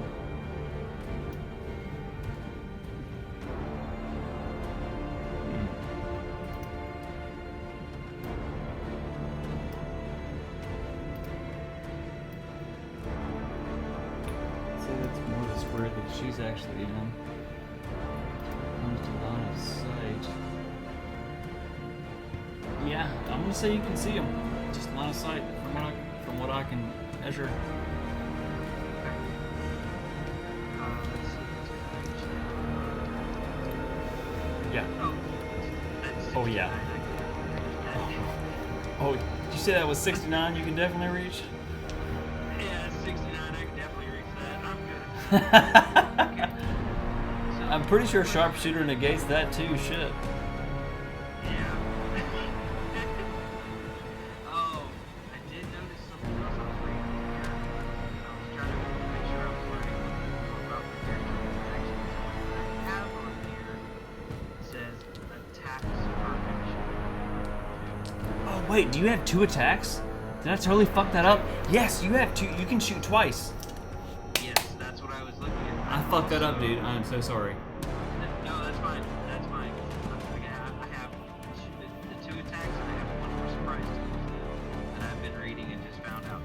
Okay. I'm going to pull my bow back with another arrow, aiming towards the monster to hit. And let's go ahead and hit that dice. I totally overlooked that. I'm so sorry, dude. No, that I should have been paying attention to as well. It's hard to miss that up there. 15. You kind of 15 flies just barely past him. Alright, open both eyes, Dante. Open both eyes. Pull back. Get ready to shoot again. Okay.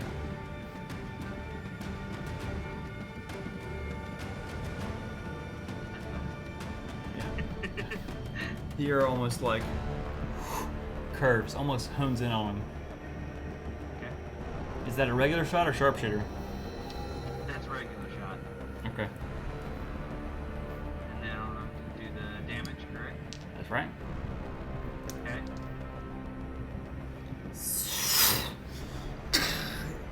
And then you see as the creature in front of you, like, an arrow kind of slams into his chest. He's like,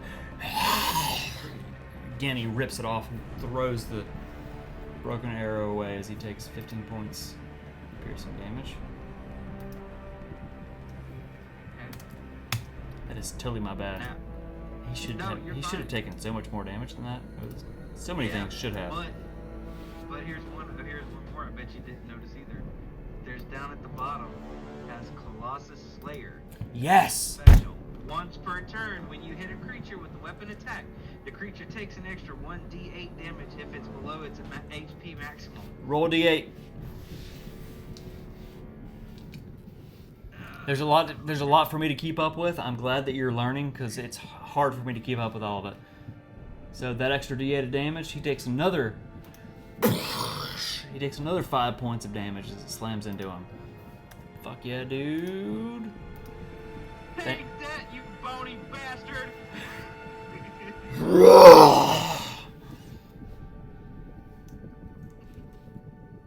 Let's see.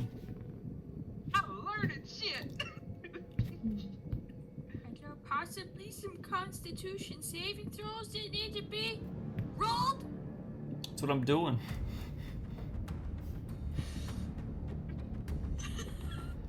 You okay there, Nim Nim? His No. his figure shimmers and he is no longer blurred. All right. That is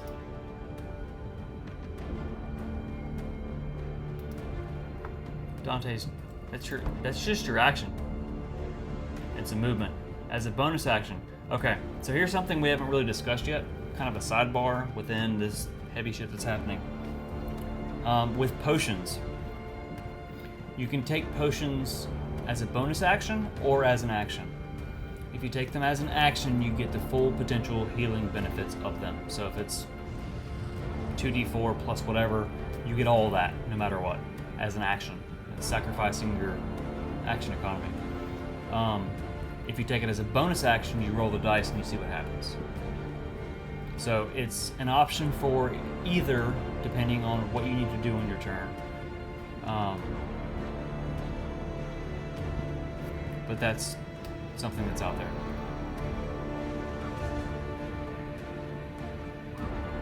Just mentioning it because actually I was looking at it. That's, Believe it or not. this is kind of a up to DM rules and how you play. Technically, potions are an action event. I play them as bonus action. You roll the dice. Action, you get the full benefit. That's how we play in this campaign. So it's something I needed to explain to you. So for how we play. Okay. Well, it has a. What I'll do is bonus action. And as a bonus, I'll do one of my potions if you need to get up just a little bit. All right. So that's a minor, right? Yes.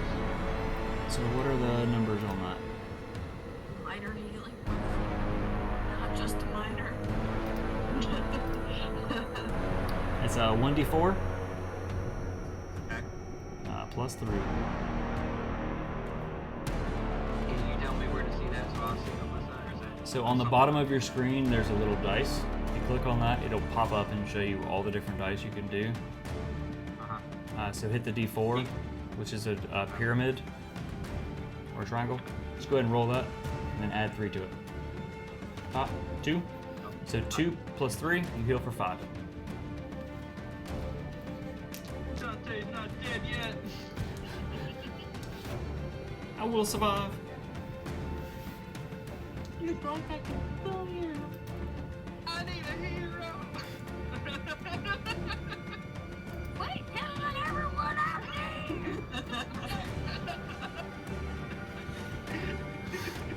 So next up is not Carvix, and not any of the skeletons, because Carvix killed them all. Let's see. What fuckery is next?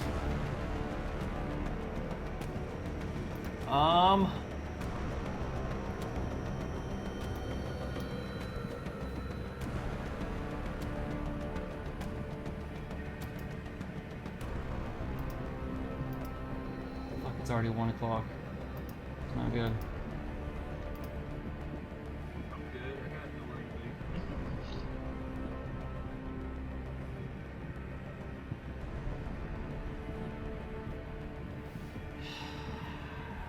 So centered under Reed. The ground begins to kind of move and crawl in this weird way.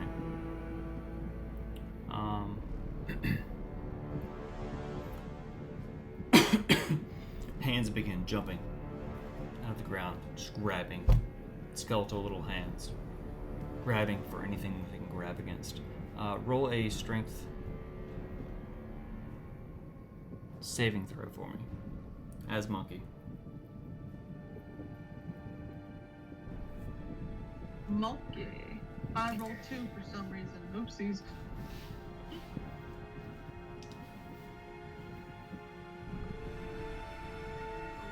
Okay. Ooh! It is not looking good for Monkey. That's an 8. So as the hands in this square, like the square looks like this. It's that big. Just all around you, hands are reaching out. A couple of them manage to grab you by your ankles. You try to pull away in monkey form. They grab you tightly.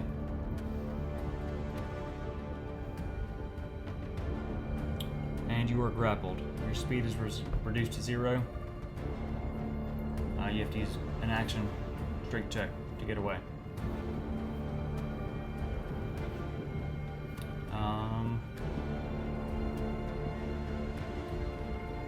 As they grab you by your ankles, you suffer 5 piercing damage.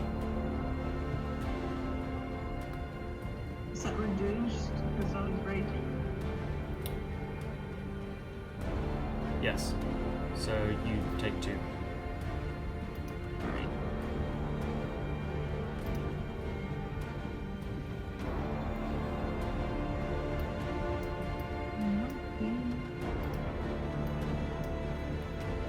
So next up is the Wraith.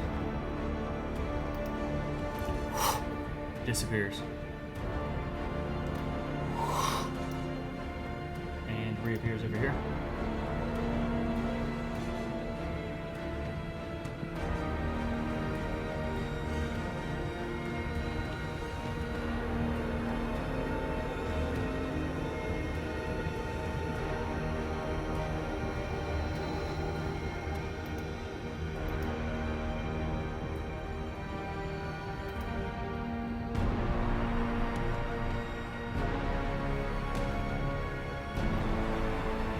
And he pulls up.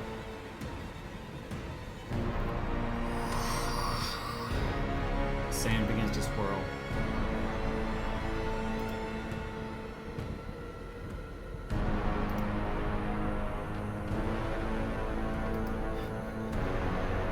You guys and your names.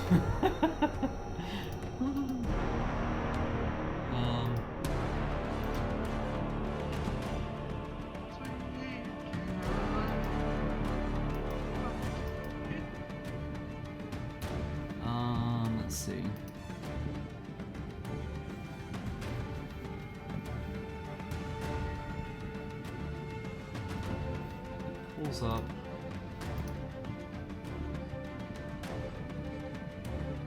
So he reaches down. The wind swirls. And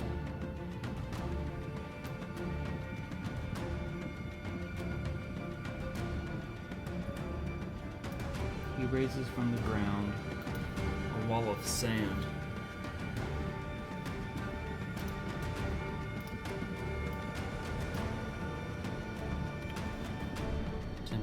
Thick and 30 feet wide. Nim and Reed, you cannot see him. Dante, I'm gonna say you can't either. At this point,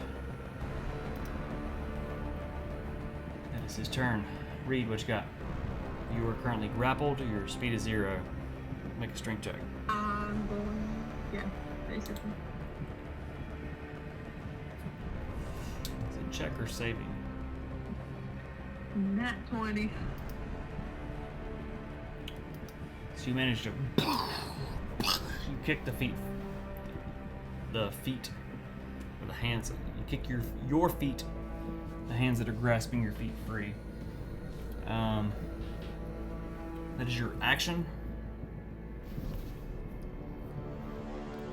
As you kick them away, all of the hands in the area kind of recede back into the ground. What else have we got? I'm just gonna move to maybe hold on. No. So Right here. the wall of sand.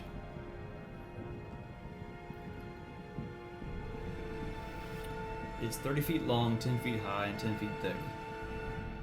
It vanishes if the spell ends. It blocks line of sight but not movement. The creature is blinded while it's in the wall space and spend 3 feet of movement for every 1 foot that moves there. So it's just made of sand, so you could move through it Oh. if you wanted to. It's not stone.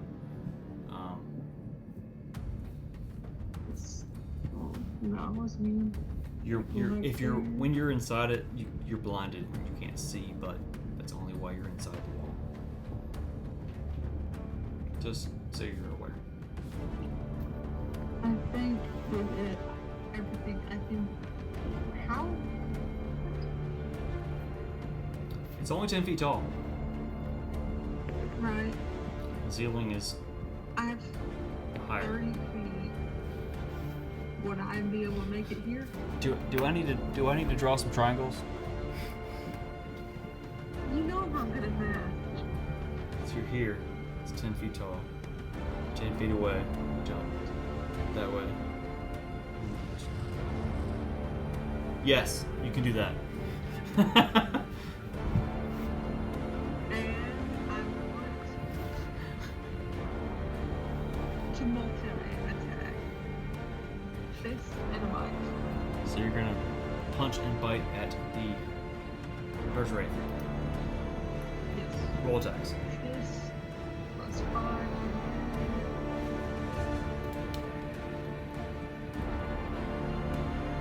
I guess I could technically roll my rage. Nope. Do I need to redo that or? Your attacks are the same. Your damage is different. So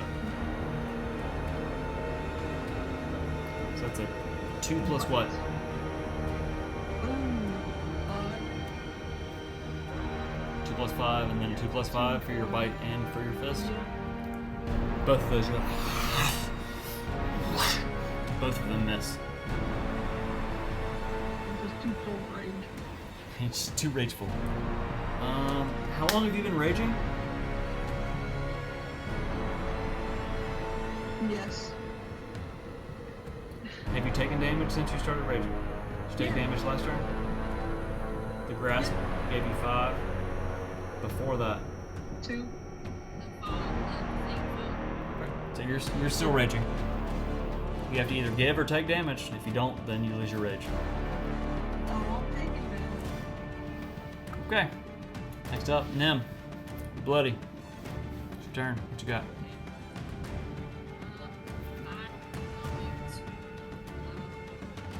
Use a bonus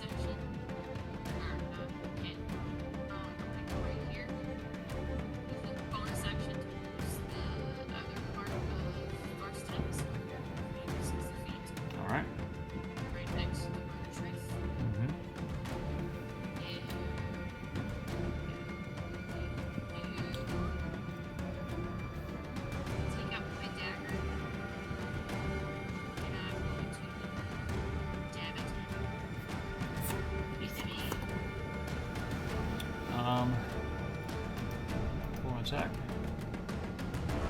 Dirty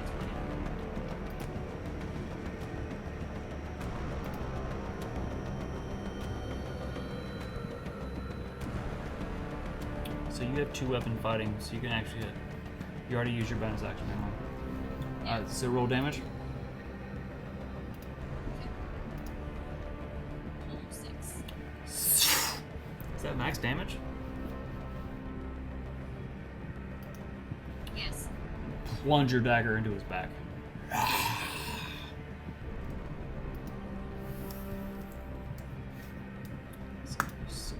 tell, and as I do that, I tell him, these are for my friend, Dickbag. What's a dick? Not it. What's a dick?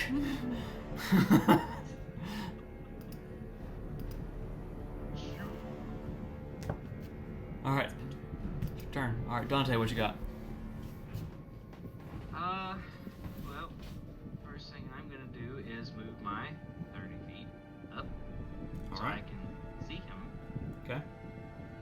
And let's see, this is still 60, so that's 30. Okay, I'm putting.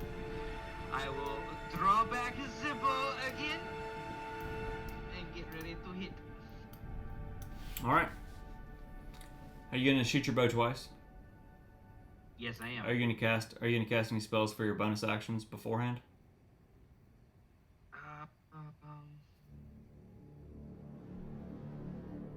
Tell you what, let's do this. Let's do Hunter's Mark first. Alright. So as a bonus action you hold your hand out, you say the words, and you feel a connection with this thing as you mark it. Okay. And you pull back your bow, roll an attack for the first hit, and go ahead and roll the attack for the second one as well. Okay. 17 for that one, and 7 for the second. See, this is when you roll like this. Like sometimes you have to take the gamble and do the sharpshooter because that extra 10. Okay, so the first one you draw back, it flies, lands in his shoulder, and it just hits the 17. The second one lands in his other shoulder. Roll damage twice, and then on top of that, roll 2d6 to add to it. That's 1 damage. That's the next damage. And then you said D6 twice? Yes, sir. Okay. There's the first D6. There's the next D6. 25 points of damage. Very nice. Jesus Christ. I mean, arrows. He breaks the arrows off and he throws them into the sand wall. And he is not happy with you. Underestimate me again, bitch. I will meet my little friend. Movement, bonus action. Attacks, action. Top.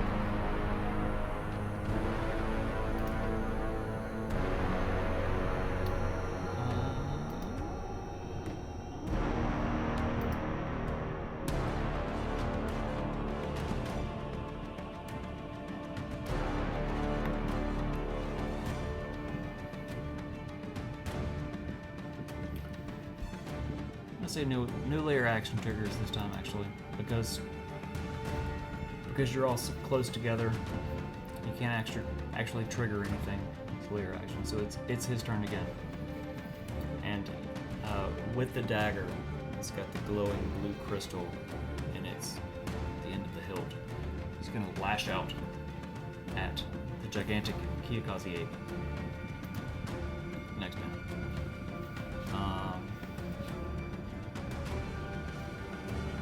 That is a 16. Yeah.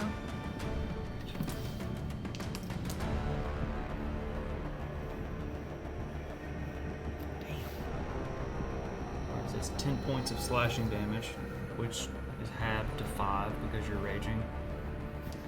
Right. And then you suffer 9 points of psychic damage, which is not reduced.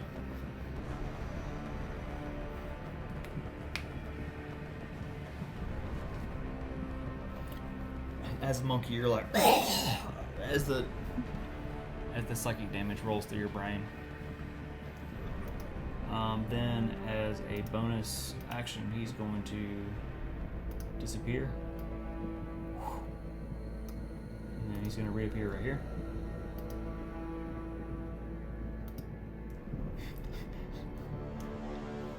As I look at memes and stuff.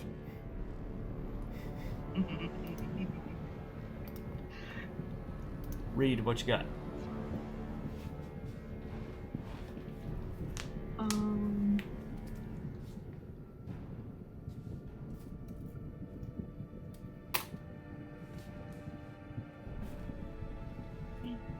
I'm going to rush up to the Wraith again and multi-attack again.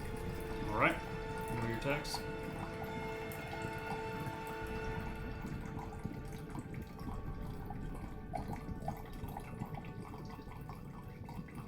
It is dirty 23. Can you hear that? Sounds like an empty 16. box to me.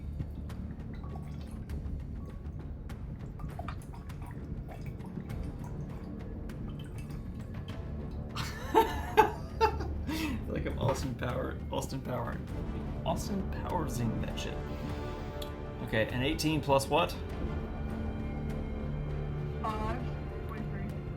And then an 11 plus 5? Yes. 16. First hit, second just misses.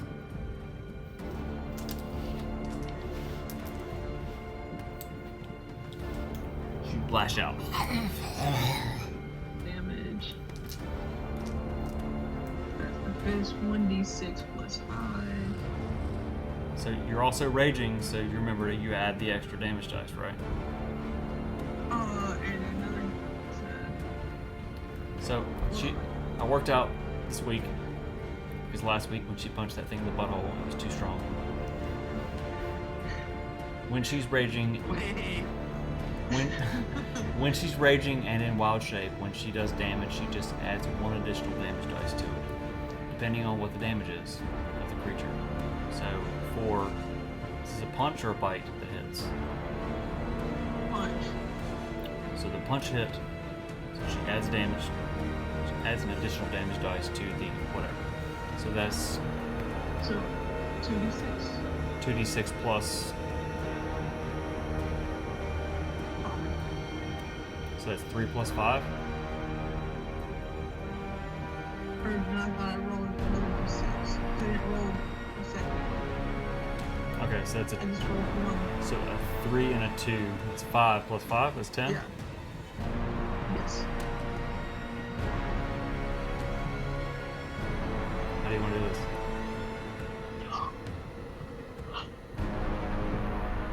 I want apart, limb from limb, taking out all of my rage. Just like bury his face in the dirt. So you're just like full on Konging his ass. Yeah. You're just Hulk.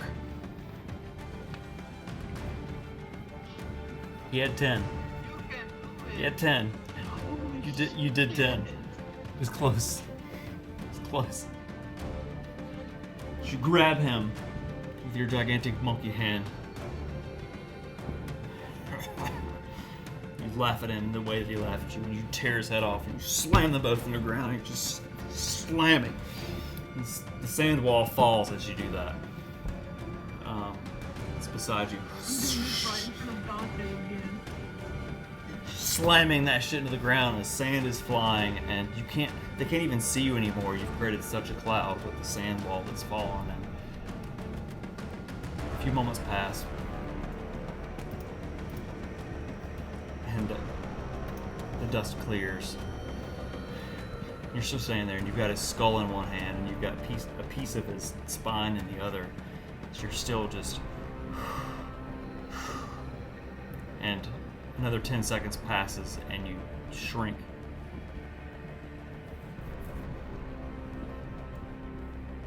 Well, actually, no. It's up to you dropping wild shape. So you're still a monkey. Yeah.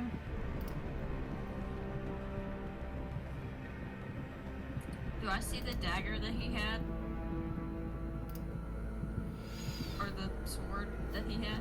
The dagger? Yes, you see it. Yeah. As she grabbed him and tore him apart, it was kind of flung somewhat. At least she didn't fist this one. It's sticking in the ground about right here. He didn't have anything to fist. He was just floating. I'm gonna go pick it up. Okay. I'm going to look at it Okay. for a minute. And I'm going to put it. I'm gonna swap it out for my regular dagger. Put my regular dagger in my backpack.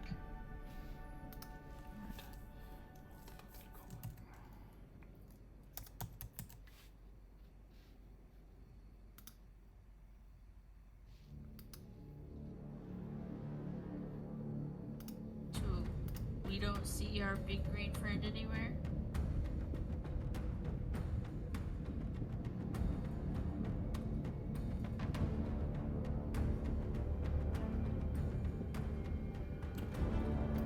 I added the dagger to your inventory. Try not to be too meta with reading about it. If you can. Okay.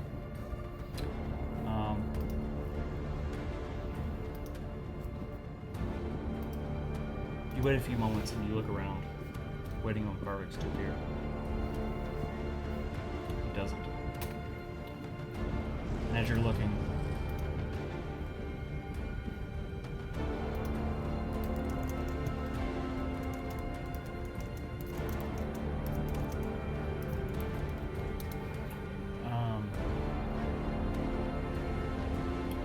Nim, you feel this faint little buzzing in your ear.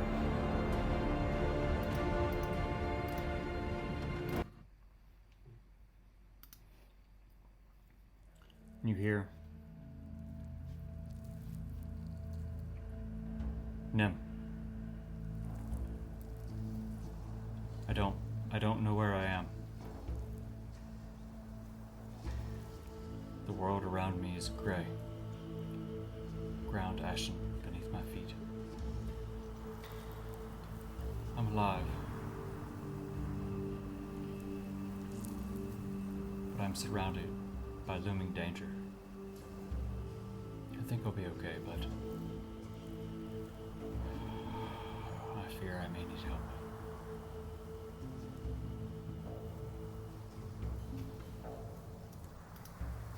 And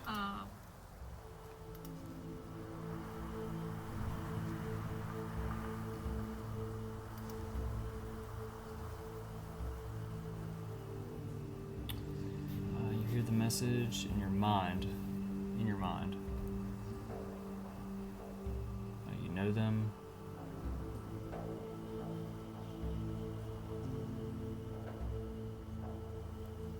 Ooh. Check to see if you actually hear it. It's not a 1. You hear it.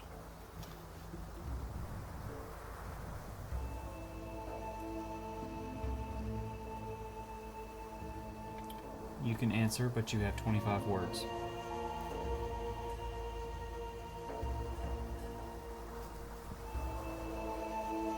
no, I gotta think about this. Hold on.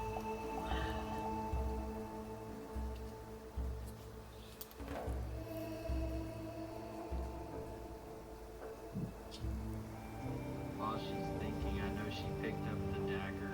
Is his sword that he started with still there too? He only had the dagger. That's the only weapon that you saw. Okay. Otherwise, he cast spells. Got you.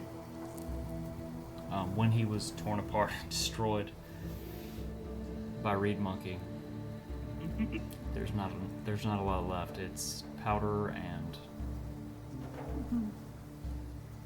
there's nothing internal. Even the cloak and the wraps he wore, everything is pretty much destroyed. He managed. Reed, don't forget to check for the teeth.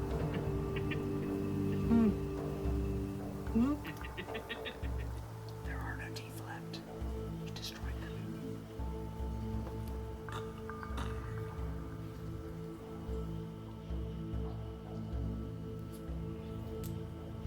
Little monkey.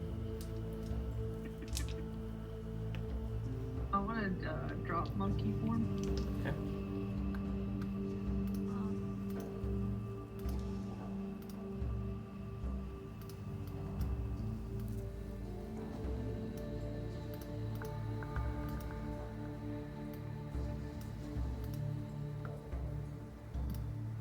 I figured you were gonna do that. Going to respond. I'm going to say, go to the mountain. I will find you there.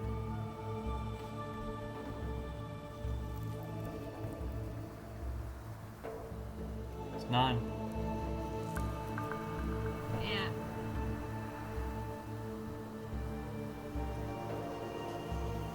We will see you soon.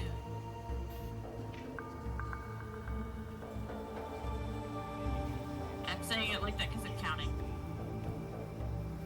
Okay. Go to the mountain. We will find you. We will see you soon. It's 14. Get 9 more words if you want. That's it. He can't respond. He's only gonna hear what you say. That's it. That's the end of the spell. Once you say those words.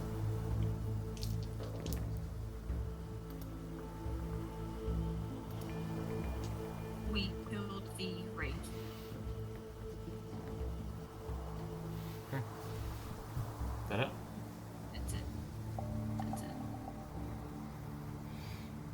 You feel the connection in your mind fade.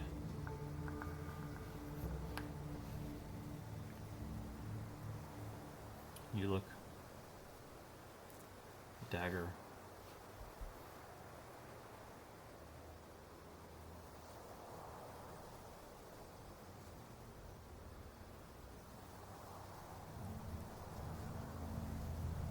Yeah, I look at the dagger. Is that what you said?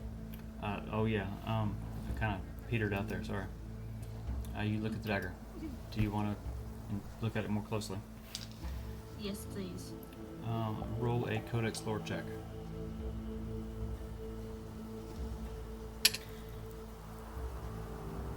With advantage or no?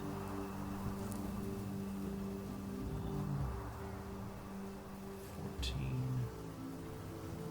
Doesn't matter.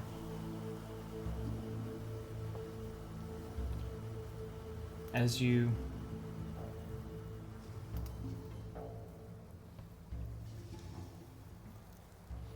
look at the dagger,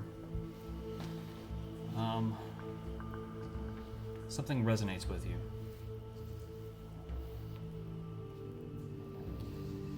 It seems ancient. It seems orderly.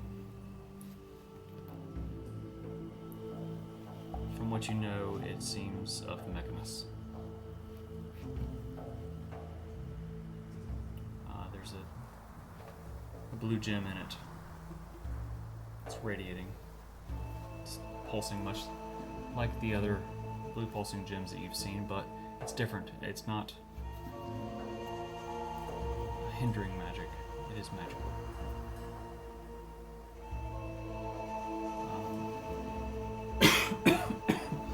Along the blade, excuse me, there's this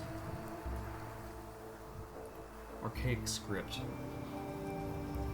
which you've not seen before except in your studies. It is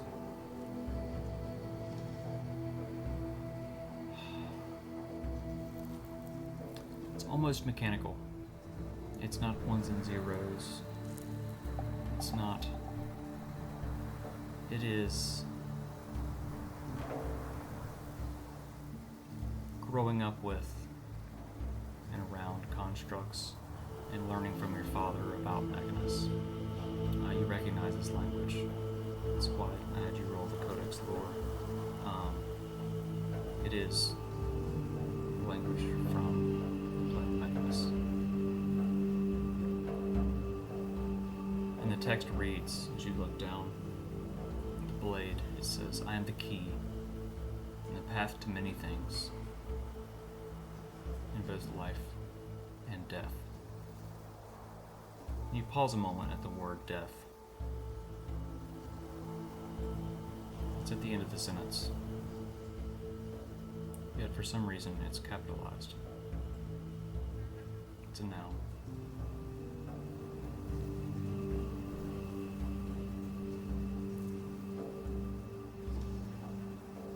And something within you as you hold the leather-wrapped hilt, it resonates with you. I'm not sure why yet.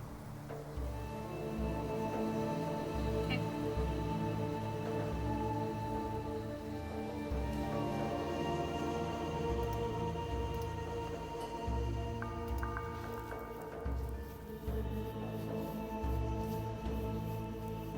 Okay. I'm going to sheath the dagger. And I'm going to take the gem that I had in my other hand. And I'm going to put it in my bag. And I'm going to take a deep breath. I'm going to look at Dante and Reed and say, let's rest now.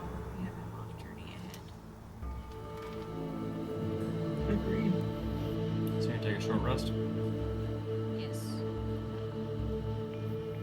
So you gather together, take a few moments, and you murmur, and you talk amongst each other, and you sit and you rest. I also want to use natural recovery. Okay. Get my second level spells back. All right. So during a short rest, you can roll hit dice.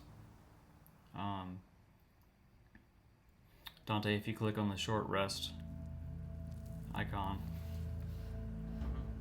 Gonna be on the top of your page. Yep. it'll show you. I should just. Little boxes. You can. It's gonna show you the boxes. You can select those. I'm not sure. I don't know if it functions. Sometimes it freaks out. For each of those boxes, depending on your class, you can roll dice and you regain hit points. It says I've got a total of 6, so I just click all 6 boxes and then hit take short rest. So if you'd like to use all of them, yes.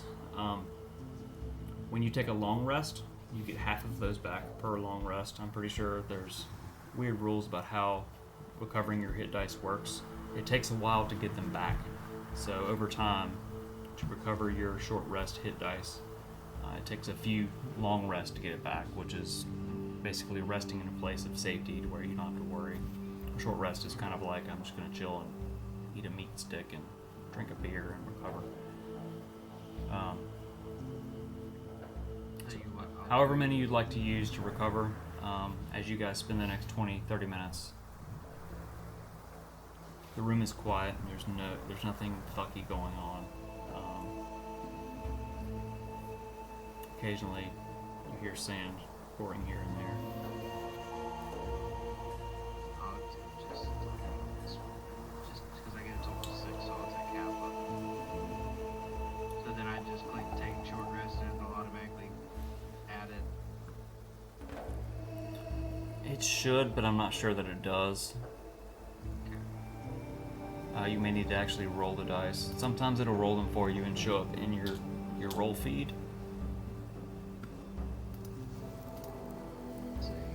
If it doesn't, then you can just manually roll 2d10 and then add 4, or 3d10 and then add 4. Alright, 3d10 and then add 4. So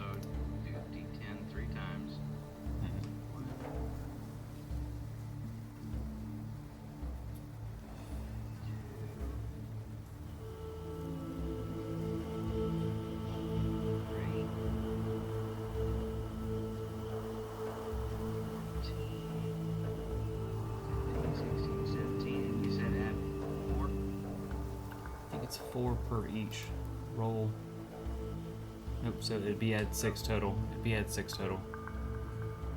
So 14, 17, add 6, that's 23 total hit points that you... Okay, so I add 23 to my heal, right? That's right. I didn't do bad. Went from 12 to 40. Alright. Something like that. So as you guys rest, look towards the door, top of this small platform. It's the only way to go. The way back is blocked.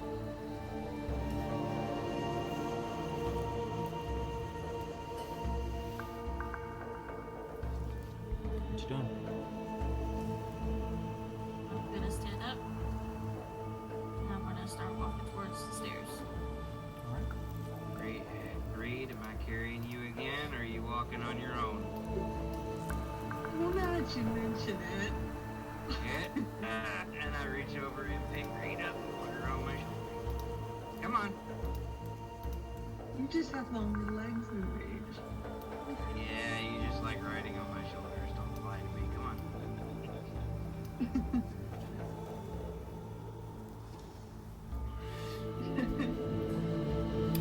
As you walk up to this door, it is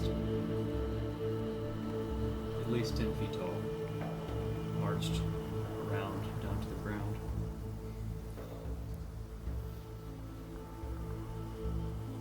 As you look at it, there's no handle or knob. There is a slot for a key. Does it need to be about dagger-sized? Roll a Codex lore check.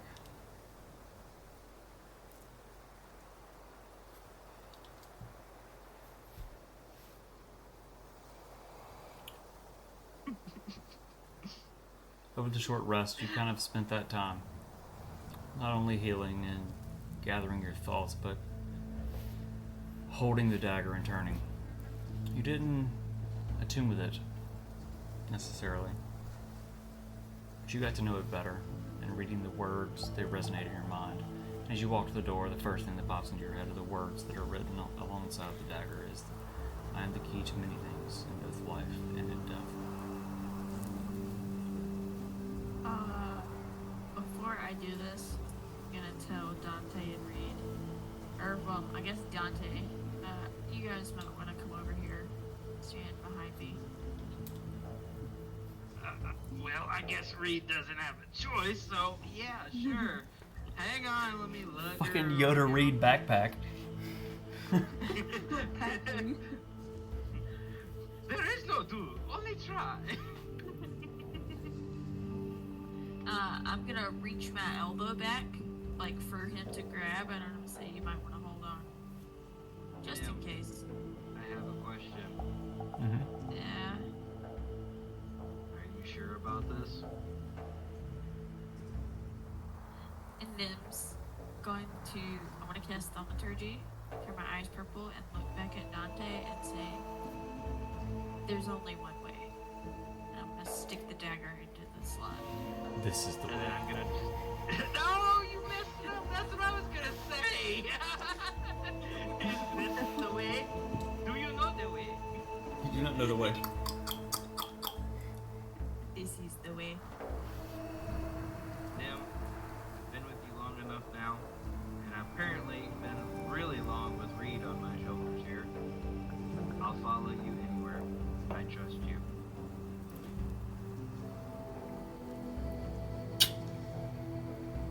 You turn the dagger. Pull it free. The doors swing open. Before you, with your dark vision, you see a long hallway that descends downwards, steps. Actually, the two of you can see it too because the dark vision spell is still active. It's just some stairs. Down. Dark. Down the hell we go.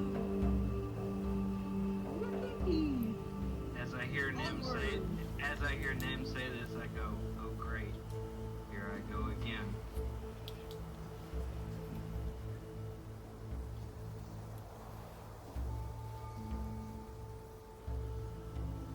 And you walk through the doorway. Doors, like every door so far, slams behind you. You walk down the stairs in the darkness. The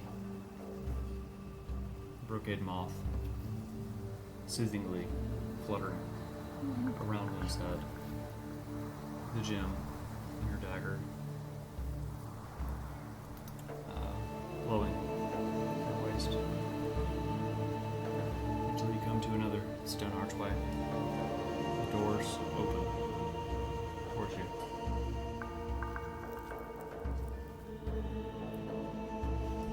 As you continue to walk forward down the stairs,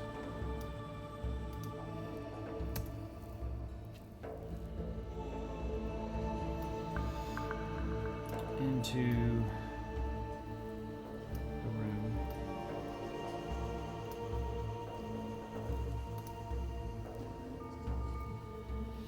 As you cross the threshold across the bottom of the stairs. Again, doors close behind you.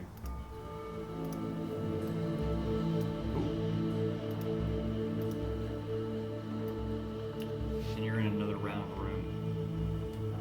Much like the tower you descended before. In the center is a pedestal.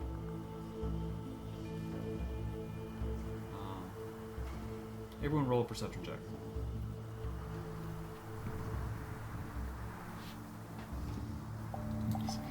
Why am I rolling? There are no NPCs here.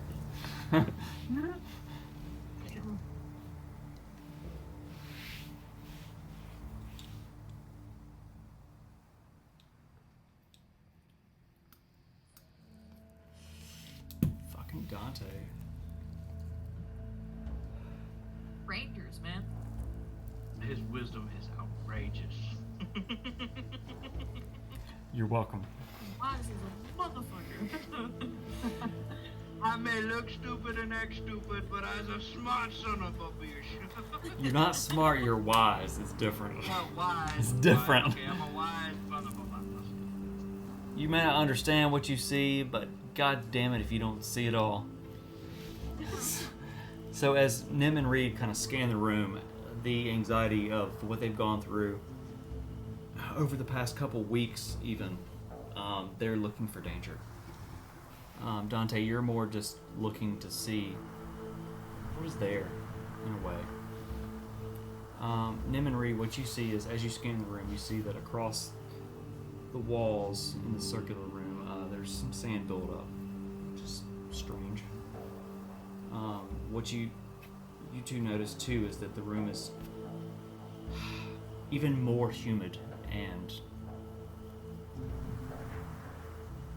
moist than the two rooms previous. It's gotten, as you've gotten deeper into this, it's gotten more wet in a way, just in the air. Sorry. That's, the humidity has risen. Is that the sweat around my neck, or is it hot in here? Gross. Whoa. Alright, Reed, off you go. So Reed, you are now on the ground, standing next to Dante. Okay. Do I notice the I'm explaining what. thing in the middle? Not yet. I'm explaining what Nim and Reed what you see. Across the floor, you actually see that there is water in a way. It's kind of trickling almost, oddly, across this deep beneath the desert. And the two of you are probably wise enough and smart enough to understand that you must be really deep in the desert for there to be this much humidity and moisture. Dante, Yo. you notice all of these things as well. However, while they are distracted by looking for danger and trying to perceive traps or imminent death, you're more just kind of perceiving everything.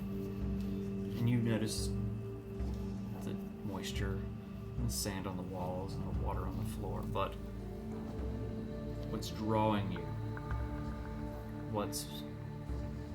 you realize this now, what's been drawing you ever since you left far north and traveled all this way and ended up here. What's been drawing you is in this room. On a pillar in the center. It almost seems like the other two can't even see it. But you see it. This stone structure. Sitting in the center of it is a small white book. It's very small. It's like about that big. Just sitting, but it's glowing with a golden light. It's almost hard to see from where you're standing. It glows and you can feel it. You can feel the book just being like, come to me. And you struggle to resist the call. It's calling you. It's what's been pulling you. It's why you've come all this way. Now you're here. What do you do? I walk towards the pillar.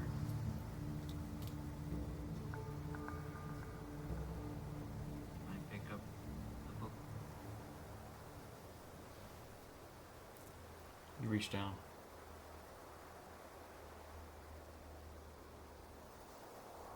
You pick up a tiny, it's like the size of an index card almost. I mean, it's about this thick, but it's 3 inches by 5 inches. It's very small. Little pocket book almost. You pick it up. And you feel it surge through your body and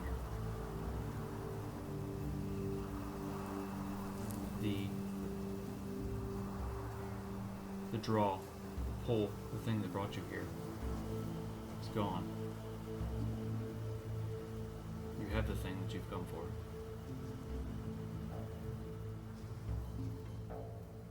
You feel that the weight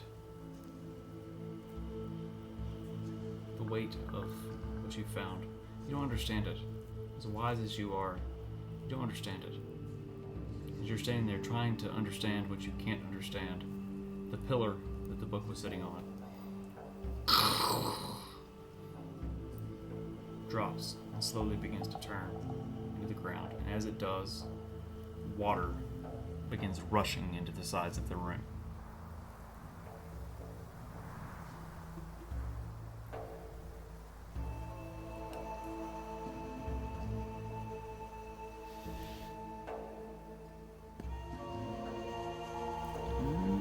Where'd it go?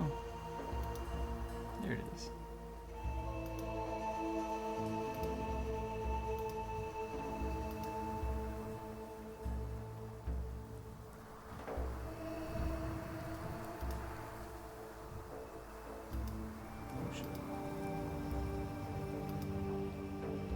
Alright. It is not going to show. So sorry. But, as water begins rushing into the room, where did my shit go? There it is.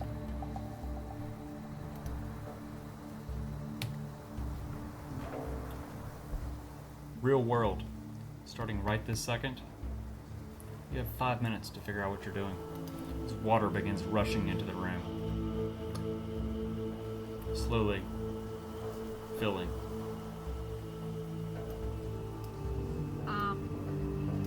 Okay.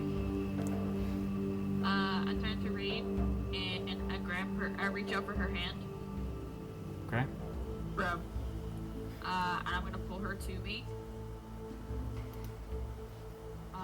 And I'm looking around and I'm gonna yell to Dante, what did you do? What are we doing? What's going on? What do you see? I yelled back to him, grabbed a book, picked it up, water started flowing in, thingy went down, we fucked. What you got? Is it slowly Is it turning? moving? It's slowly turning and descending into the floor as the water is slowly rising. Shit. And the door behind us is closed, right? Yes, it is. You now have 4 minutes left. Okay. Okay, I'm gonna run over here to the wall Mm-hmm. with Reed, dragging Reed. I'm gonna look and I'm gonna see, is there anything on the wall? As you look, it's stone. Between the cracks, there's water that's kind of trickling through, but you don't see anything. Okay. Gosh. Gotta be How long quick. does that spell? Clock's ticking. Okay. Okay. I'm gonna run to the other side and check that wall. And as I'm going, I say this. I'm running along the wall, like running my hand over, looking for a seam of any kind. As you're running, you're like, you're mumbling spells. In the time that it takes you to run around the wall, another minute's passed. You've got 3 minutes left. The water has risen to this point. It's slowed you down. It is up to here now. So you're pushing Okay. through the water, and you're not seeing anything on the walls as you run. The ceiling is not. Okay. The ceiling's 5 feet above you. It's not very high. Okay. Is the pillar still going under? Is it still moving down? It's slowly turning as it descends into the ground. At this point, it's almost half its height. Push the pillar more in the hole in the bottom. Maybe we can. I guess it'll take all of us. Yep. I Okay. don't even think. Am I even? I'm probably like swimming at this point. Yeah. Hold on. Your speed is I got halved. you, Reed. We've been planning for this apparently. Yeah. 2 minutes left. I'm gonna help Dante push the pillar. Okay, so how are you pushing the pillar? What are you doing? Is it going down like clockwise? It's slowly turning clockwise as it's descending into the ground. Should we push it clockwise? Make it I go guess faster? we could push it clockwise. Do So you have any input, Reed? I'm just. I guess. Okay. Dante, roll a strength check with advantage. Nim, roll a strength check. Reed, you get nothing because you're riding. Sorry. 15. Dante, 5. Between you manage to speed it up just a little bit, and as you do, the water rises a little bit more. And it's, at this point, you're all almost floating and barely staying above the water, and the pillar is much below you. The water's, you have 50 seconds left. The water's approaching the ceiling. Yeah. You have, Damn, should I just look at the book I found and see if it's Look at the book. Open the book. Look at the book. Open the book. he tries to open the book. He tries to open it. I'm gonna. The I'm book gonna won't. tell him run your finger along the spine. Okay. He does it. He does. It doesn't open. Oh shit. Keep going, Nim. What else you got, girl? God, I don't know. I'm out of ideas, and I gotta. The water's rising. My shoulders. The water's rising. You are all just Uh, at this point. You were all like chin to ceiling. You Reed, hold have my 15 nose for seconds. me. No. It's turning into the floor. 8, 7, 6, Ah. 5, Kick it. 4, 3. And the water reaches the top of the room. Can I see under the water?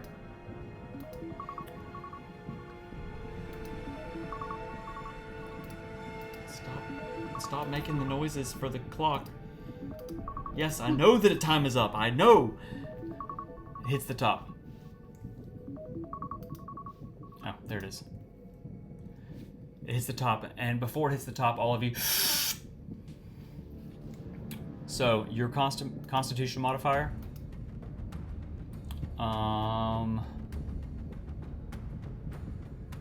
Two. I think it's ×2. It's how long you can hold your breath. I got 6 minutes. Damn, your Constitution that high? My modifier is a +3. Let me double check this real quick. D&D, hold breath. Okay. As the water rises. Go with credit. I mean, real shit.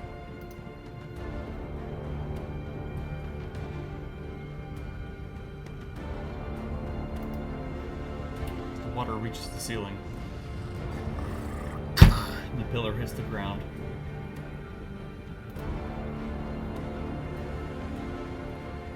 Important. For a number of minutes equal to 1 plus your Constitution modifier. So what's your Constitution modifier, Dante?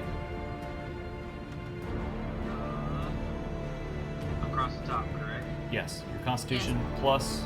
In +2. So you can hold your breath for 3 minutes. Nim? Okay.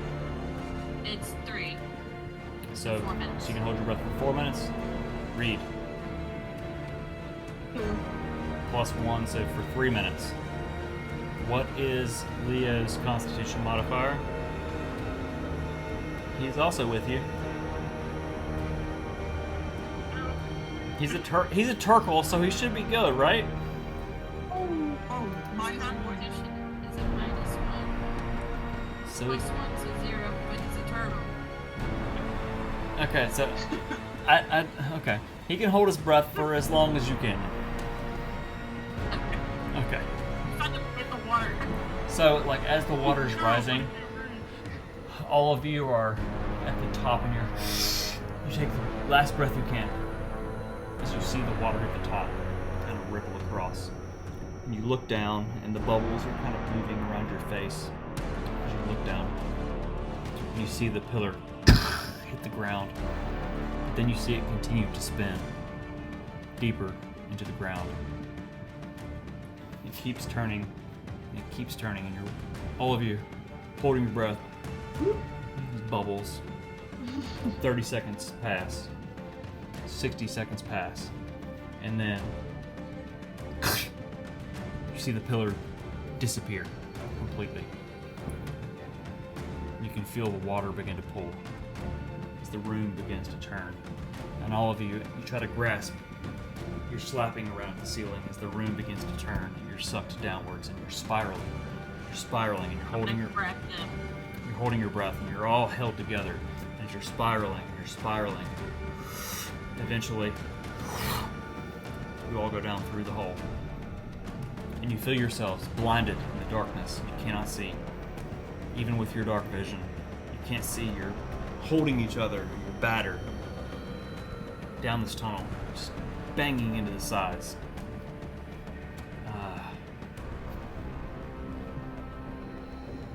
Nim, you're almost unconscious. Just you're barely holding on, with just being bludgeoning against the sides as you're holding on to everyone and trying to keep Leo with you.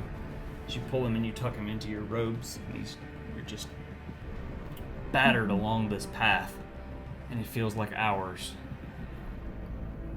But you know, it's only been minutes as you all are holding your breath. Minutes pass, and you hope it comes out somewhere where you can breathe. You can't hold on to this much longer. You really can't.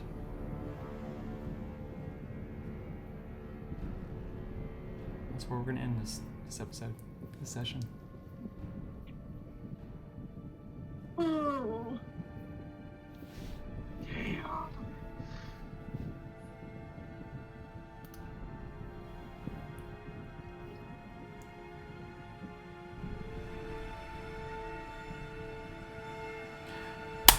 So,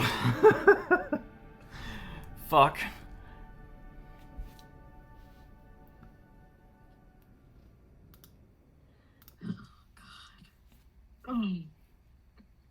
You're all drowning and you're gonna die. What's up?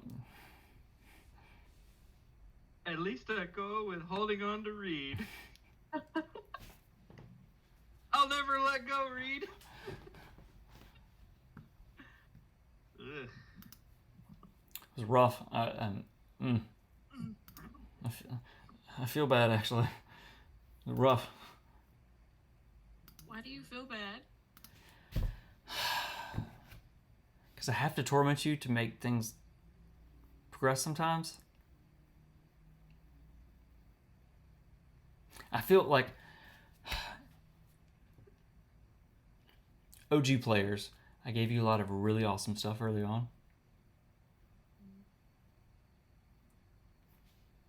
I feel bad taking it away. It's okay. I know I got quiet, but I'm fine. Trust me. Are you? Trust me, it will suck. I know what I'm doing. I got you. I know. Reed, buckle I'm up. not worried. Well, hold up, time out. You know what you're doing? No, I have no idea. I was gonna say my actions have been a little dampened for a couple of turns. See that? I'm sorry. You don't know your character. Like you don't know what your character can do. No, I'm sorry. That's actually I should have been helping you, and I'm so sorry. I actually thought about that. I was falling asleep the other night. And I'm like, wait, as that level ranger, does he have 2 actions? And I fell asleep and I fucking forgot about it. And I meant to look at it. And dude, I am so sorry. It's my B. It's my B. It's okay. It's my B. I do know something else I haven't been keeping account of, and That Colossus Slayer, that shit, like. I know I could have been using that a long time ago. No, there's one other thing I've been noticing, and I need to go back with you because, like I said, I do like to be honest, as I pointed out before. But I've been using these arrows. Who's been keeping count of how many arrows I use? Subconsciously, it's in my brain, but that's not something that we really need to keep count of. That's Okay. That's like hardcore D&D. Yes, that's something you keep track of. Right. It's a little too nitpicky. When I use an arrow, it's kind of like a magic visual arrow, sort of. See, you don't know this, Dante, but Reed actually has a sling that where when she pulls it back, magically the ammunition appears within it. With you and just a longbow and your quiver, at some point it will run out. Like, I'm not actively keeping track of it, but I feel like dramatically there will be a moment where you're like, oh fuck. Oh shit. You've been in the desert, you fought these things. Logically, it kind of reaches a point. Like, I know that it probably says 20 or 30 that you have, but you may reach 50 in the desert or whatever, but there'll be a dramatic moment where you're like, oh no, you can't do that, and you have to figure out what you're going to do. I'm not nitpickingly keeping up with every single arrow, because that's too much. That's kind of like carry weight. If you try to actively keep up with every item, especially because I homebrew so many items, like, okay, how much does this fucking ring weigh, or how much does this book weigh, or whatever, then you have this magic backpack that reduces it by this. It gets tedious for me to keep up with, but also for you as the player. And I try to make it easy for you, because if you know your shit, you can help me keep up with your shit, so I don't have to keep up with it. I try my best to keep up with it, but I forget stuff, and I apologize. I forgot that at your level you can attack twice, because I started you at the level that I did, and I feel bad. But I feel like that actually helped make your character with your humor and your missing attacks in your first session. Like, you tried, you didn't even try again, you made a joke or whatever. I feel like that kind of helped make your character. It could have helped with the fight, but at this point, you're past the fight. It happened. I'm glad that you pointed it out. Thank you. I feel like it's a clutch moment. It's all good. Clutch But moment. That's why I brought up the thing of saying I opened both my eyes to hit with the arrow when he said, "Yeah, you should do that." And then I started getting better. Yeah. Then I noticed the double action and everything. It's like, okay, the more I did it, I got better and better. I'm juggling a lot, and in helping you build your character, I try to build it in an optimal way. The Colossus Slayer thing is fucking brutal. Like, if they've suffered any damage, you get an additional fucking, what is it, a D8? 1d8 damage if it's Yes. below its HP maximum. So if anybody hit it, Yeah. there you go.